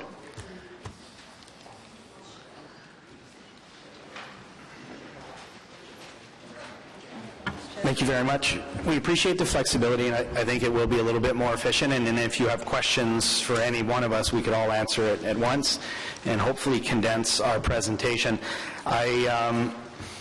Okay, so for the record, you are? I am Miguel Tremblay from Fotan Consultants. I'm here with Kevin Yem. Kevin Yem from Ridgecraft Homes. John Stewart, Commonwealth. You were here before? And Mr. Mark Saunders. Mark Saunders from Saunders Farm. It's hard to recognize you without your usual outfit on. Thank you. So go ahead, Miguel. So I will make some opening remarks, especially in light of the fact that we did not have a staff presentation. And I do want to take a few moments to walk the committee through some of the policies. To summarize our request, we are asking the city to consider a strategic approach to how to preserve the barn. Yes, we are submitting an application for demolition, but in reality it's a relocation. And we want to stress the point that Ridgecraft has always intended to preserve the barn in one form or another, and certainly preserve the farmhouse in situ on the property. The farmhouse is here, and it's located immediately abutting Hazeldean Road, and there will be a road widening, so it'll actually be even closer and more prominent. Through my remarks, I will try to touch on certain aspects that were raised in the previous delegations, and I may seem a little bit disorganized for that reason, but I'm trying to address some of the comments that were raised. At Ottawa Heritage Committee and in the delegations earlier, there was a lot of discussion about how prominent this barn is and how meaningful it is on the Hazeldean context. Part of the reason it's increasingly prominent is because these existing outbuildings now have since been removed, and there are no obstructed views to the barn. So you've seen the pictures from the previous delegations. I'll show you some after as well. But the barn does currently have a very prominent location. It's a dairy barn, so it was partially raised on a site that was not raised. The rest of the farmstead was not raised. In 2010, the city chose to designate a 4-acre parcel, recognizing both the value of the barn, both inside and outside, and the farmhouse itself. The farmhouse is very easy to adapt. We've done it ourselves with some other clients. It's a completely sealed, heated, cooled structure that benefits from electrical and plumbing and all those things. It is a reasonable conversion in a commercial setting. You have one just down the street with is it Cabato's, the Italian restaurant. The barn, though, has some additional challenges, and you may not have benefited from all of the photos, and I'll flip back and forth. This is the existing barn from the inside and the outside. This is the aspect that I spoke to, that it is raised because of how you access the building for dairy milking purposes, but the rest of the site sits low because it's largely undeveloped. But once developed, and I'll speak to context in a few minutes, the rest of the site will raise as well, and because you end up being higher than the finished grade of the road, and for purposes of servicing, and the barn will lose some of its prominence. Most of the barn here, these are our shots of the interior. All of these elements are strategic. The gaps between these slats are for air circulation. The layout, the structural elements, which were assembled with dowels rather than nails or screws, the way that the compartments in the rooms read, the diamond-shaped windows for light and air. So all of those elements are important as well, and I'll get back to those. So just our approach, I will speak to policy a little bit, then John Stewart will speak to some of the heritage considerations, and then Mark will speak to Saunders' vision. But I'll try to touch on a little bit of everything to shorten the presentation. I want to give you some context in that the property is designated Arterial Main Street. It's not zoned Arterial Main Street yet, but Arterial Main Streets are intended to meet the commercial needs of the broader area. Hazeldean is identified. It's a 6-lane arterial roadway. It's intended to function as a commercial corridor. It does allow for higher density residential. You can have apartments as of right of up to 12 stories on Arterial Main Streets. Everything in the dotted lines, and I'll show you some other graphics later, are intended to service the commercial needs of the areas in yellow. This is the Fernbank CDP that was approved in 2010, coinciding largely with when Ridgecraft purchased the property. Just to be clear, and I know there's been a lot of finger pointing to Ridgecraft saying, well, you should have known better. To be clear, the CDP does speak to relocation of the barn. There's conflicting language, and when Ridgecraft purchased the property and when the CDP was evolving, there was policy direction that says you can either preserve it or you can relocate it, preferably on the property is what the CDP document says, which is why back in 2010 to 2009, 2009, when we approached the city initially because the city had shown an interest in redesignation, we asked the city if we could put it here, which is on the district park. This property, all of this property, is owned by Richcraft. A total of 20 acres, which is this piece here, was designated arterial Main Street and mixed-use center in the CDP, again to meet the commercial needs of this growing community. The only commercial lands are here, which is kind of a village commercial owned by Regional, and then these lands here, which are the Richcraft lands. So all of these new residential units, their commercial needs are met by these two parcels.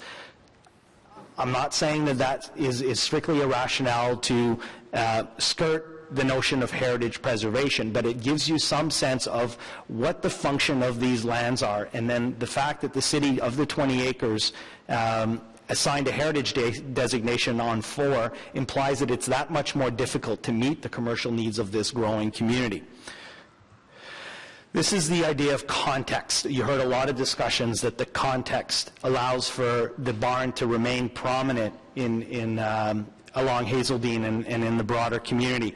This is what's already occurred on the north side. These are, and I remember Councillor Nussbaum's comments at Heritage Committee, this is very much in keeping with the direction of the official plan. This is the type of format that you are expected to see on an arterial main street in a suburban location. It's typically defined by large format retail at the rear, parking, and out parcels and pads typically fronting the street. There's actually a minimum requirement of 50% frontage for out parcels, so that 50% of this frontage is consumed with buildings rather than parking.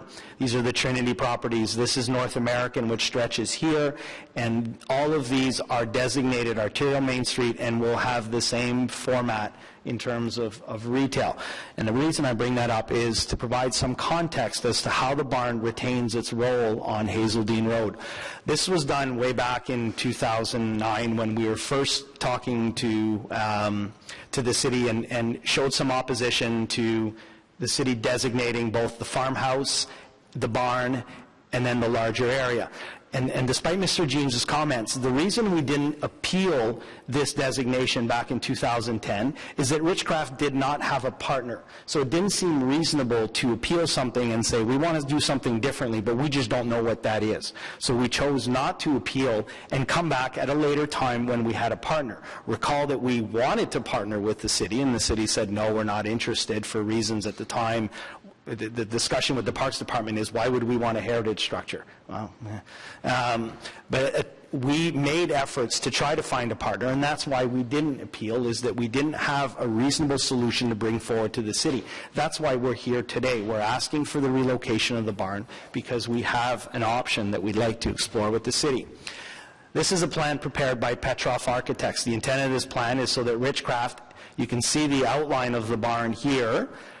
Richcraft is contemplating a retail center, and if they are successful in relocating the barn, not demolishing, but relocating the barn, this is generally the vision which would be in keeping with the official plan policies. The farmhouse, because of its location on Hazeldean, retains its prominent location and it's well suited for reuse.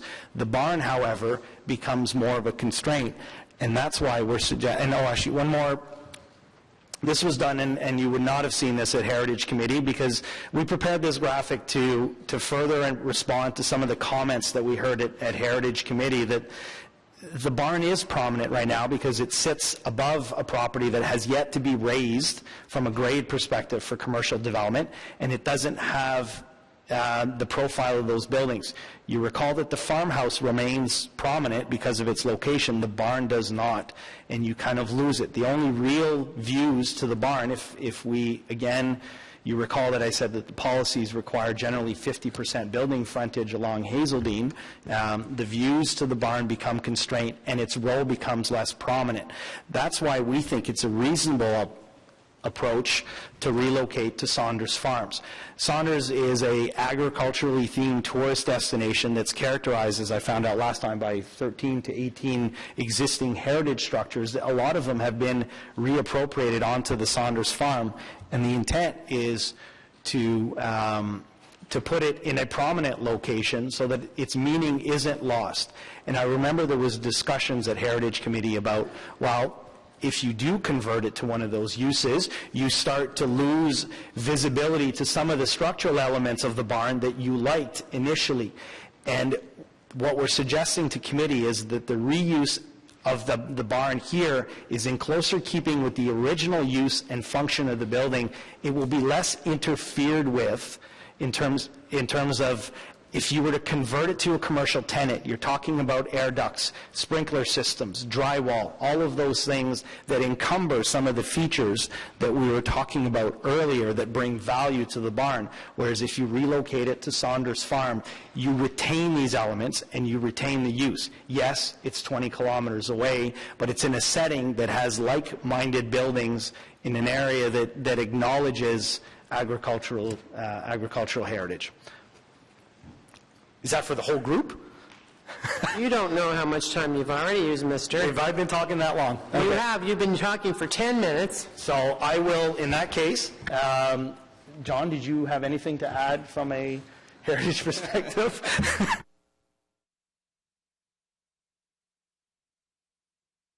Chairman, can I have 2 minutes, please?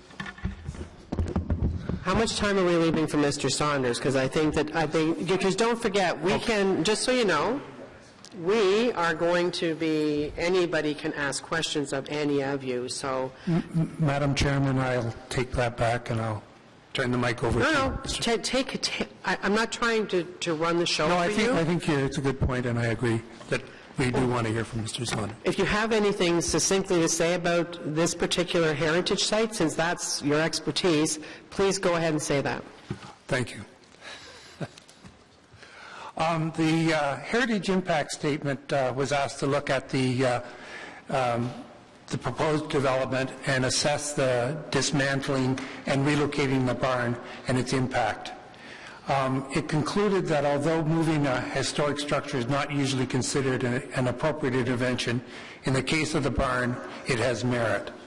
Under the city's designation bylaw 2010-247, both the house and the barn's character-defining attributes and reasons for designation are clearly set out.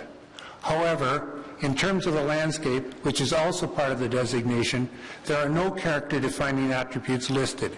In fact, as part of the designation process, the ancillary buildings and the landscape features that contributed to its value were permitted to be removed. There are no protected sightlines, there are no view shed, no established grades, no height restrictions, and no setbacks.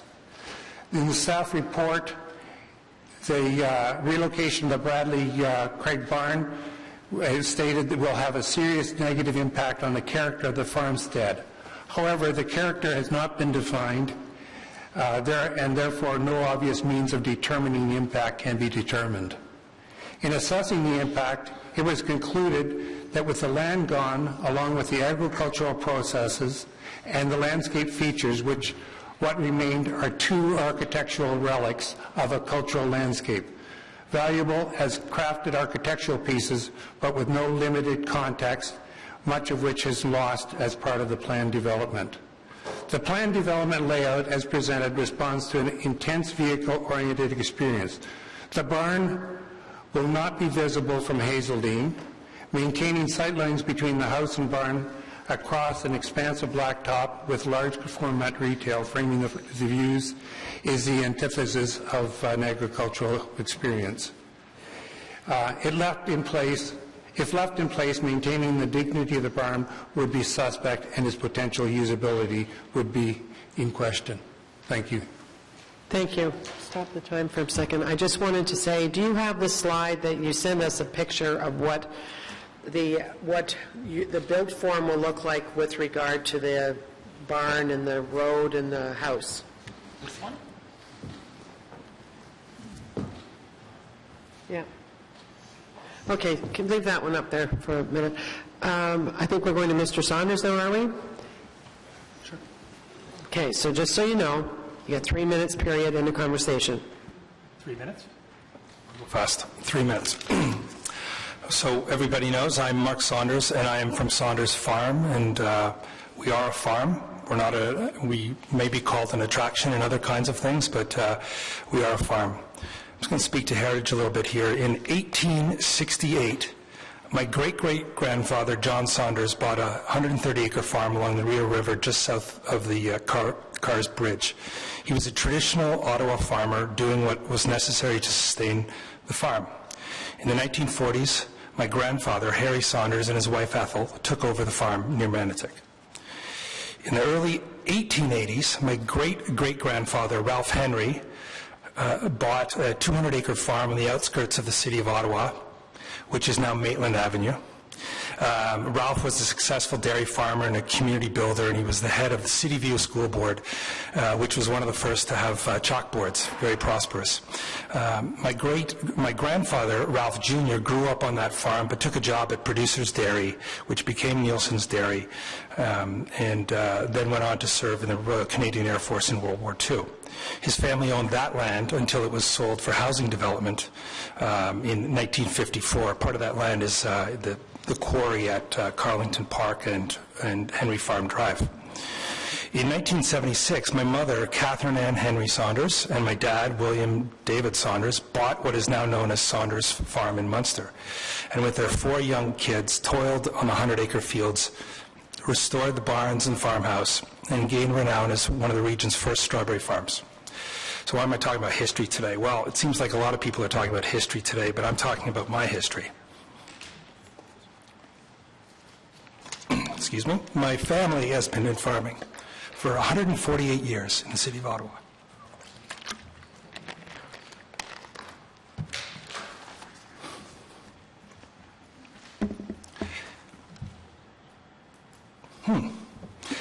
Today, Saunders Farm is a new traditional family farm. We host events and workshops and farm camps, and we grow crops. Through our efforts, we offer more than 100,000 guests a year a connection to the land and to our rural heritage. This year marks the 40th year that we've been on our farm, and over the years we've evolved and expanded, and as mentioned earlier, and to the Heritage Committee, that we've built and restored 13 log buildings, original farmhouses that were falling down, much like this barn. And these buildings range in age from 150 to 180 years old. So this is a young one compared to what we've restored and brought onto our farm.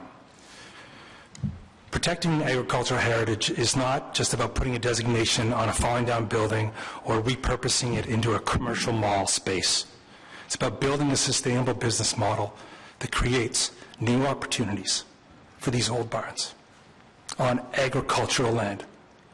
The reason our agricultural buildings are disappearing is because small family farms in the traditional sense are not sustainable. And the city continues to grow, as it is wont to do, and taking up more farmland. These farmers could not continue to sustain their farms, so they left them. They sold them, and the buildings fell down. If you want to sustain our agricultural barns and heritage, I urge you to embrace, rural entrepreneurs who have a passion for preserving them on rural land. And as Madam Chairwoman said, this is not rural land.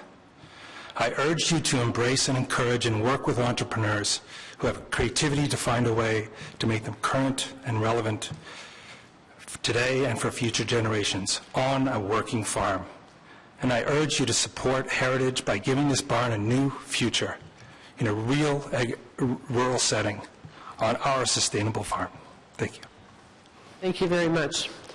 So I have a question, first of all, from Councillor Cloutier, and then Councillor Leeper, then Councillor Hubley.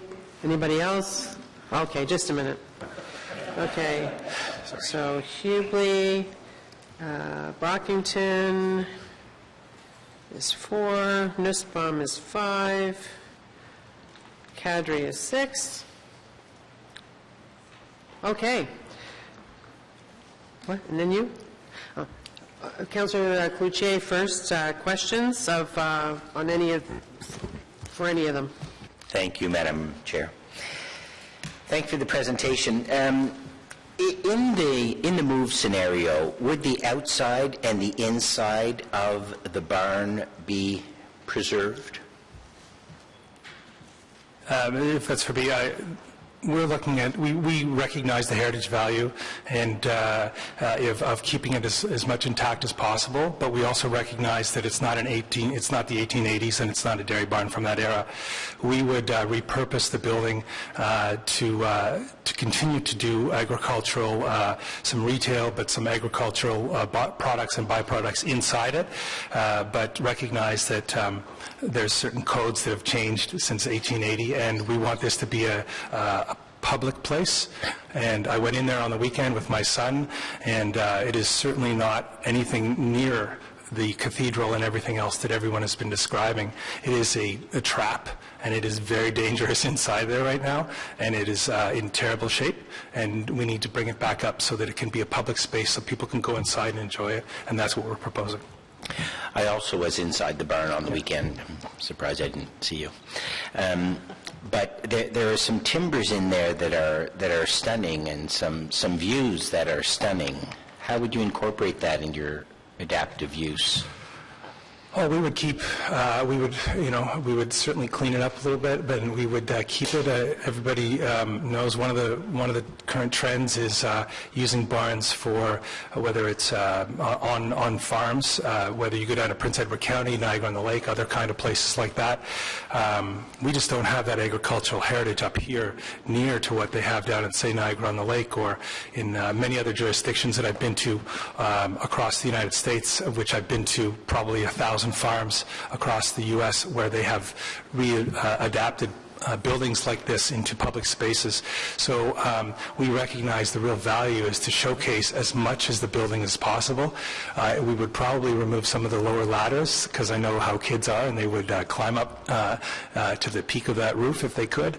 But we would make it as, keep it as true to the building itself and making it safe, and then utilizing the space in a current way that sustains and maintains the building.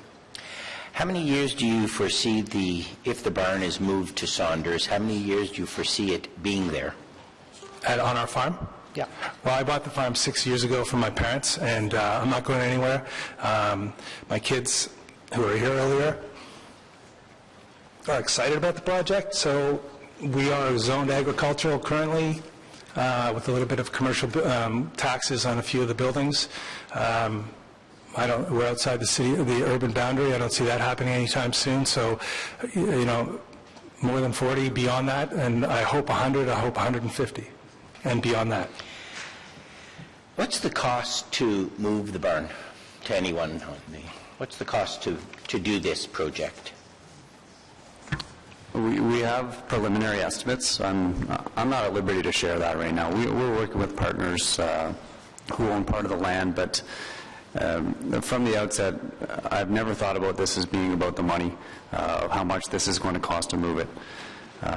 We committed to moving it without having any idea of what the budget would be. I can imagine, like Madam Chair mentioned, it's going to be around the $500,000 mark. If it's plus or minus $100,000, I'm not certain. And there's a lot involved with preparing the site at the Saunders, let alone dismantling and transporting. And I think to one of the questions that you asked Mr. Saunders and I asked this to Mark as well, was would you be willing to have the barn designated on your property as well, which would add a level of protection maybe for somebody who has that interest, and Saunders has agreed to that. So I think that's important. You received, I think, some suggestions. I'm not quite sure how detailed they were, what form they were in, some suggestions, some perhaps recommended adaptive uses for the barn where it is. What did you do with them?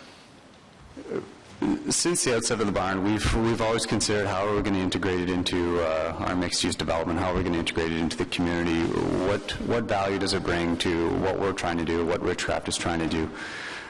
We've been given examples from staff and members of the public who are constantly sending ideas, whether it's an antique store, a winery, community center, a climbing wall, skating rink, arts and cultural center.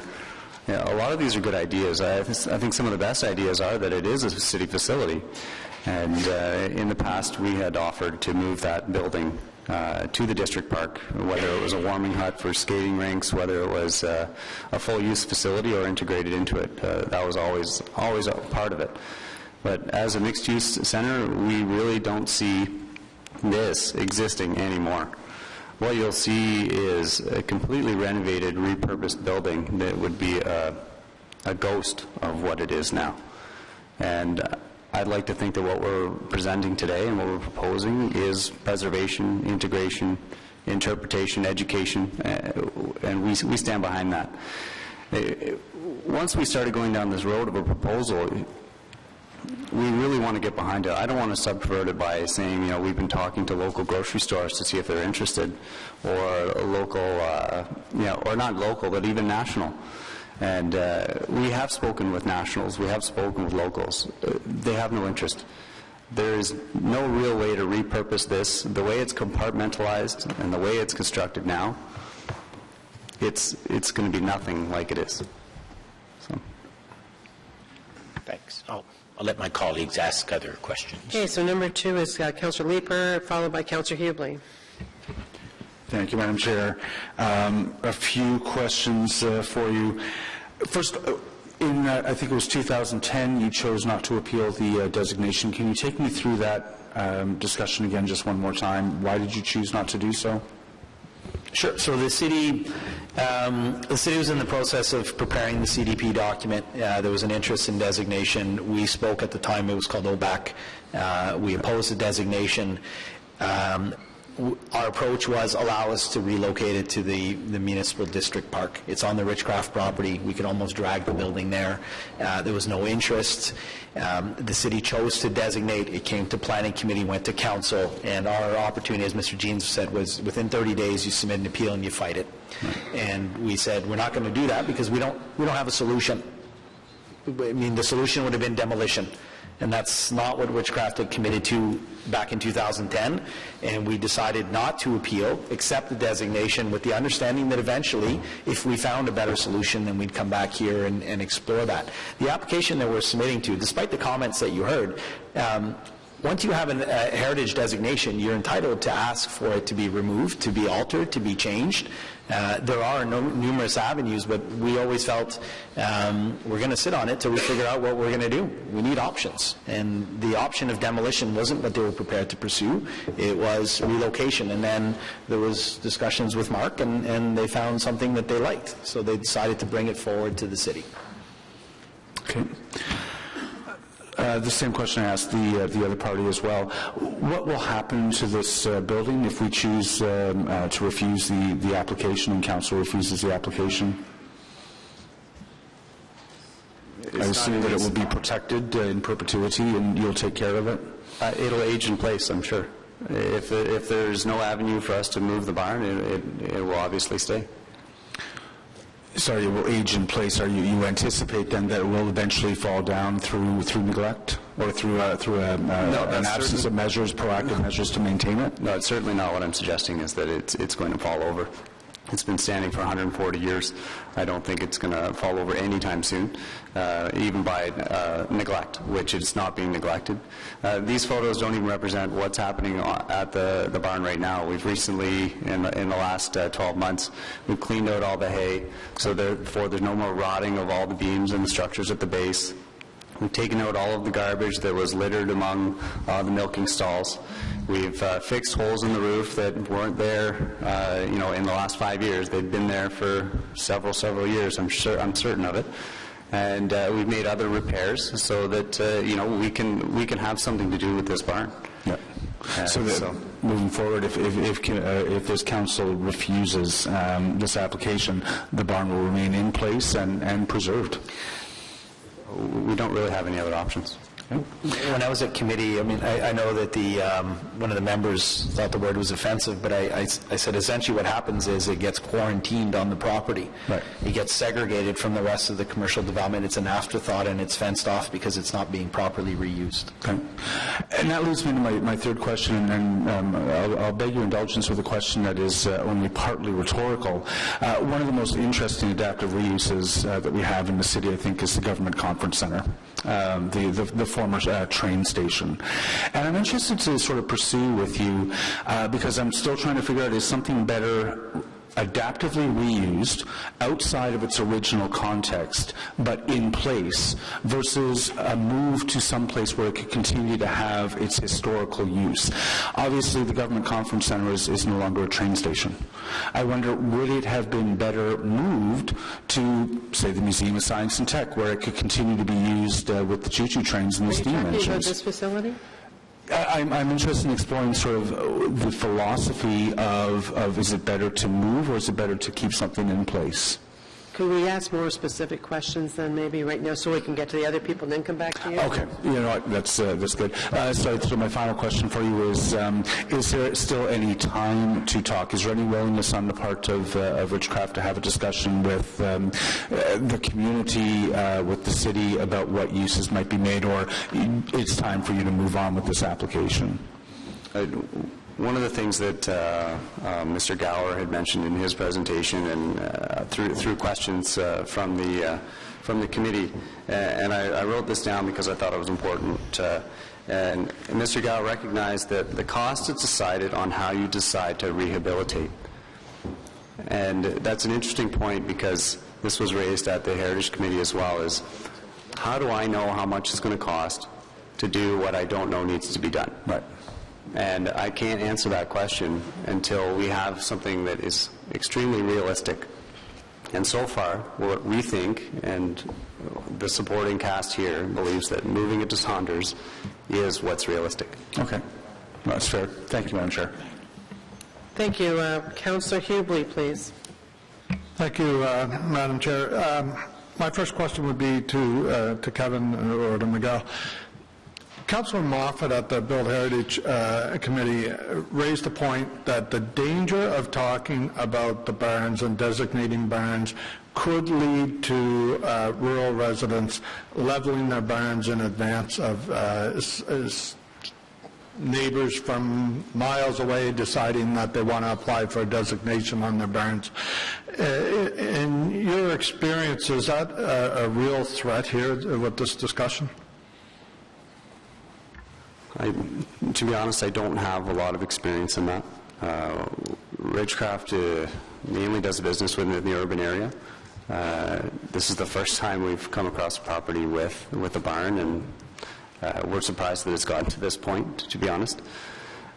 So I realize that there is a genuine threat, and Councillor Moffat said that he knows of 2 examples of this happening where families are discouraged by what can happen, and so they take measures into their own hands before any policy comes into place. And it's not just to do with barns. In the context of this application, I'd bring up barns or older buildings, but we've seen the same thing happen with trees, for example, where someone goes in and cuts down all the trees because they're afraid that we're about to try and put some kind of designation on that woodlot or apple orchard or whatever. The other thing, Madam Chair, if I may, I just want to point out that, in my view, the Saunders family should be commended for giving our city a means to showcase buildings of that era. And, Mark and Angela and your family, I know your commitment crosses generations, and so to me, you are the real gatekeepers of heritage for our city, and I thank you for what you do. And thank you for giving the possibility for creating the experience for generations to come. So thank you. Thank you, Madam Chair. Thanks, Councillor Hubley. Who's number 4? Councillor Brockington. Thank you, Madam Chair. I just want to understand the steps that would be taken here just to make sure I'm not missing anything. So the plan would be to dismantle the barn, transport it to Saunders Farm, and then, correct me if I'm wrong, but you said be purpose-built. Would it be rebuilt exactly the same or would it be slightly modified? And who makes that decision? Does the ownership then transfer from Ridgecraft to Saunders? When does that take over? You can go first, and I'll go next. Okay, all right. You've got it right on the steps, and when it gets to Saunders Farms, I think there is some ideas to how to repurpose it and perhaps add, electricity, some plumbing if required. I'm not sure of Saunders Farms' exact needs. We haven't gone into that level of detail. But I think I heard from Mr. Saunders the newly reconstructed or reconfigured barn would be open and used for public. Public would be able to go in. Public are not going in now. It's basically, as you said, if it would be retained, it would be not for public use.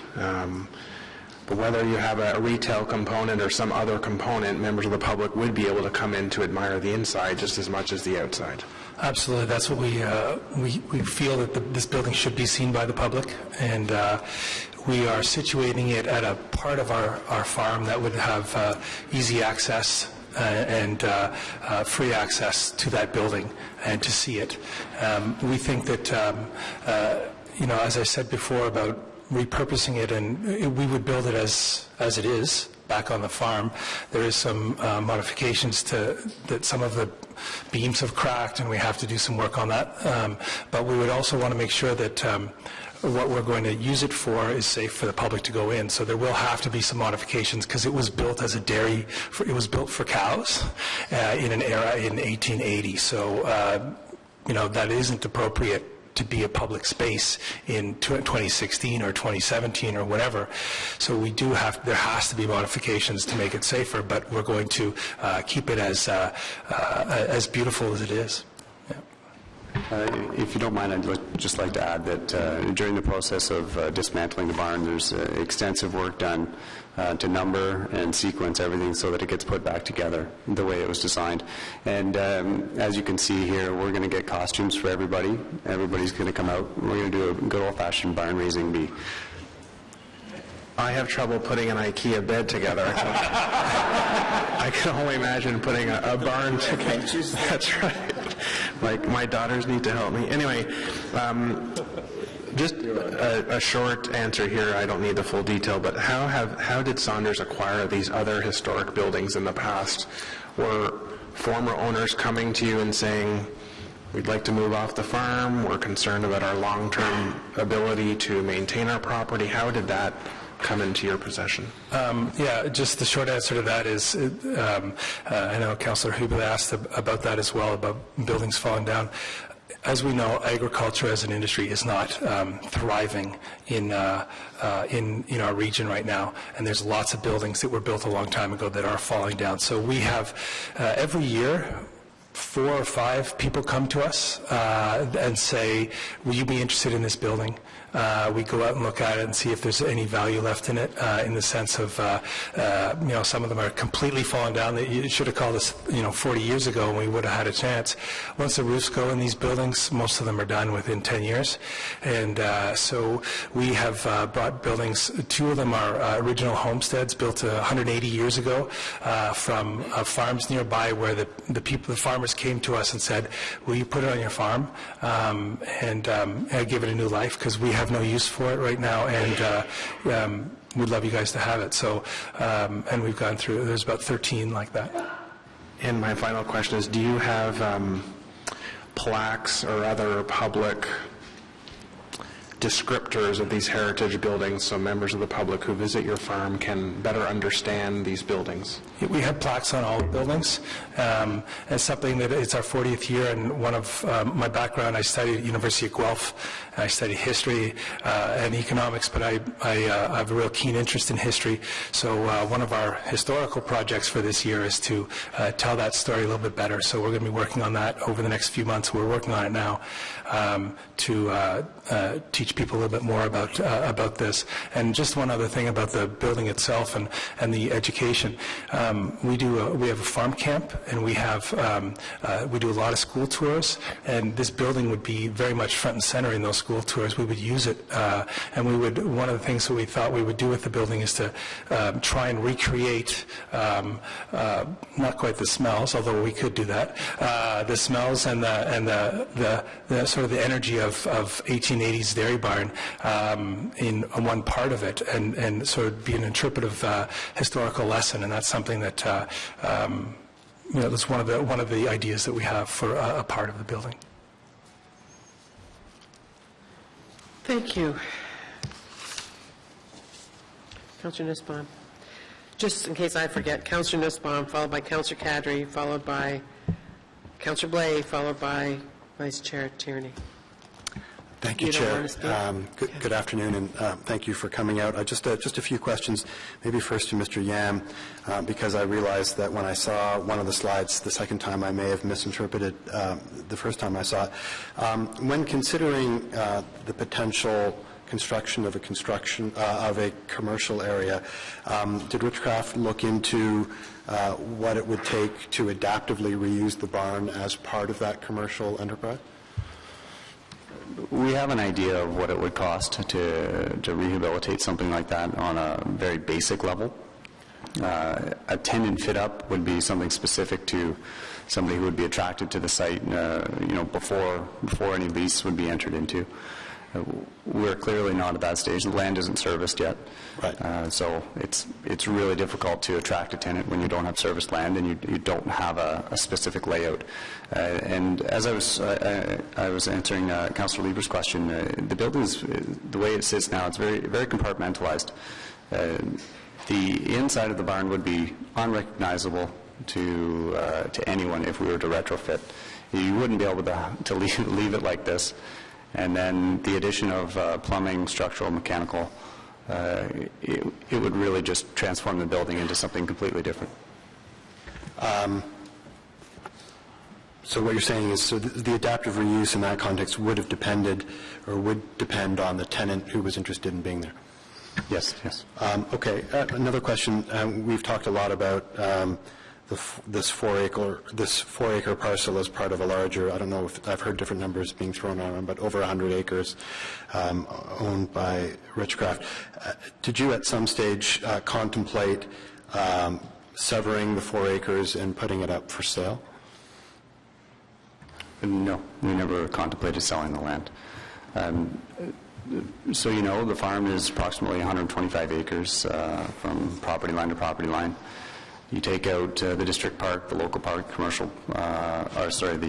community park, any waterways, hydro corridors, Trans-Canada pathways, and you're left with, I think it's 10.5 acres of mixed-use land. And so if you take 4 away from that 10.5, you're left with a very, very small piece of mixed-use center. Yeah, I did the measurement from the mall across the way on Fernbank, and there's 22 acres of parking in that mall on the other side, 11 hectares, which is roughly 22 acres. Okay, third question is, in the slide you had where you showed perhaps what the commercial build-out might look like, I'm just trying to understand, it looked like there was roughly a 2-story build-out on that site, is that right? This one. The AM zone requires minimum 2-story buildings, which is measured at 6.7 meters. That's the minimum building height in the AM zone, which is the front buildings. That's what they're sized at. Usually, and actually we didn't make a very big distinction there, but usually the larger format at the back is probably in the 18-meter range. Okay. And do you happen to know what the height of the barn is? It's 18 meters. 18 meters. Okay. Good. Thanks. And then the last question is to staff, just resulting from a comment that was made. So I think it's important to get clarity on this. I don't know if staff are in a position to answer this, but if council did approve the demolition and the barn were moved, I guess there has to be another consideration under the Ontario Heritage Act. The contextual value test, I guess, changes. Is there a sense from staff as to whether the barn moved to Saunders Farm would satisfy the tests under the Ontario Heritage Act for designation? Through you, Madam Chair, we do not think that if the barn was moved 20 kilometers away and demolished and reassembled, that it would no longer be the historic barn. It would be a rebuilt barn, so therefore, having lost its context and its original integrity, it would not meet the test for designation under the Ontario Heritage Act, and we would probably not recommend its designation to Council. Thank you. Okay.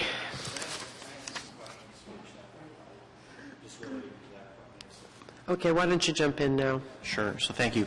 So would you disagree then that the dozens of buildings at the city-owned Cumberland Heritage Village Museum are heritage? They are designated currently under the Ontario Heritage Act, Councillor. Okay. And I think all of them, I could be mistaken, but certainly the overwhelming majority were moved from other locations. Through you, Madam Chair, the buildings within the Cumberland Heritage Village were designated long before municipal amalgamation, so I'm not familiar with the arguments in favor of them being worthy of designation that were put forward at the time, because it was a former municipality. I guess that wasn't my question. My question was, were they there or were they moved there? And the answer is they were moved there. Oh, yeah, no, I'm sorry, Councillor, yes, they were moved there. Okay, and one of those buildings, the main building or the entry building to that heritage designated facility is the old VARS train station. That's correct. Excellent. And so if you go and you use Google Maps, the VARS train station was roughly at the corner of Rockdale Road and Devine Road, and to the Cumberland Heritage Village Museum, it is exactly 22.7 kilometers. I'm just pointing that out because we're talking about a heritage building designation on city property that has been moved farther distance than what we're talking about today. It was done prior to amalgamation, but heritage is heritage. And what I can tell you that is today that building is enjoyed by some 38,000 visitors every year. And I understand the visitors to Saunders Farm exceeds that by many times. And so, and many other, the guy who basically founded Orleans, Francois Dupuis, who we've just named a major recreation center after him, his family home is on this site and was moved from Orleans to Cumberland, which is about a 15-minute drive, in order to protect that house. And I guess the point I'm trying to make is that there is the heritage context of the site and the building, to be sure. If it's going to be at the back of a Walmart, I think you lose the appreciation. And so why are we protecting it then? If we can't protect it so people can enjoy it and value it and learn from it, then it's not worthy of protecting in the first place. And if it's just going to be sitting beside a Walmart, the question isn't, I'm sure it's not going to fall down, but it doesn't mean people can go inside and get to use it and get to see it. Okay. Whereas if it's moved to Saunders Farm or any other facility like that, or even to the district park if that had been an option however many years ago, people could use it, they could see it, they could enjoy it, they could appreciate it, they could get the heritage value out of it. Sitting beside a Walmart, it's going to be why the heck is that still there? That's how it'll be appreciated. Well said. Thank you. You still want to be number 7 as well? Or that's it? I'm done. Thank you. Okay, Councillor Kadri and then Vice Chair Tierney. Thank you very much, Madam Chair. And I, too, want to echo the comments that Councillor Hubley made regarding the Saunders Farm. I think the business of Saunders Farm in the West End has been a keynote business in that area, both from an agricultural perspective as well as from an entertainment perspective. So I do want to thank you also and your family for having such a vision a number of years back and now carrying forward with that vision. So can I just, because we're kind of doing a couple of things now. I know you're going to want to speak at the end, so therefore I'd suggest that those kind of comments, all right? So anybody else that wants to speak also at the end, then save it for the end. But otherwise we're going to do comments and questions at the same time, with the exception of Councillor Kadri. I appreciate that comment, Madam Chair, and the reason why I'm mentioning that comment going into my question was exactly, I wanted Mr. Saunders to sort of give us a brief history. I don't mean a history in terms of your family, but more so of this farm itself. How many visitors does it see on a yearly basis? And what are some of the ages of those visitors? Are they young? Are they middle age? Are they older age? And the final part of it, which I think you've already answered, is the fact that people have said in the community and through comments that they're going to have to pay an entry fee in order to visit this building in the future. So if you could make those comments, I'd appreciate it. Sure. So we're visited by a lot of people every year. We're open for 6 months of the year currently. We have been open for 8 and 9 months of the year. The makeup of our visitor is a City of Ottawa resident and the rural community all around us. We get grandparents and we get 2-year-olds and 1-year-olds. We recognize one of the unique selling features of our farm. One of the unique attracting things that we have is a beautiful site and well-maintained buildings that were built by settlers to the region, and we take great pride in that. So in terms of getting the amount of people coming to enjoy it, we feel that this barn is it's kind of actually a step from when the settlers arrived, and if they were prosperous and great farmers, they built a building like this. And so we have the early buildings, and now we have the next step up. So really sort of telling the full story of our heritage. And I forget the last part of that question. Just the comment that in terms of the family involvement, obviously, but more so the community involvement in terms of the local community in that area. Yeah, so we've been we donate tens of thousands of dollars worth of goods and money every year to our community, and we always support things. And this building itself will be, as I mentioned before, at the front of the property. They'll have access. The public will be able to see it and come into it and enjoy it and touch it and feel the logs and the wood and everything else. And that's not going to change. And we've one of the local musicians here, Jim Bryson in Stittsville, said that was his grandfather's barn. I think somewhere along the way he was that. So I'm going to ask, so I know Jim, and I'm going to ask him if he'll come out and play a concert in it once the barn raising, or maybe for the barn raising. We think that we want to have, it really needs to be a community place, and we have the ability to make it that way. Thank you very much, Mr. Saunders. And just a question back to Mr. Yem. In terms of the value of this property, the 4.5 acres, can you put a value on that in terms of the development potential and or its value as a vacant piece of property?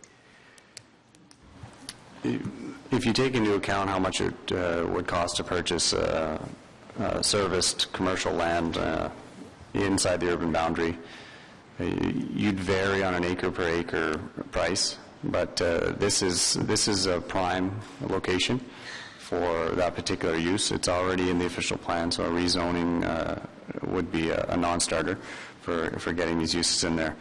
I don't like throwing out like numbers to give an idea of how much it's worth, but I can give you a ballpark. Maybe it's worth $1 million, maybe it's worth $850,000 an acre, and that's just raw.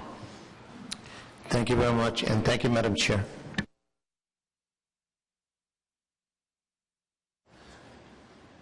Yeah, your turn. Vice Chair Tierney. I'm awake. First of all, thank you very much. I really particularly liked a lot what was said about the Saunders Farm component. A lot of the questions were answered already in the mic drop speech that Councillor Blais gave. I think it hit almost everything I wanted to say. The numbers, 100,000 people going through there. You do so much for the community with the caring and sharing, and the scaring and caring. There's just so much that you guys do, and on top of that, you bring historical knowledge to the area, so I want to thank you for that. I did have one quick question. In this, if the barn were to be moved, would you see it being accessible? Could people might be able to roll in a wheelchair or access that barn by any means? Absolutely. Now, it is an old building, but we would, this is part of the, adaptation of it. We want it to be have an assembly occupancy, which means that we could host events in it and have community events in it, which means, and we might potentially want to put washrooms down in the part where the cows were, in one part of that, for instance. So that's another, so those are two things we would need to have. It would have to be to today's code. So absolutely, it would have to be accessible. Great. Thank you very much. Thank you. Thank you very much for coming out and for answering questions. Now I'm going to go back to the list and ask David Jenkins. Come forward. Mr. Jenkins.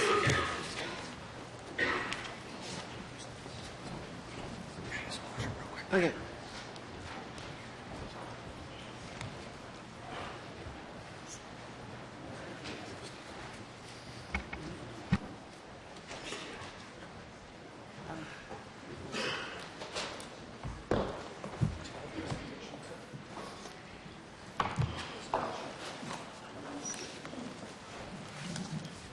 After Mr. Jenkins is Ted Phillips. Ted, are you all right, Ted?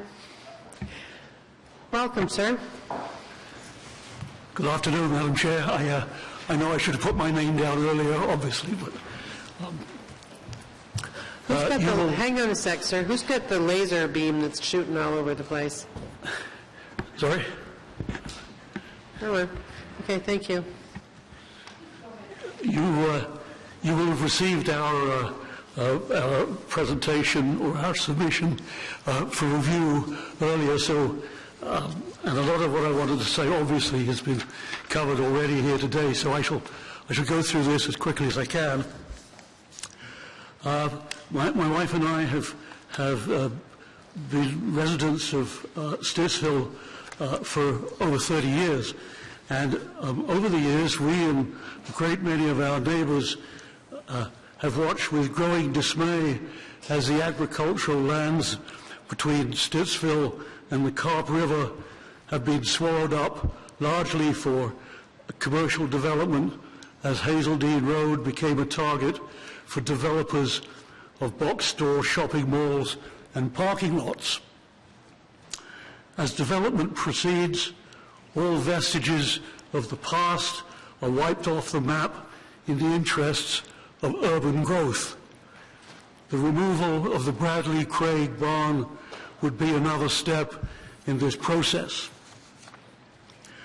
As late as March of 2014, at a subdivision plan meeting in Stittsville, the developer, in fact Mr. Yin himself, was quite clear that they would work to ensure and maintain the heritage integrity of both the barn and the farmhouse.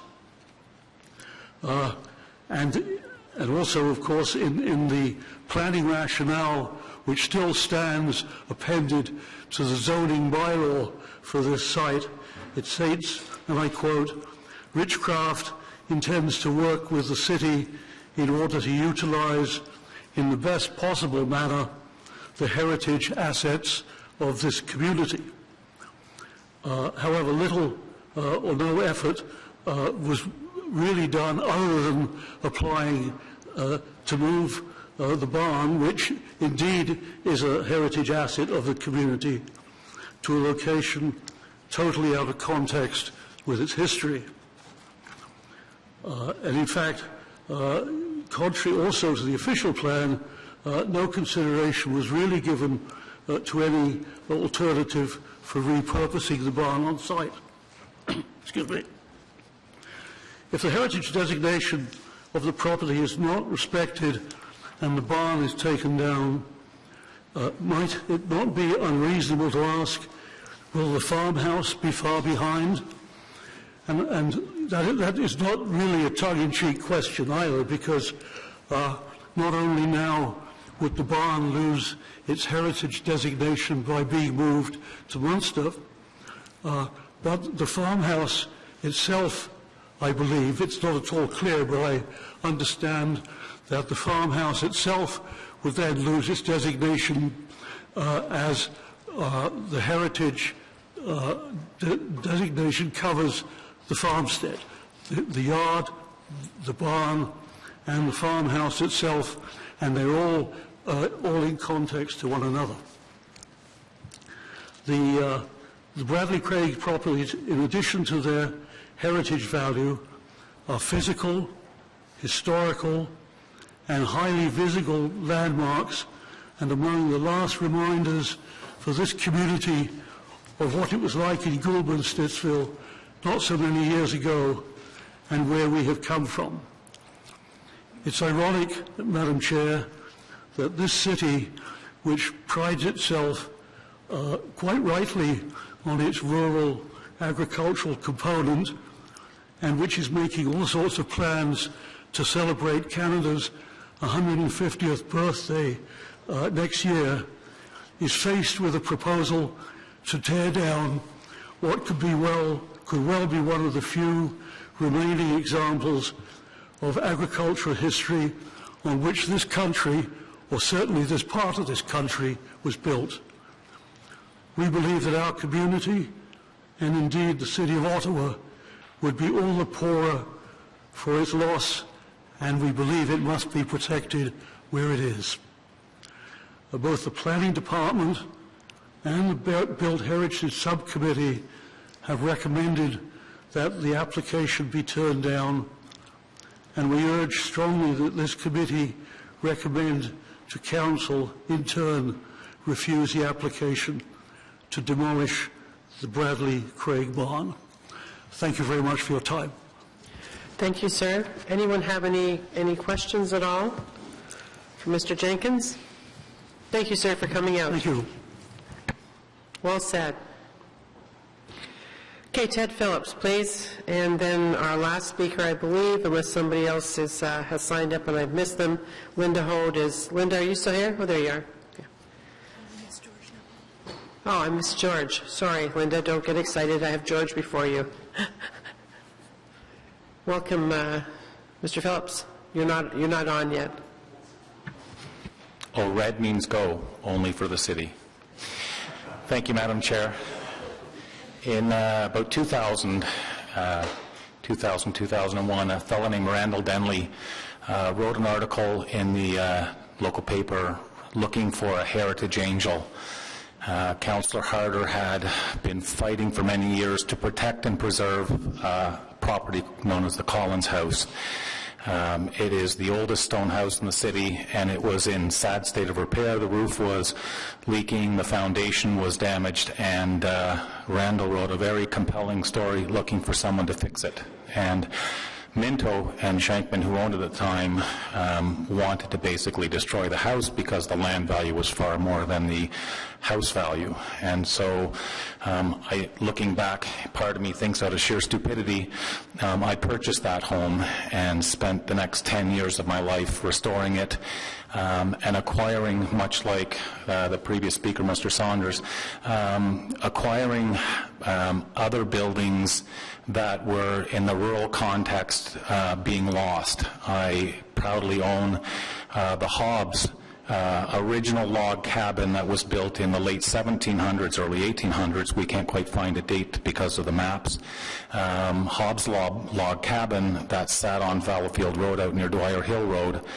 I acquired the Blair granary, a building that was used primarily to make flour. I have the Malotny well house, which was, of course, a smaller structure built to draw water out of the ground. And I have acquired those buildings because they were, each and every one of them, going to be destroyed. The houses, both the house that I live in and the other property, the other buildings, I think have provided a historical context that is now maintained, and even though I won't be there forever, somebody hopefully will be able to maintain those buildings forever.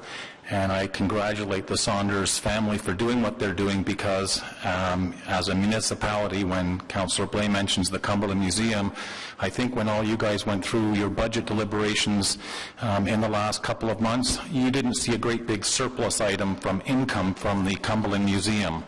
And I suspect the Cumberland Museum Board were asking you for pennies to try to salvage and maintain the buildings that they've got, and it's a tough fight for a municipality to try to maintain heritage buildings. And so when a proponent comes along and says, I've got a fit here to preserve something, I think it's a wonderful opportunity for this council, this committee, to thank the developer for having spent the money and the time in the last 5 years to preserve the building that was there that otherwise may have gotten to a point where it was in disrepair and may not have been able to be maintained, and the Saunders Farm for providing an opportunity for people to go and see it.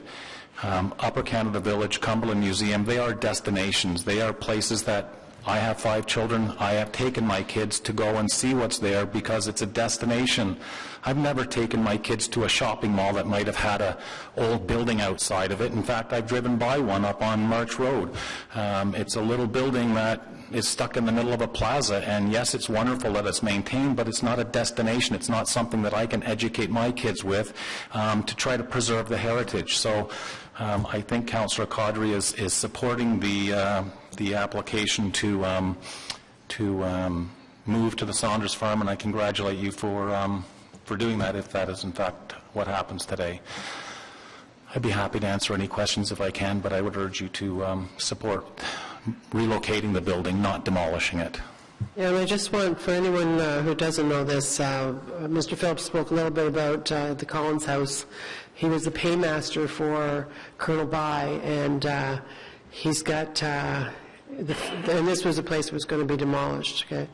And it has this, at the kitchen door, it has the floorboards are still like this from where the workers used to come in every week and get their pay, facing out onto the Rideau River. But he has required a lot of old barns, and you've repurposed them in other places, not just there, too. So he has that level of expertise if anybody wants to ask any questions about that. Well, thanks very much for coming out today. So, Mr. Neville, and then Linda Holt.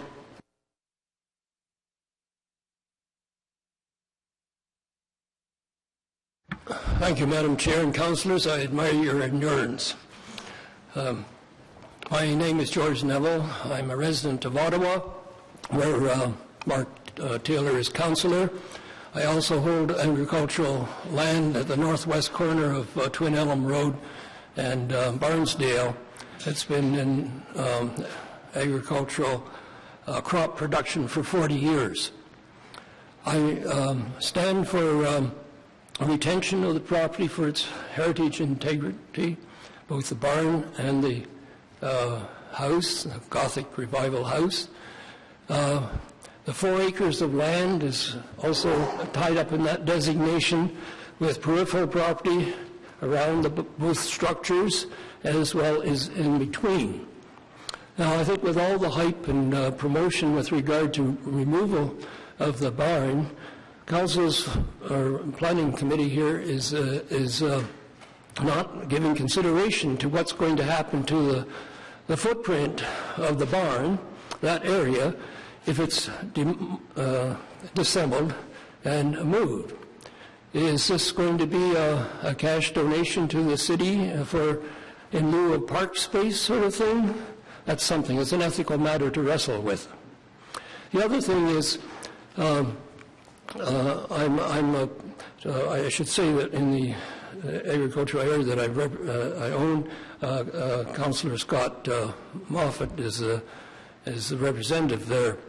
But I disagree with both he and Councillor Caudray here in their promotional facilitation of the transition to the Saunders farm, admirable as it is. This is the private sector, and I think here's another ethical matter for you to wrestle with. I think that you need to give consideration for a thing like this to, if it's going to be dismantled and relocated, you should give consideration to its placement in the public domain for public interest as opposed to private. And at the Built Heritage Subcommittee, I did make the recommendations that the agricultural committee, agricultural locations here, for example, the Richmond Fair and the Carp Fairgrounds would be suitable. The Richmond Fair, their agricultural buildings are really sheds. They don't have enough room. They have to tie up cattle outside the periphery of the sheds. The barn there, with its stanchions intact, would be quite applicable for there. There's more space at the Carp Fairgrounds for a building the size of the Bradley Craig farm. But I really think that the best location for relocation would be at the Central Experimental Farm, adjacent to the Booth Barn and the other cluster of buildings there. And you see the ramp up here, the Richmond Richcraft person made a mistake there. He said that those barns, that elevated ramp going into the dairy, that's not the dairy, that's your first floor level. That's for the mow, for the hay. The dairy is in the ground level and so on like this.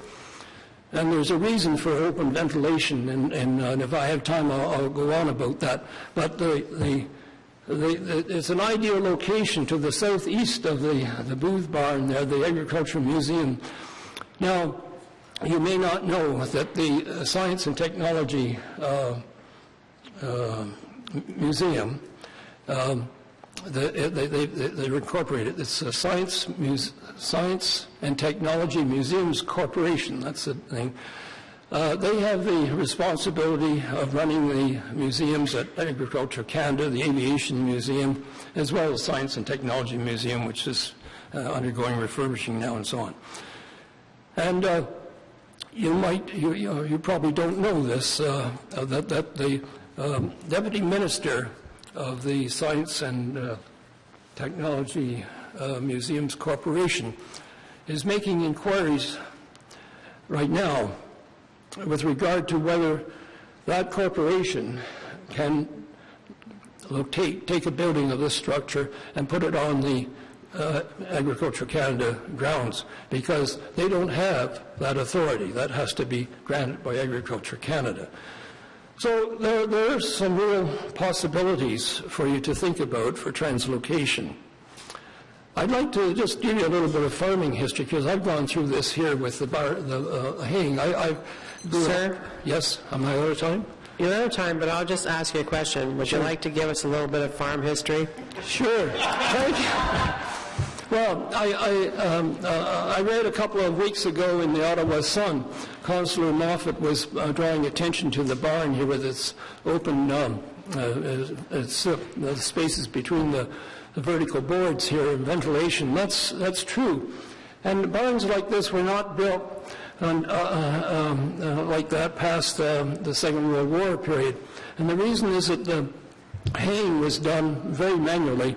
It was cut, and then it was gathered up by pitchforks into mows, and then little mows called cots.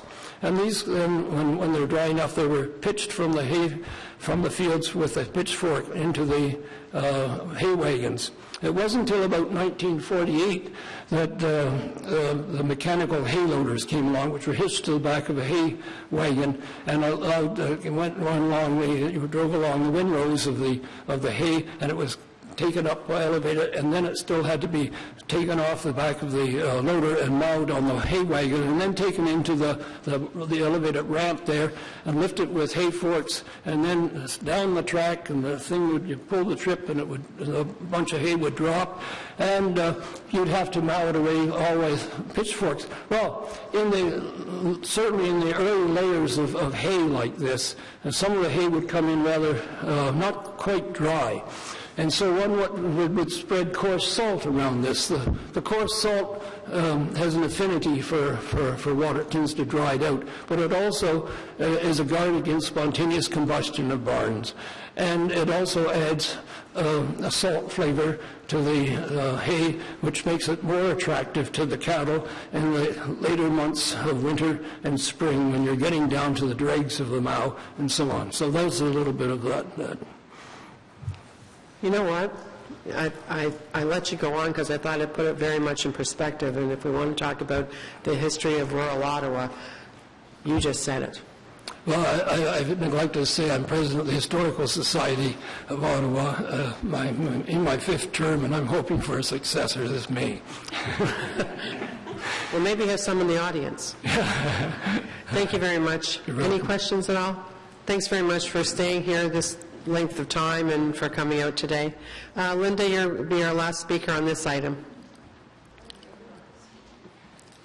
You're going to come up singing that song, I'm a Little Bit Country? Because I say that.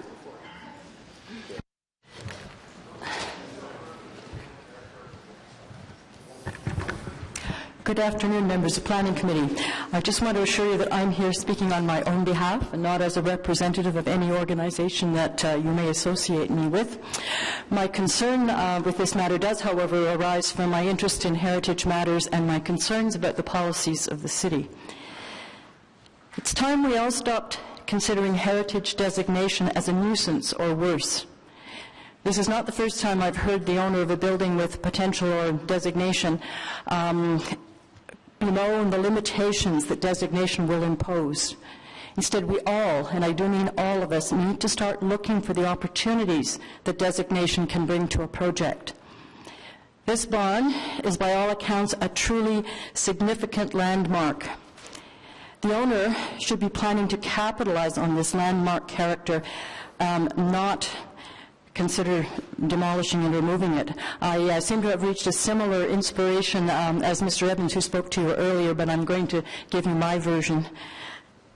This barn can distinguish the commercial development from all others, and it would be a fine marketing device. In fact, the owner should consider using the barn as a unique identifier for the residential as well as the commercial development plan for the area. And as Mr. Evans said, this is a marketer's dream. Perhaps a retail tenant whose brand is identified with the color red would be interested in taking on the adaptive reuse. Canadian Tire came to my mind, and I bemoaned the lack of Target, which would probably have been even better. But I'm sure there are others that might be interested. A development that includes a heritage-designated building is unique and can be marketed as such to the advantage of the owner and the other tenants in the big box mall. And since the applicants tell us they aren't actually ready to seek out a tenant yet, perhaps this application is premature. The owner of this designated farmstead has been aware of its designated status since 2010 when City Council passed the designation bylaw. And he appears to have made little effort to incorporate the barn as part of the plans for these lands during the past 5 years, until fairly recently, as we seem to have heard. Although the designated portion represents only a very small fraction of the lands to be developed. And now he's telling you that he can't find an adaptive reuse or properly maintain or properly develop the lands if this barn remains in situ. The owner also suggests that the condition of the barn now requires that it be demolished, or as he puts it, moved. And he has admitted to the difficulty of maintaining it. However, the condition of the barn is the fault of the owner, not of the barn. Under Mayor Jim Watson's leadership, this council has taken a strong stand against demolition by neglect, and you passed the Property Standards for Heritage Properties bylaw in 2013. In spite of this policy, the Bradley Craig barn appears to have suffered from demolition by neglect until fairly recently when some repair work was done by the, as told to you earlier, by Ridgecraft. Council has deemed this farmstead worthy of designation under Part 4 of the Ontario Heritage Act and anticipated that it would be incorporated into a new development. Council has taken a strong stand on the need for owners of designated buildings to maintain their buildings. The applicant does not appear to take these council policies seriously.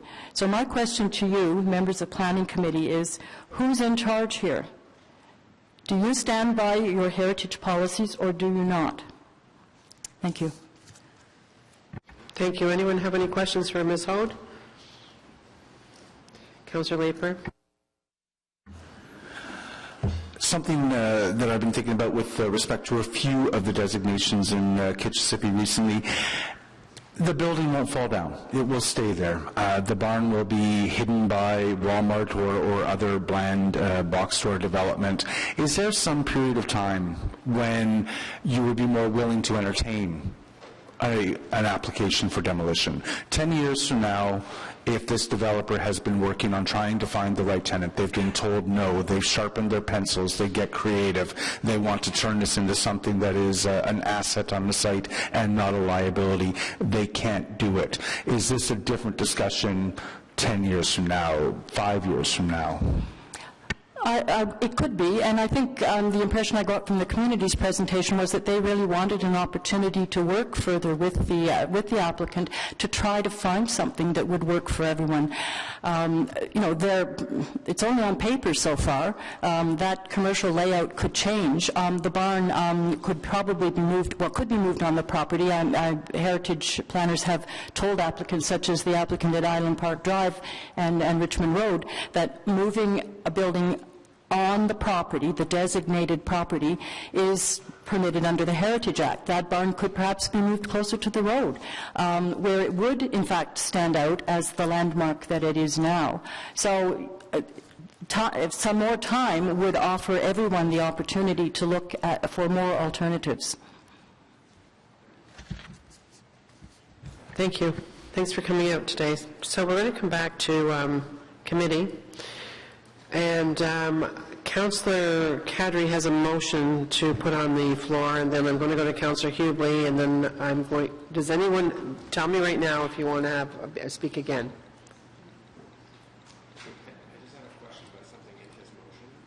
Okay, we'll do the motion. We'll see who's speaking. This time, with the exception of Councillor Kadri, do your wrap-up if you have a wrap-up. Okay, so Councillor Kadri, put your motion on the table. Is it up on the screen? It's up on the screen. And so, go ahead. Thank you very much, Madam Chair. And the motion basically states, and I'll read a couple of the whereases, but not all of them. Whereas in 2006, Richcraft Home purchased a site that encompasses the Bradley Craig barn when there was no heritage designation on the barn of the house, or the house. Whereas the Fernbank Community Design Plan approved by the City Council in 2009 designated the lands fronting onto Hazeldean Road as mixed use and identified the Bradley Craig barn for retention or relocation within the community. Whereas the city turned down the offer from Richcraft to relocate the barn to future district park in the community, given the large costs associated to undertake incorporating the barn into a recreation complex and the annual operating cost. And whereas if the barn is not relocated, it will remain vacant in the current condition for the foreseeable future, as Richcraft has no intentions to undertake any work at the barn other than the minimum as mandated by the property standards bylaw to maintain. And whereas the future development of the site will diminish the landmark significance of the barn, as the completed commercial development of the site will greatly reduce the sight lines and provide a very limited view of barn from Hazeldean Road. And whereas instead of applying for a complete demolition of the barn, Richcraft has made arrangements to find a suitable new location for the barn and have sought a partner who is willing to restore the barn to reflect its original state. Therefore, be it resolved that Planning Committee recommend Council approve the application to demolish the barn under the Ontario Heritage Act, and therefore be it resolved that the Planning Committee recommend Council issue the heritage permit conditional upon the following. 1. The barn must be relocated/rebuilt within 2 years to Saunders Farm in Munster. 2. The property owner must submit a detailed plan for the recording, dismantling, storage, and reconstruction of the barn to the Planning and Growth Management Department for review and approval prior to the demolition and removal of the building. 3. The Bradley Craig Farmhouse will remain as a designated property, and there are to be no alterations or changes to the status of the house on the property. That staff be directed to work with the applicant through the site plan control process to develop an interpretation strategy to commemorate the site's history. And this last, therefore, be resolved. Further resolved that once the barn has been demolished and removed, staff be directed to prepare an amendment to the bylaw 2010-247 to remove the barn from the Statement of Cultural Heritage Value and Heritage Attributes. Thank you, Madam Chair. Thank you. Okay, so a couple of people have questions of you, but first of all, and they are Councillor Brockington and Councillor Leeper, right? You have a question of Councillor Kadri? I have a question of... Thank you. I have a question of staff. Okay, so this is where we're going to roll here. We also have a technical amendment from Vice Chair Tierney, which we have to vote on before we vote on Councillor Kadri. So I'm going to have him put that on the table now, and then we're going to go to Councillor Brockington and then Councillor Leeper to ask the questions of Councillor Kadri. Then who wants to speak? Okay, Hubley was first, I think. Okay, hang on until I write this down. Hubley was first, Cloutier was second. You're going to want to speak. And while you're doing that, Madam Chair. This bomb is going to be 3. Hang on a second, just so I get this down. Who else wants to speak? Are you sure? Okay. Go ahead. Thank you. Great. Thanks, Madam Chair. So it is in front of you on the screen. The first technical motion needed to correct the wording in the body of the staff report, which states the zoning bylaw amendment was approved rather than submitted in support of the planned subdivision. Is that carried? Carried. Okay, so that's carried. That's out of the way. So now we're going to go questions to Councillor Kadri from Councillor Brockington, and then Councillor Leeper on his motion. Thank you, Madam Chair. Just a question of clarification. The very last, therefore, clause in the motion, which was on my screen, but now it has disappeared. Thank you. Can you just explain why we would want to go down that road? Sorry, did you repeat your question? Yes, please? I'm just citing the last therefore clause in the councillor's motion with respect to the remove the barn from the statement of cultural heritage value and heritage attributes, why we would be wanting to do that. Thank you for your question, Councillor. It's just the fact that if the barn has been demolished, if the committee approves to it and council and is demolished, then it doesn't need to be in the cultural heritage statement going forward. And that's why I want it removed from there. And I'm just trying to understand why, what... We'll go to Ms. Coots. Okay. Through you, Madam Chair, that designation bylaw 210-247 designates the farmhouse and the barn on Hazeldean Road. If the barn is no longer there, then we want to remove it as something that contributes to the reason that the building is designated, or the site is designated, because it no longer exists in that spot. So it's just to tidy up, the designation if council approves the removal of the barn. So then what will be designated is what has been acknowledged today to have value, to continue to have value, which is the Gothic Revival farmhouse. So it's site-specific, not barn-specific. That's correct. The barn will no longer be reflected in the designation because the barn is no longer there if council votes to remove it. Thank you. Councillor Leeper, question to Councillor Kadri. Thank you. The staff recommendation is to refuse the application for demolition. After listening to all the delegations today, that's a recommendation that I'm comfortable with and would be supporting if it got to that point. But Councillor Kadri, why is it important for us today to vote to approve to move the barn? Why not leave it in place? Why not refuse the application and give ourselves that time to find a better solution? Well, I mean, with whom? With Councillor Kadri or yourself? Between the developer, the city, community groups. No, the answer is pretty simple. They're not going to do that. Okay? I mean, that's the fact. If they are refused permission to demolish, they'll be sitting with that liability on their site. I think that the motivation we hear from everybody who comes forward pushing back against the heritage designation, that it's going to imperil the nature of the project that they're doing. We hear each time that there is nothing better that they can do, and each time when we refuse demolition or when we approve a designation, it will just as often turn out surprising, that people find creative solutions. Being told no is a great way to spur creativity on the part of developers. I would remind you that even the city said no. Answer, Councillor Kadri. The answer that I was going to give is obviously it's on the agenda today. We're dealing with it as a committee, and if you or any of my colleagues decide to vote against it, that's your prerogative and choice, whether you do it here today or whether you do it at council. Okay. Councillor Hubley, and then... Thank you. Just and I'm sorry, the question just came up out of a follow-up out of Councillor Leeper's question.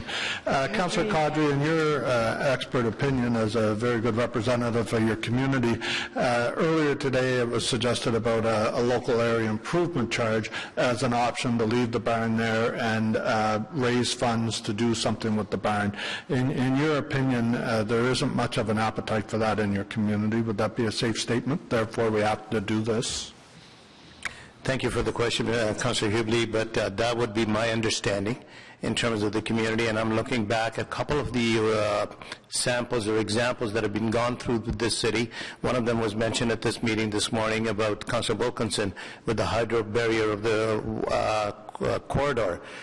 It's an expensive process, and I don't even know what the value of this property is, as I had requested from the proponent. What is the value? Is it $5 million? Is it $10 million? And based on roughly about 11,000 households in Stittsville, that could be a large chunk of tax dollars. The other thing to the debate is also, do we as a council or as a committee want to put another burden on the taxpayer on this particular property? And as somebody mentioned, it is a private matter. Let them deal with it at that point. All they're looking for is our approval for either demolition or non-approval. Thank you. Thank you, Madam Chair. Based on that answer, I'm going to be supporting Councillor Cadre's motion. Councillor Cloutier, and then Councillor Nussbaum, and then Councillor Blais, and then back to Councillor Cadre. Right? Councillor Cloutier. Thank you, Madam Chair. So just so I'm clear, it's a quick question and wrap-up. That's okay? Yes, please. Okay. To staff, can you clearly tell me what are Richcraft's obligations, responsibilities, if the barn stays where it is?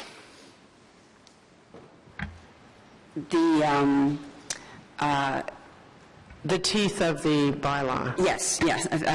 Thank you, Councillor. Yes, the property standards bylaw has clauses in it that requires property owners to maintain the heritage attributes of a building. So therefore, what you find in the list, in the designation, the attributes include like the timber frame, the monitor roof. They are obliged to keep those in good condition, and there can be orders served on them to repair them if they're not in a good state of repair, and if they don't do that, then the city can go in and repair them and put it on the tax bill, and that's through the property standards bylaw.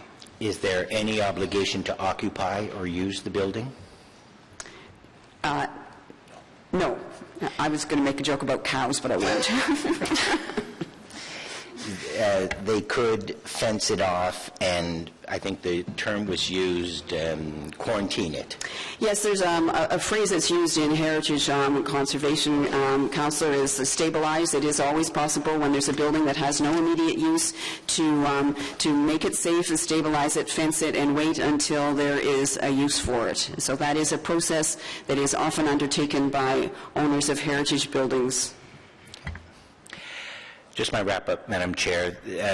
Heard a lot today, and all centered on how to preserve the barn. How to preserve the barn, certainly in two different contexts, but how to preserve the barn.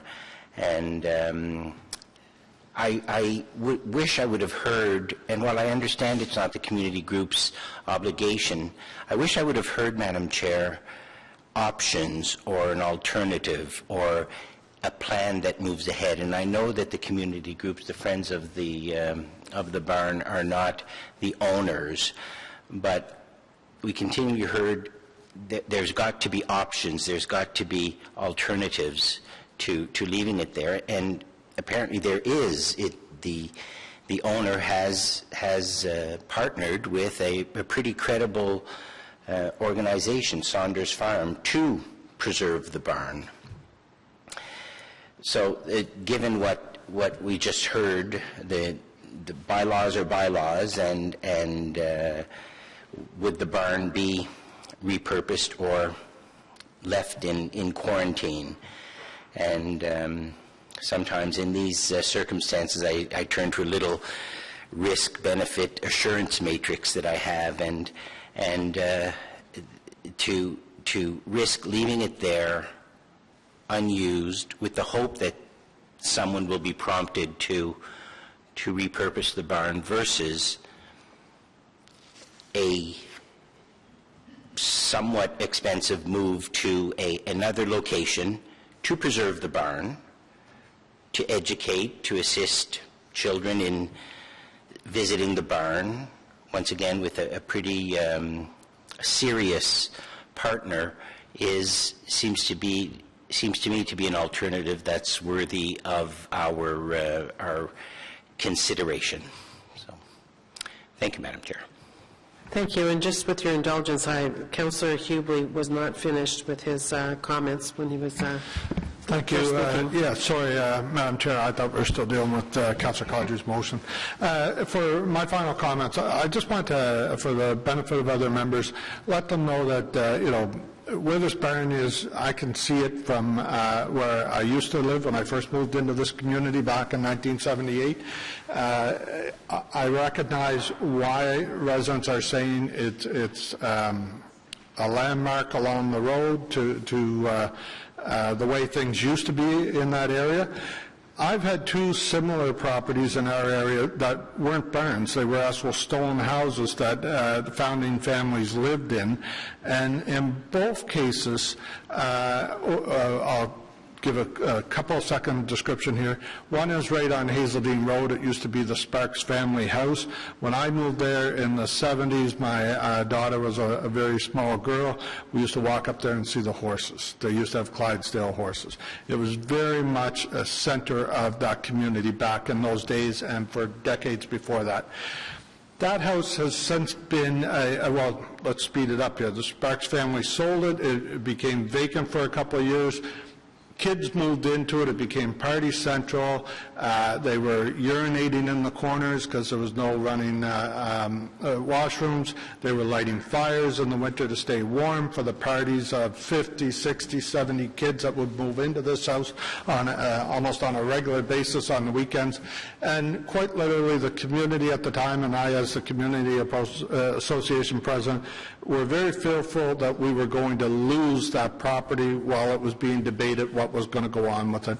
And we're very fortunate that the Cohen family, Shane and Christine, stepped in, came up with a plan, repurposed the building, but they kept the facade of it good. I believe the windows were restored, things like that. So we have, when I go by that house today, I remember it looking not quite as nice in the 70s, but it certainly has that memory there. Or what I understood heritage to mean is the context of the house. The other one I can be quicker about, it was the Hope family house. We dealt with this in the last term of council. At the time of sale of the Hope family property, it was, I believe, approved for demolition. For at least a decade before that, they've been doing auto repairs on the property, so if anything, the soil was contaminated around there, and that was more of a concern to me than anything else with the property. We're very fortunate, a friend of us, Mr. Phillips, who spoke earlier, stepped in and put almost $1 million of his own money into this house. They had to move it. You can see it's like from here to that corner is where they had to move this place in order to make it fit in the new community. But they took the old house and they modernized the inside in the sense that they put insulation in, they took the mold off of the rocks and everything else, and actually made it look better than it has in decades. They're restoring an old veranda around it, which would have been there 50, 100 years ago when families were living there. So there is improvements being made when we work with people that own these properties and want to try to preserve them. So one of the things I'm going to do is, on this motion, I'm going to support Councillor Caudry, and I really appreciate his leadership on this file, to have this barn moved.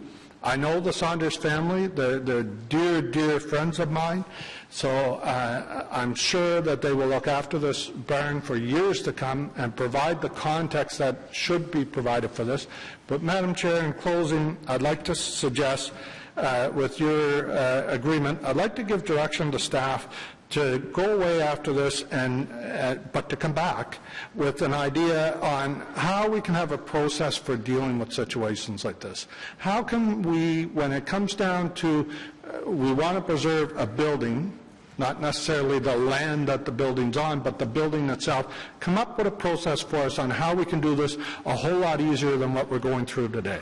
So thank you, Madam Chair. Thanks. So I'm sure that Ms. Nedden can advise her team through and Mr. Herwire through their team that's working on the Heritage Strategic Initiative. That's a good opportunity to include that kind of thing in it. Okay, thank you. So let me just figure where I am now. It is Councillor Nussbaum, Councillor Blais, Councillor Caudry. Councillor Nussbaum. Thank Thank you very much, Chair. We have spent a lot of hours on this item, and I think these are hours well spent because we're really dealing with a critical question. And I want to thank Councillor Caudry because I've been spending a lot of time in Stittsville recently.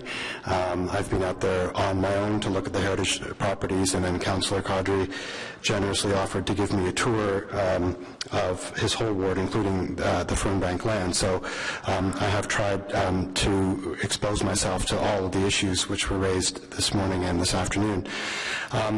And so I think, as everybody knows, this issue did come up before the BHSC, and there was also a great discussion there, and many of the members of the public who were here today spoke eloquently at that meeting as well. And in thinking about this, I asked myself 3 questions, which have really guided my own perspective on this item. The first question I asked myself is, if not this barn, then which one? We've heard from Mr. Jeans and from staff that outside of the Central Experimental Farm, this is the only barn designated in the City of Ottawa. So the question is, as the urban boundary expands, and I think as much as intensification we hope will slow that pace of expansion, we can expect in the next 100 or 200 or 300 years the urban boundary will be expanding at some stage.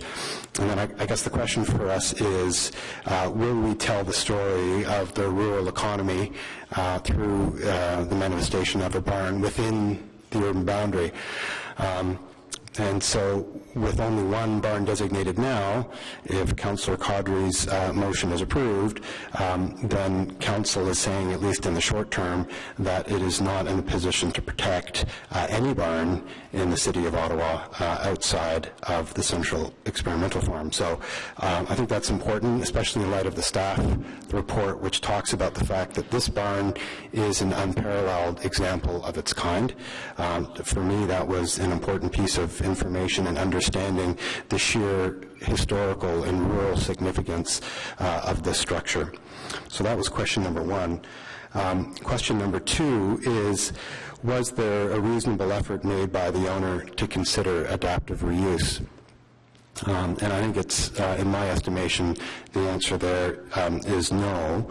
I think there would have been lots of opportunities to consider an adaptive reuse, whether in the context of the commercial plaza, which is expected to be built, or in some other adaptive purpose. Many examples have been provided. We know from all sorts of studies, including the Shipley study, which looked at 3,000 properties across Canada, that when you have a heritage property, at least in 3/4 of the cases, the property value increases. So adaptive reuse, although it can involve short-term financial outlay, often has, in 3/4 of the cases, a positive return on investment. And then the third question I asked myself is relocating this barn in the public interest? And this, I think, really has been the thrust of the discussion this afternoon. And we've heard eloquently from many members of Stittsville who argue that the value of this barn really is its value in context, that the barn being where it is has meaning. It has meaning for the folks who live there. It has meaning for the history of the City of Ottawa, for Goulburn Township. And although moving it is certainly better than destroying it, I don't think that the public interest is served if this building is taken out of context, out of its situation. And we have to acknowledge that the public interest also needs to recognize that designation is a serious tool, and we don't use it lightly. But in 2010, Council, in its wisdom, designated this property. And the question is lifting the designation through demolition or changing the location of that, does that serve the public interest? And in this case, I'm not convinced. We know that in many cases where we're dealing with designation, there was financial hardship of some kind, and we've had people, even in the course of the last year, archdiocese, school boards, developers, private homeowners, are not always entirely happy with the fact that their properties are designated. But the question that we ask ourselves is that in the public interest? And that's the third question that I ask myself today. And in conclusion, it won't be a surprise to anyone for me to say that I can't support Councillor Caudry's motion for that reason. I think the original staff recommendation and rationale was convincing. Thank you, Madam Chair. Thank you very much. And so, I forget where I'm going now, just a minute. Blais. Councillor Blais, are you on the list? Yeah, thank you very much, Madam Chair. You know, as I said before, we can protect it, we can keep it there, we can't force them to use it. We can make them ensure it doesn't fall down, but we can't force them to do anything with it. And yeah, maybe if we don't allow them to move it, that'll force their hand. I don't think so. And even if they were to use it, they have to alter the inside to actually bring it up to anything that can be useful. And so we're protecting the exterior look of the barn. We're not protecting the barn. We're protecting the exterior look of the barn, which defeats the purpose of the designation in the first place. If it is able to be moved to a place, again, whether it was the district park or whether it's Saunders Farm, where people can see it, can touch it, can walk through it, can understand what a dairy barn from the late 19th century was like, then they can appreciate it for what it is, the rural heritage and culture for what it is, and maybe, you know, better understand the context of what Ottawa was and still is as a huge agricultural producer. And so I would hate this to be shunted aside to the back corner of a giant box mall, which is what's being built. And you might disagree that a box mall should go there and we need to find better forms of building stores, but in terms of this particular project, that's not part of the conversation. It's, can people enjoy it? Can people benefit from it? Can they learn from it? Can they get some value out of it? Can society get value out of it? Sitting beside a Home Hardware or Walmart or whatever box store it's going to be, it's just going to be lost in the vastness of whatever that mall is, and no one's going to appreciate it. And so this is perhaps not the perfect alternative. It's perhaps not even the best alternative, but it's a lot better than just letting a box mall build up around it.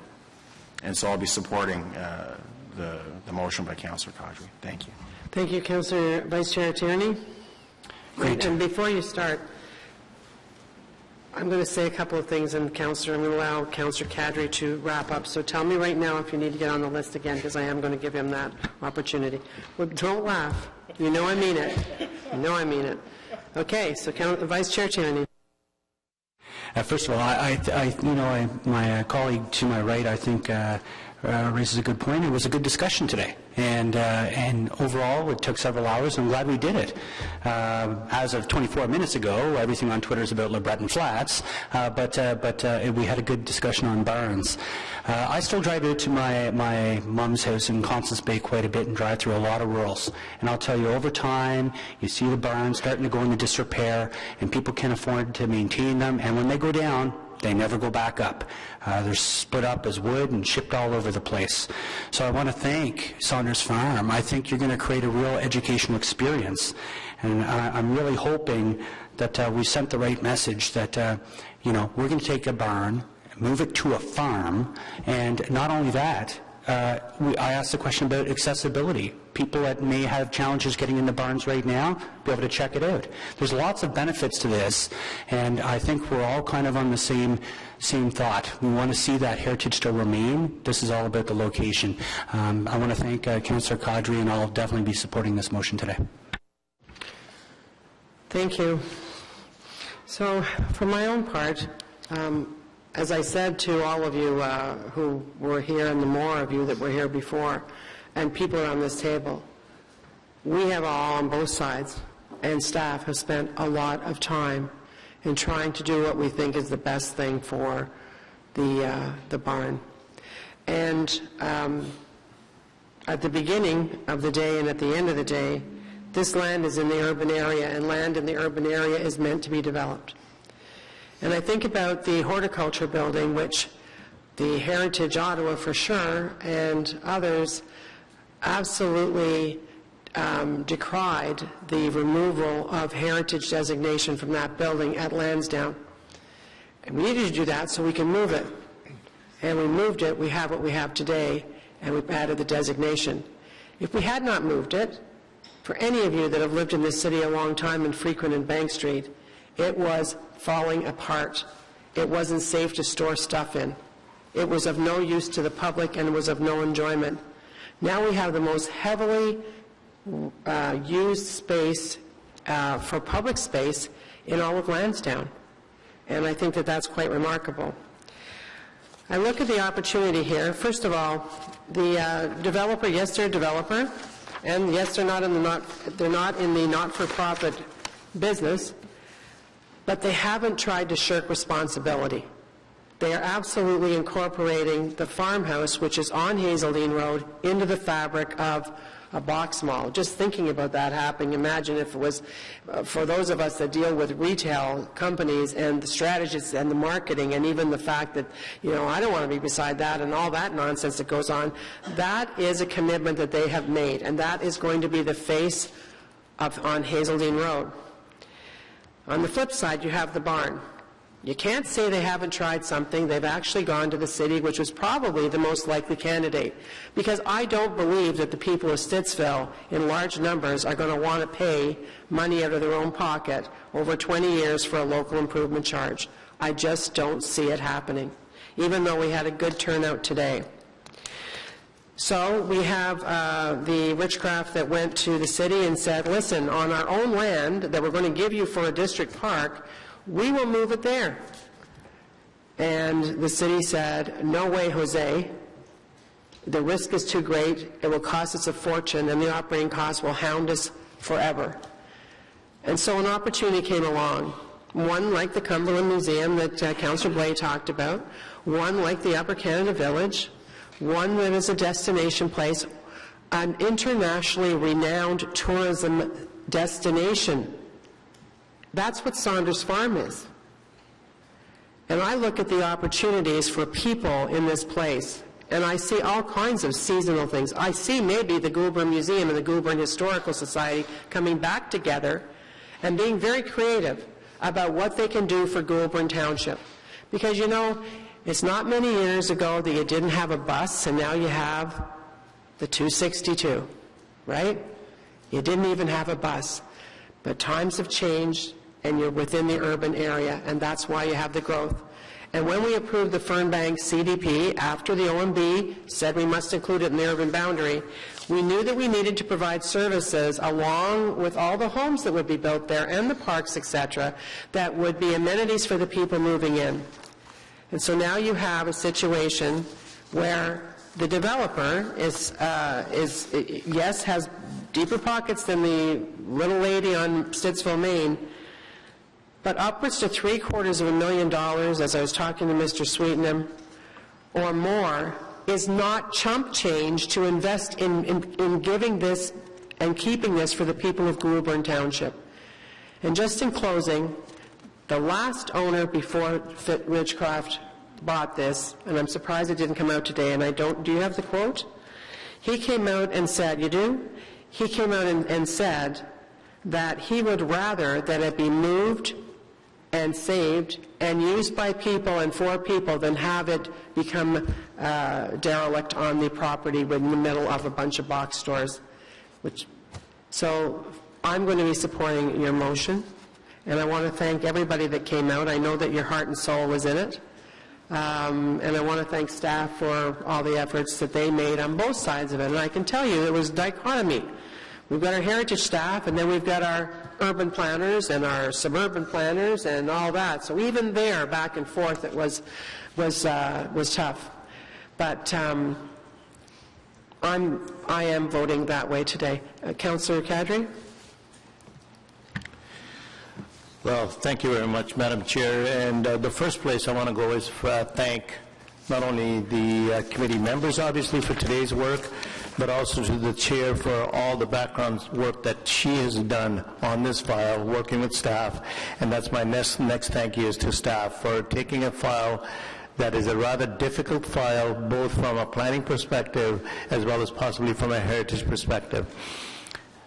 Also, more importantly, I want to thank the community of Stittsville for not only coming out today, but coming out in November to the Built Heritage Subcommittee and having their say at that point. In terms of this file, you know, we talk about history, and that's all we've heard today, is history or heritage or historical aspect. What is history? We've heard a lot of historical aspect in this file, and is it the building or the lifestyle? History means a couple of things. One of those is the importance of building and structures along with a lifestyle. In this case, with the relocation of the barn, you're preserving two very important pieces. One being the farmhouse, which will stay exactly where it is, and that remains on site, and the other as a barn is a barn that could move to Saunders Farm, where it would also be preserved as close as possible to reflect its original use, while also educating the public, not only of our community, but of the city and anybody else that may visit that particular area. I had a pretty clear understanding talking to the proponent back even about a half a year ago, that Ridgecraft, after many discussions with them, they really had no interest in preserving the barn on its current location. So what is the next best move for a representative of the community, as has been discussed today, is to find another use, find another adaptive use. Would I have liked to see it at its current site? I would love to see that. But that's not what the reality is. The reality today that we're facing is to have the barn moved, and moved to a location where I think it is not only going to be preserved, but it's going to show its past character in a farming community, in a farming operation. If you look at the planned landscape for Hazeldean Road, that picture that's above the chair's head shows two pictures. The top portion shows you what the north end of Stittsville, north side of Hazeldean Road currently looks like. It's fully developed, and as Councillor Nussbaum would attest, that he saw that particular site. What you see on the bottom is a depiction of what that Hazeldean Road would look like in 10, maybe 30, maybe 40 years out. The buildings that you see on the bottom slide show you the height that's going to be associated with that street, as well as possibly the widening of the street. To me, the landscape of Hazeldean Road is going to change whether we like it or not. That's part of the official plan. That's part of the Fernbank Community Design Plan. Based on those kind of scenarios and based on those facts is where my decision lied in terms of moving the barn to its best possible scenario, both not only from a location perspective, but keeping the history of Goulburn Township in check, and together with another portion of Goulburn Township going forward. The next slide that I'm going to show you is what the discussion has been about today, Saunders Farm. Here's a couple of pictures of Saunders Farm in terms of some of the work that they've done with the barns that they've inherited or that they've acquired. If you look at that picture, they not only tried to restore the barn to possibly its original condition, but today's use that they've put into it fits within that use or fits within that building. Next. Here's another barn that they inherited or acquired, and here's what it looks like today on your right-hand side. Again, very inviting, very usable space, and well worth the investment on their part, I guess. Next. Okay, the third picture I was going to just show you, there was a picture of the hall itself that Saunders have done with a big farm. Big barn, and it shows basically some of the uses that the community has been speaking about. Some of those adaptive uses can be incorporated in this particular location going forward. To me, as I said earlier, history is two things, building and the lifestyle. In the example that I'm putting forward in front of the committee today, and I do ask for your support, is it's going to satisfy both. In terms of the community's concern about the fact that it is a landmark and they would lose that landmark, I don't agree, because you're still leaving a farmhouse on the site. And not only are you leaving the farmhouse on the site, but with my motion going forward, you're saying to staff that when the site plan application comes forward, look at and see how you can understand and how you can describe the past of that site for future generations. So we're not just saying, here's a house protected and that's it. We're talking with the developer as well as through the site plan to say, how do we tell that story? So now you have two places where you're going to tell the history of this barn, one obviously on Hazeldean Road and at this farmstead, and one at the Saunders Farm. So as I asked earlier, I'd like to ask for support from my council colleagues on this item, because I feel as a representative of that community that it is a good move for the barn if we're interested in protecting the barn. Thank you very much. Thank you, Madam Chair. Thank you, Councillor Kadri.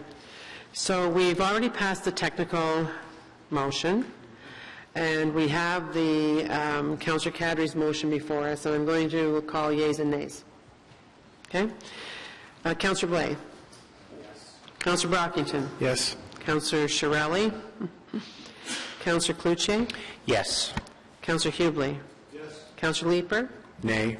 Councillor Nussbaum? No. Councillor Kadri? Yes. Vice Chair Tierney? Yes. And myself, yes. 7-2. Thanks, everybody, for your time today.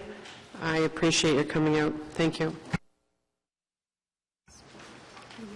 And Madam Chair, I also, very similar to the other heritage items we've moved due to the 90-day timeline under the Ontario Heritage Act, I have a second motion that will allow this report to the next council meeting on January 27th to ensure the application is processed in time.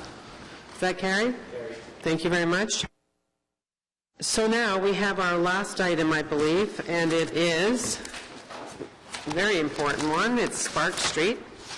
And it's a new application. We're being asked, let me get the formal, zoning bylaw amendment, 350 Spark Street and 137 Bay Street.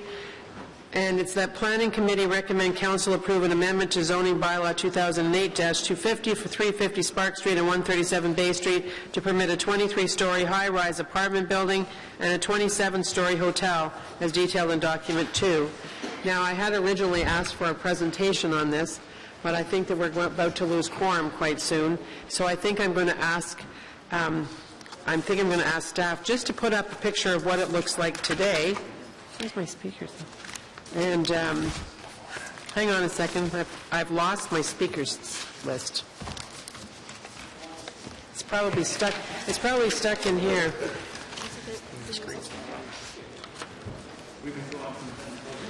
So I've asked staff to adjust that and to show us what it looks like today and what it's proposed to look like tomorrow. We do have, is Ken Porter still? Yes, you are, Ken. You might as well come and get ready. And then we have Carl Fernie from FOTEM, and we have Brian Athley from Morgard. Thank you. So, how about a little intro? Allison Hamlin is with us, Doug James again, and Don Herwire. Allison, do you want to just give us a little bit of an intro? Sorry for, the no, thank you. No presentation. I'll try to be quick. So this is a zoning bylaw amendment for properties at 350 Spark Street and 137 Bay Street. In terms of the context today, it's a full block site. There's an existing hotel that's to be demolished. That's 17 stories, and an existing office building on the east side. Can you use a laser and point to the ones that you're talking about? We don't seem to have. Or the mouse.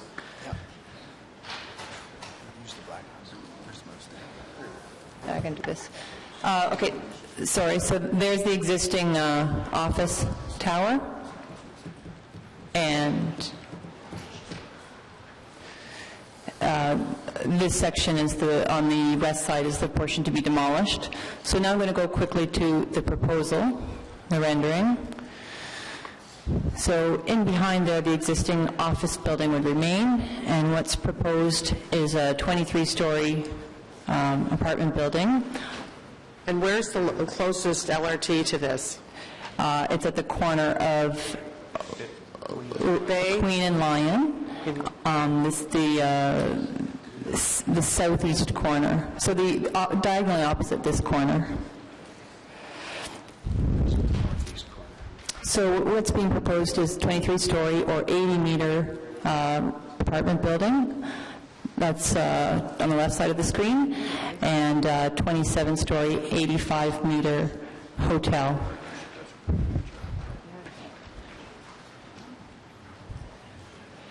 This is a site plan, so you can see the existing office tower remains. It's some renovations are done at grade, and the 27-story hotel is in this corner.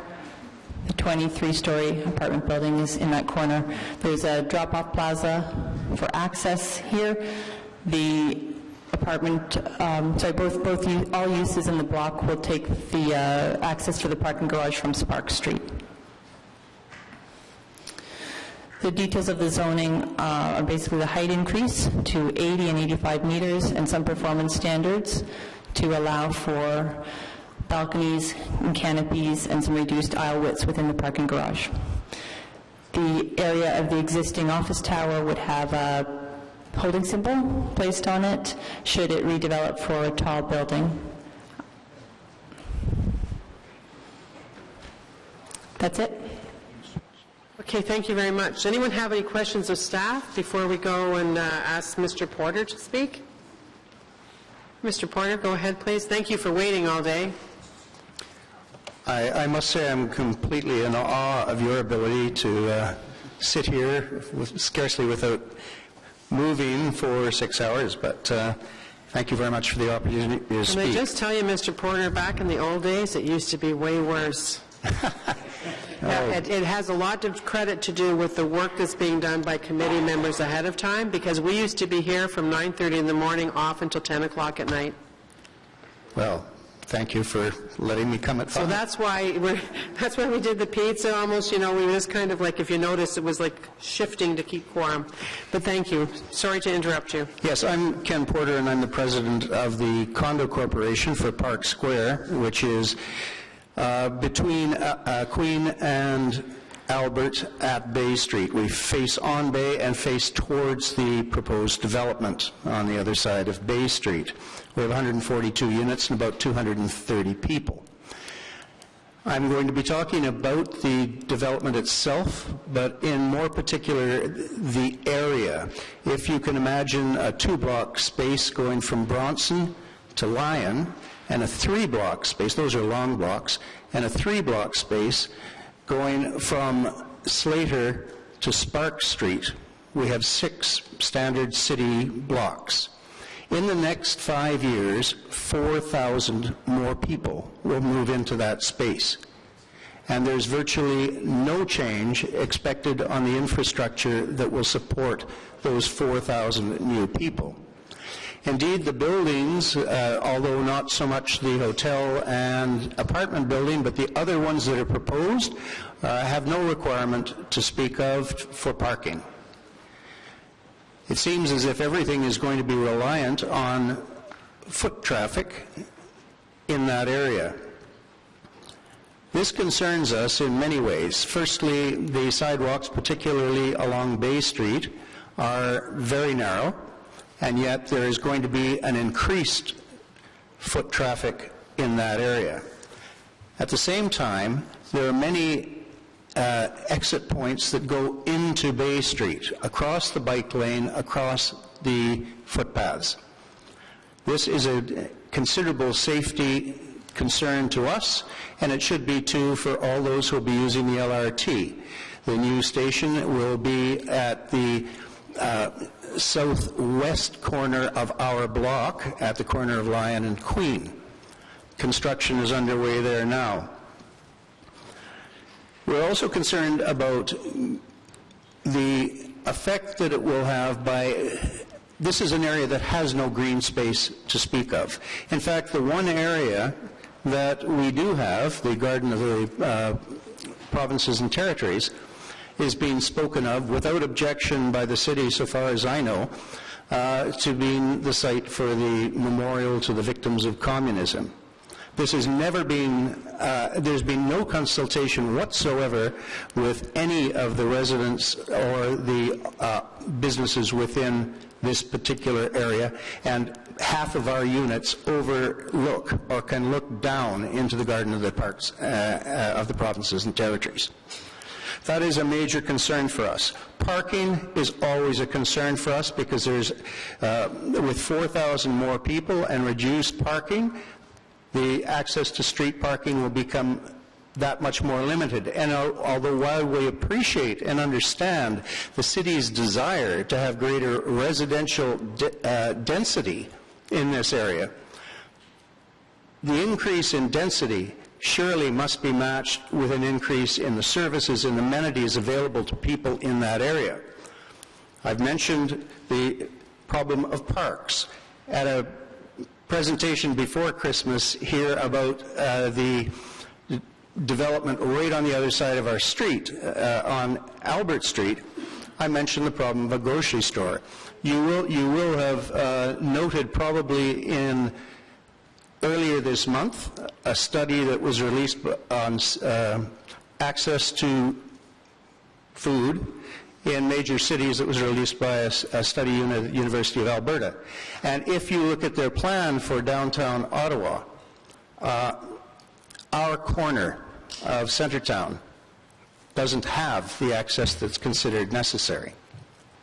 It is 1,200 meters from our building to what used to be Hartman's, now Massine's, your independent grocer. This is going to be a major problem, and it is a problem now and can only get worse if there are an additional 4,000 people living in that area. And I know you say that it has to be driven by the industry itself, but where is the requirement? Where is the service that is to be provided for the people in that area? Centretown is an area without sports facilities, with limited number of recreational facilities that are public. Yes, we are part of the city. We are going to be on the transitway. There is going to be a lot of activity, but we don't want to feel like, as we're starting to now, feel like a frog in a pot on top of the stove, and each time a new building is improved, the heat goes up. And it's going to get to the point that it's not going to be a really enjoyable place to live. I do thank you for the opportunity to speak. Thank you very much, and I think there's a little bit of interesting news for you for sure, and that since it's after 4 o'clock, I can actually mention this. But in one of the two of the Le Breton proposals today, they have a signed agreement with Farm Boy, if they're the chosen one, in the Le Breton site. So that would be a new grocery store. But my point, just to bring it back because you mentioned it, this type of development and this kind of density adds to the marketing plan, the actual reason why people would come and they build grocery there. And that was my point at the time, is that we can prepare it, we can be ready for it by making sure the zoning's in place to allow it to happen. And we, certainly your councillor, can be reaching out, and I'll tell you, in the past I have reached out to Farm Boy on the Gladstone Preston area, which we still haven't dealt with, as a reminder, just to come to think of that. But that would have been a location as well that we're thinking. So it's not like we're not talking about those kinds of services, but as far as being able to say you must come and do it, we can't. This kind of an addition to your neighborhood, this investment in the west end of the downtown, that's the trigger and the mechanism. But thank you very much. Anybody have any questions at all? No? Thank you very much. Listen, thank you again, Mr. Porter, for coming out and sticking with it and putting up with the LRT and Did you walk here? Well, I just walked here. I'm not surprised. If I lived there, I'd be walking here too. Not so easy from Barrie. I'm not sure I walked to Le Breton, but I'll certainly... well, make sure that... It's downhill. It's the uphill carrying groceries, so it'll be hard. Make sure you have a look, but you could still hop onto the LRT. Yes. And whereas that would be the one that it would go to, right? Anyway, have a look at the proposals. Thank you very much. It's worth the look and see. I'm going to ask Mr. Fernie from Fotan and Mr. Athey from Morgard to come forward now, and if you have a presentation or if you're just here for questions. Okay. Well, thank you very much for coming and staying here all day. I appreciate it. And I'd just like to say thank you for your interest in building again in downtown Ottawa. And in particular in an area where we've done lots of studies for the West Downtown, the rejuvenation of that part of the city. I mean, it takes a catalyst to make that trigger. In Vancouver, of course, it was the library, and every city has something that was the spark that changed it, so appreciate that. Does anyone have any questions for Mr. Fernie from Fotan or Mr. Athey from Morgard? Okay. There you go. Thank you. Thank you, Madam Did you Chair. want to say something because you sat here all day? Not that, okay, they're all going to kill me right now, so if you are, make it short. Okay, thanks very much. And again, I think that's a very attractive product that you're looking to build. And I know that Councillor McKenney still has the same kind of concerns that she had about the one at Albert. Was it 400 Albert? And the same ones that Mr. Porter was talking about the bike lanes and that.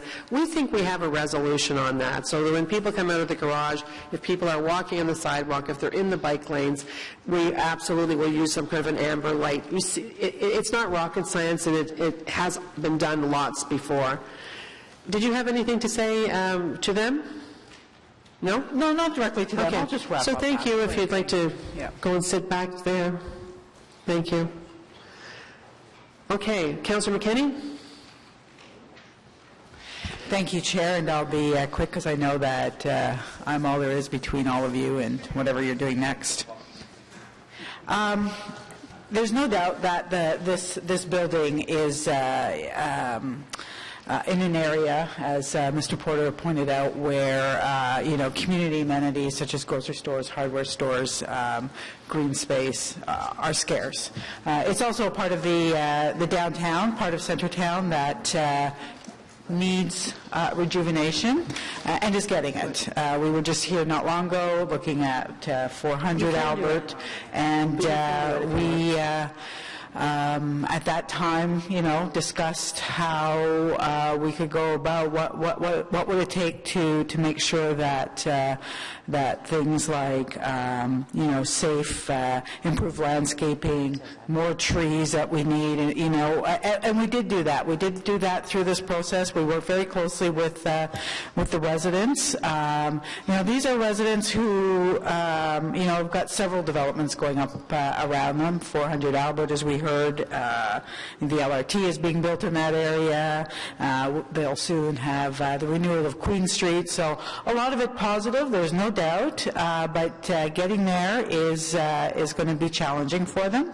And we do need to make sure that as we grow and as we change a neighborhood, an established neighborhood such as this one where you have residents living already like 151 Bay, that we do take into account the livelihood, the livability for folks who are already there, in addition to those that are coming out, who will eventually live there.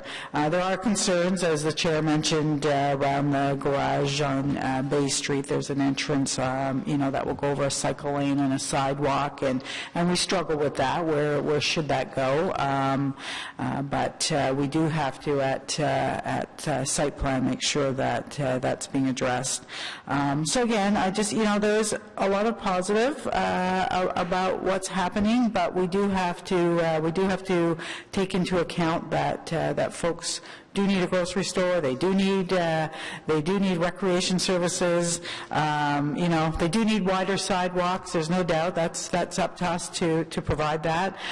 We are doing it on Queen Street, we're going to need to do it in the surrounding neighborhoods, we're going to have more pedestrians, more cyclists, and just on parking, we do need to make sure that visitor parking is available because again we do have existing residents who have needs, whether it's deliveries of groceries or parcels, whatever it is. There's always a need for and their own visitors. So there's always a need for some visitor parking. So I just ask you to your staff to keep these factors need to always be considered when we're looking at this application and further ones, and we'll be working closely on site plan. Thank you very much. Thank you, Councillor. We don't have any technical motions on this one or anything like that. So on the motion, the zoning bylaw amendment, 350 Spark Street and 137 Bay Street, is that carried? Thank you. So thank you for your endurance today. We now will go to, please tell me that the next agenda isn't as big as this. Ms. Snedden, Mr. Smith? Okay, just because it's difficult to manage this binder, Huh? Yeah, except there's little things like planning laws and that you have to deal with, right, with timing. So just in closing, we have we have the Committee of Adjustment Panel 1 Reserve appointment, which I didn't do before. That's just for your information, unless somebody wants to lift it. I don't think so. Notice of motion. Inquiries. Councillor Wilkinson. Madam Chair, this is on behalf of community members who have asked this question. I think the best way to get an answer is send it to staff. It's basically, why is the process leading to an official plan amendment to convert Area 2 to urban land been initiated given that considerations set out in Section 3.11, Policy 2 are answered in the negative? And it goes into what's in the official plan and things, but I don't think I have to read that out. And I just think if we can get an answer from staff on this, it will clarify things in dealing with the public and get them off my back. And your life back, too. Okay. Anyway, so that's an inquiry. Any other business? Are we adjourned? Thanks again, everybody. It was a big first meeting.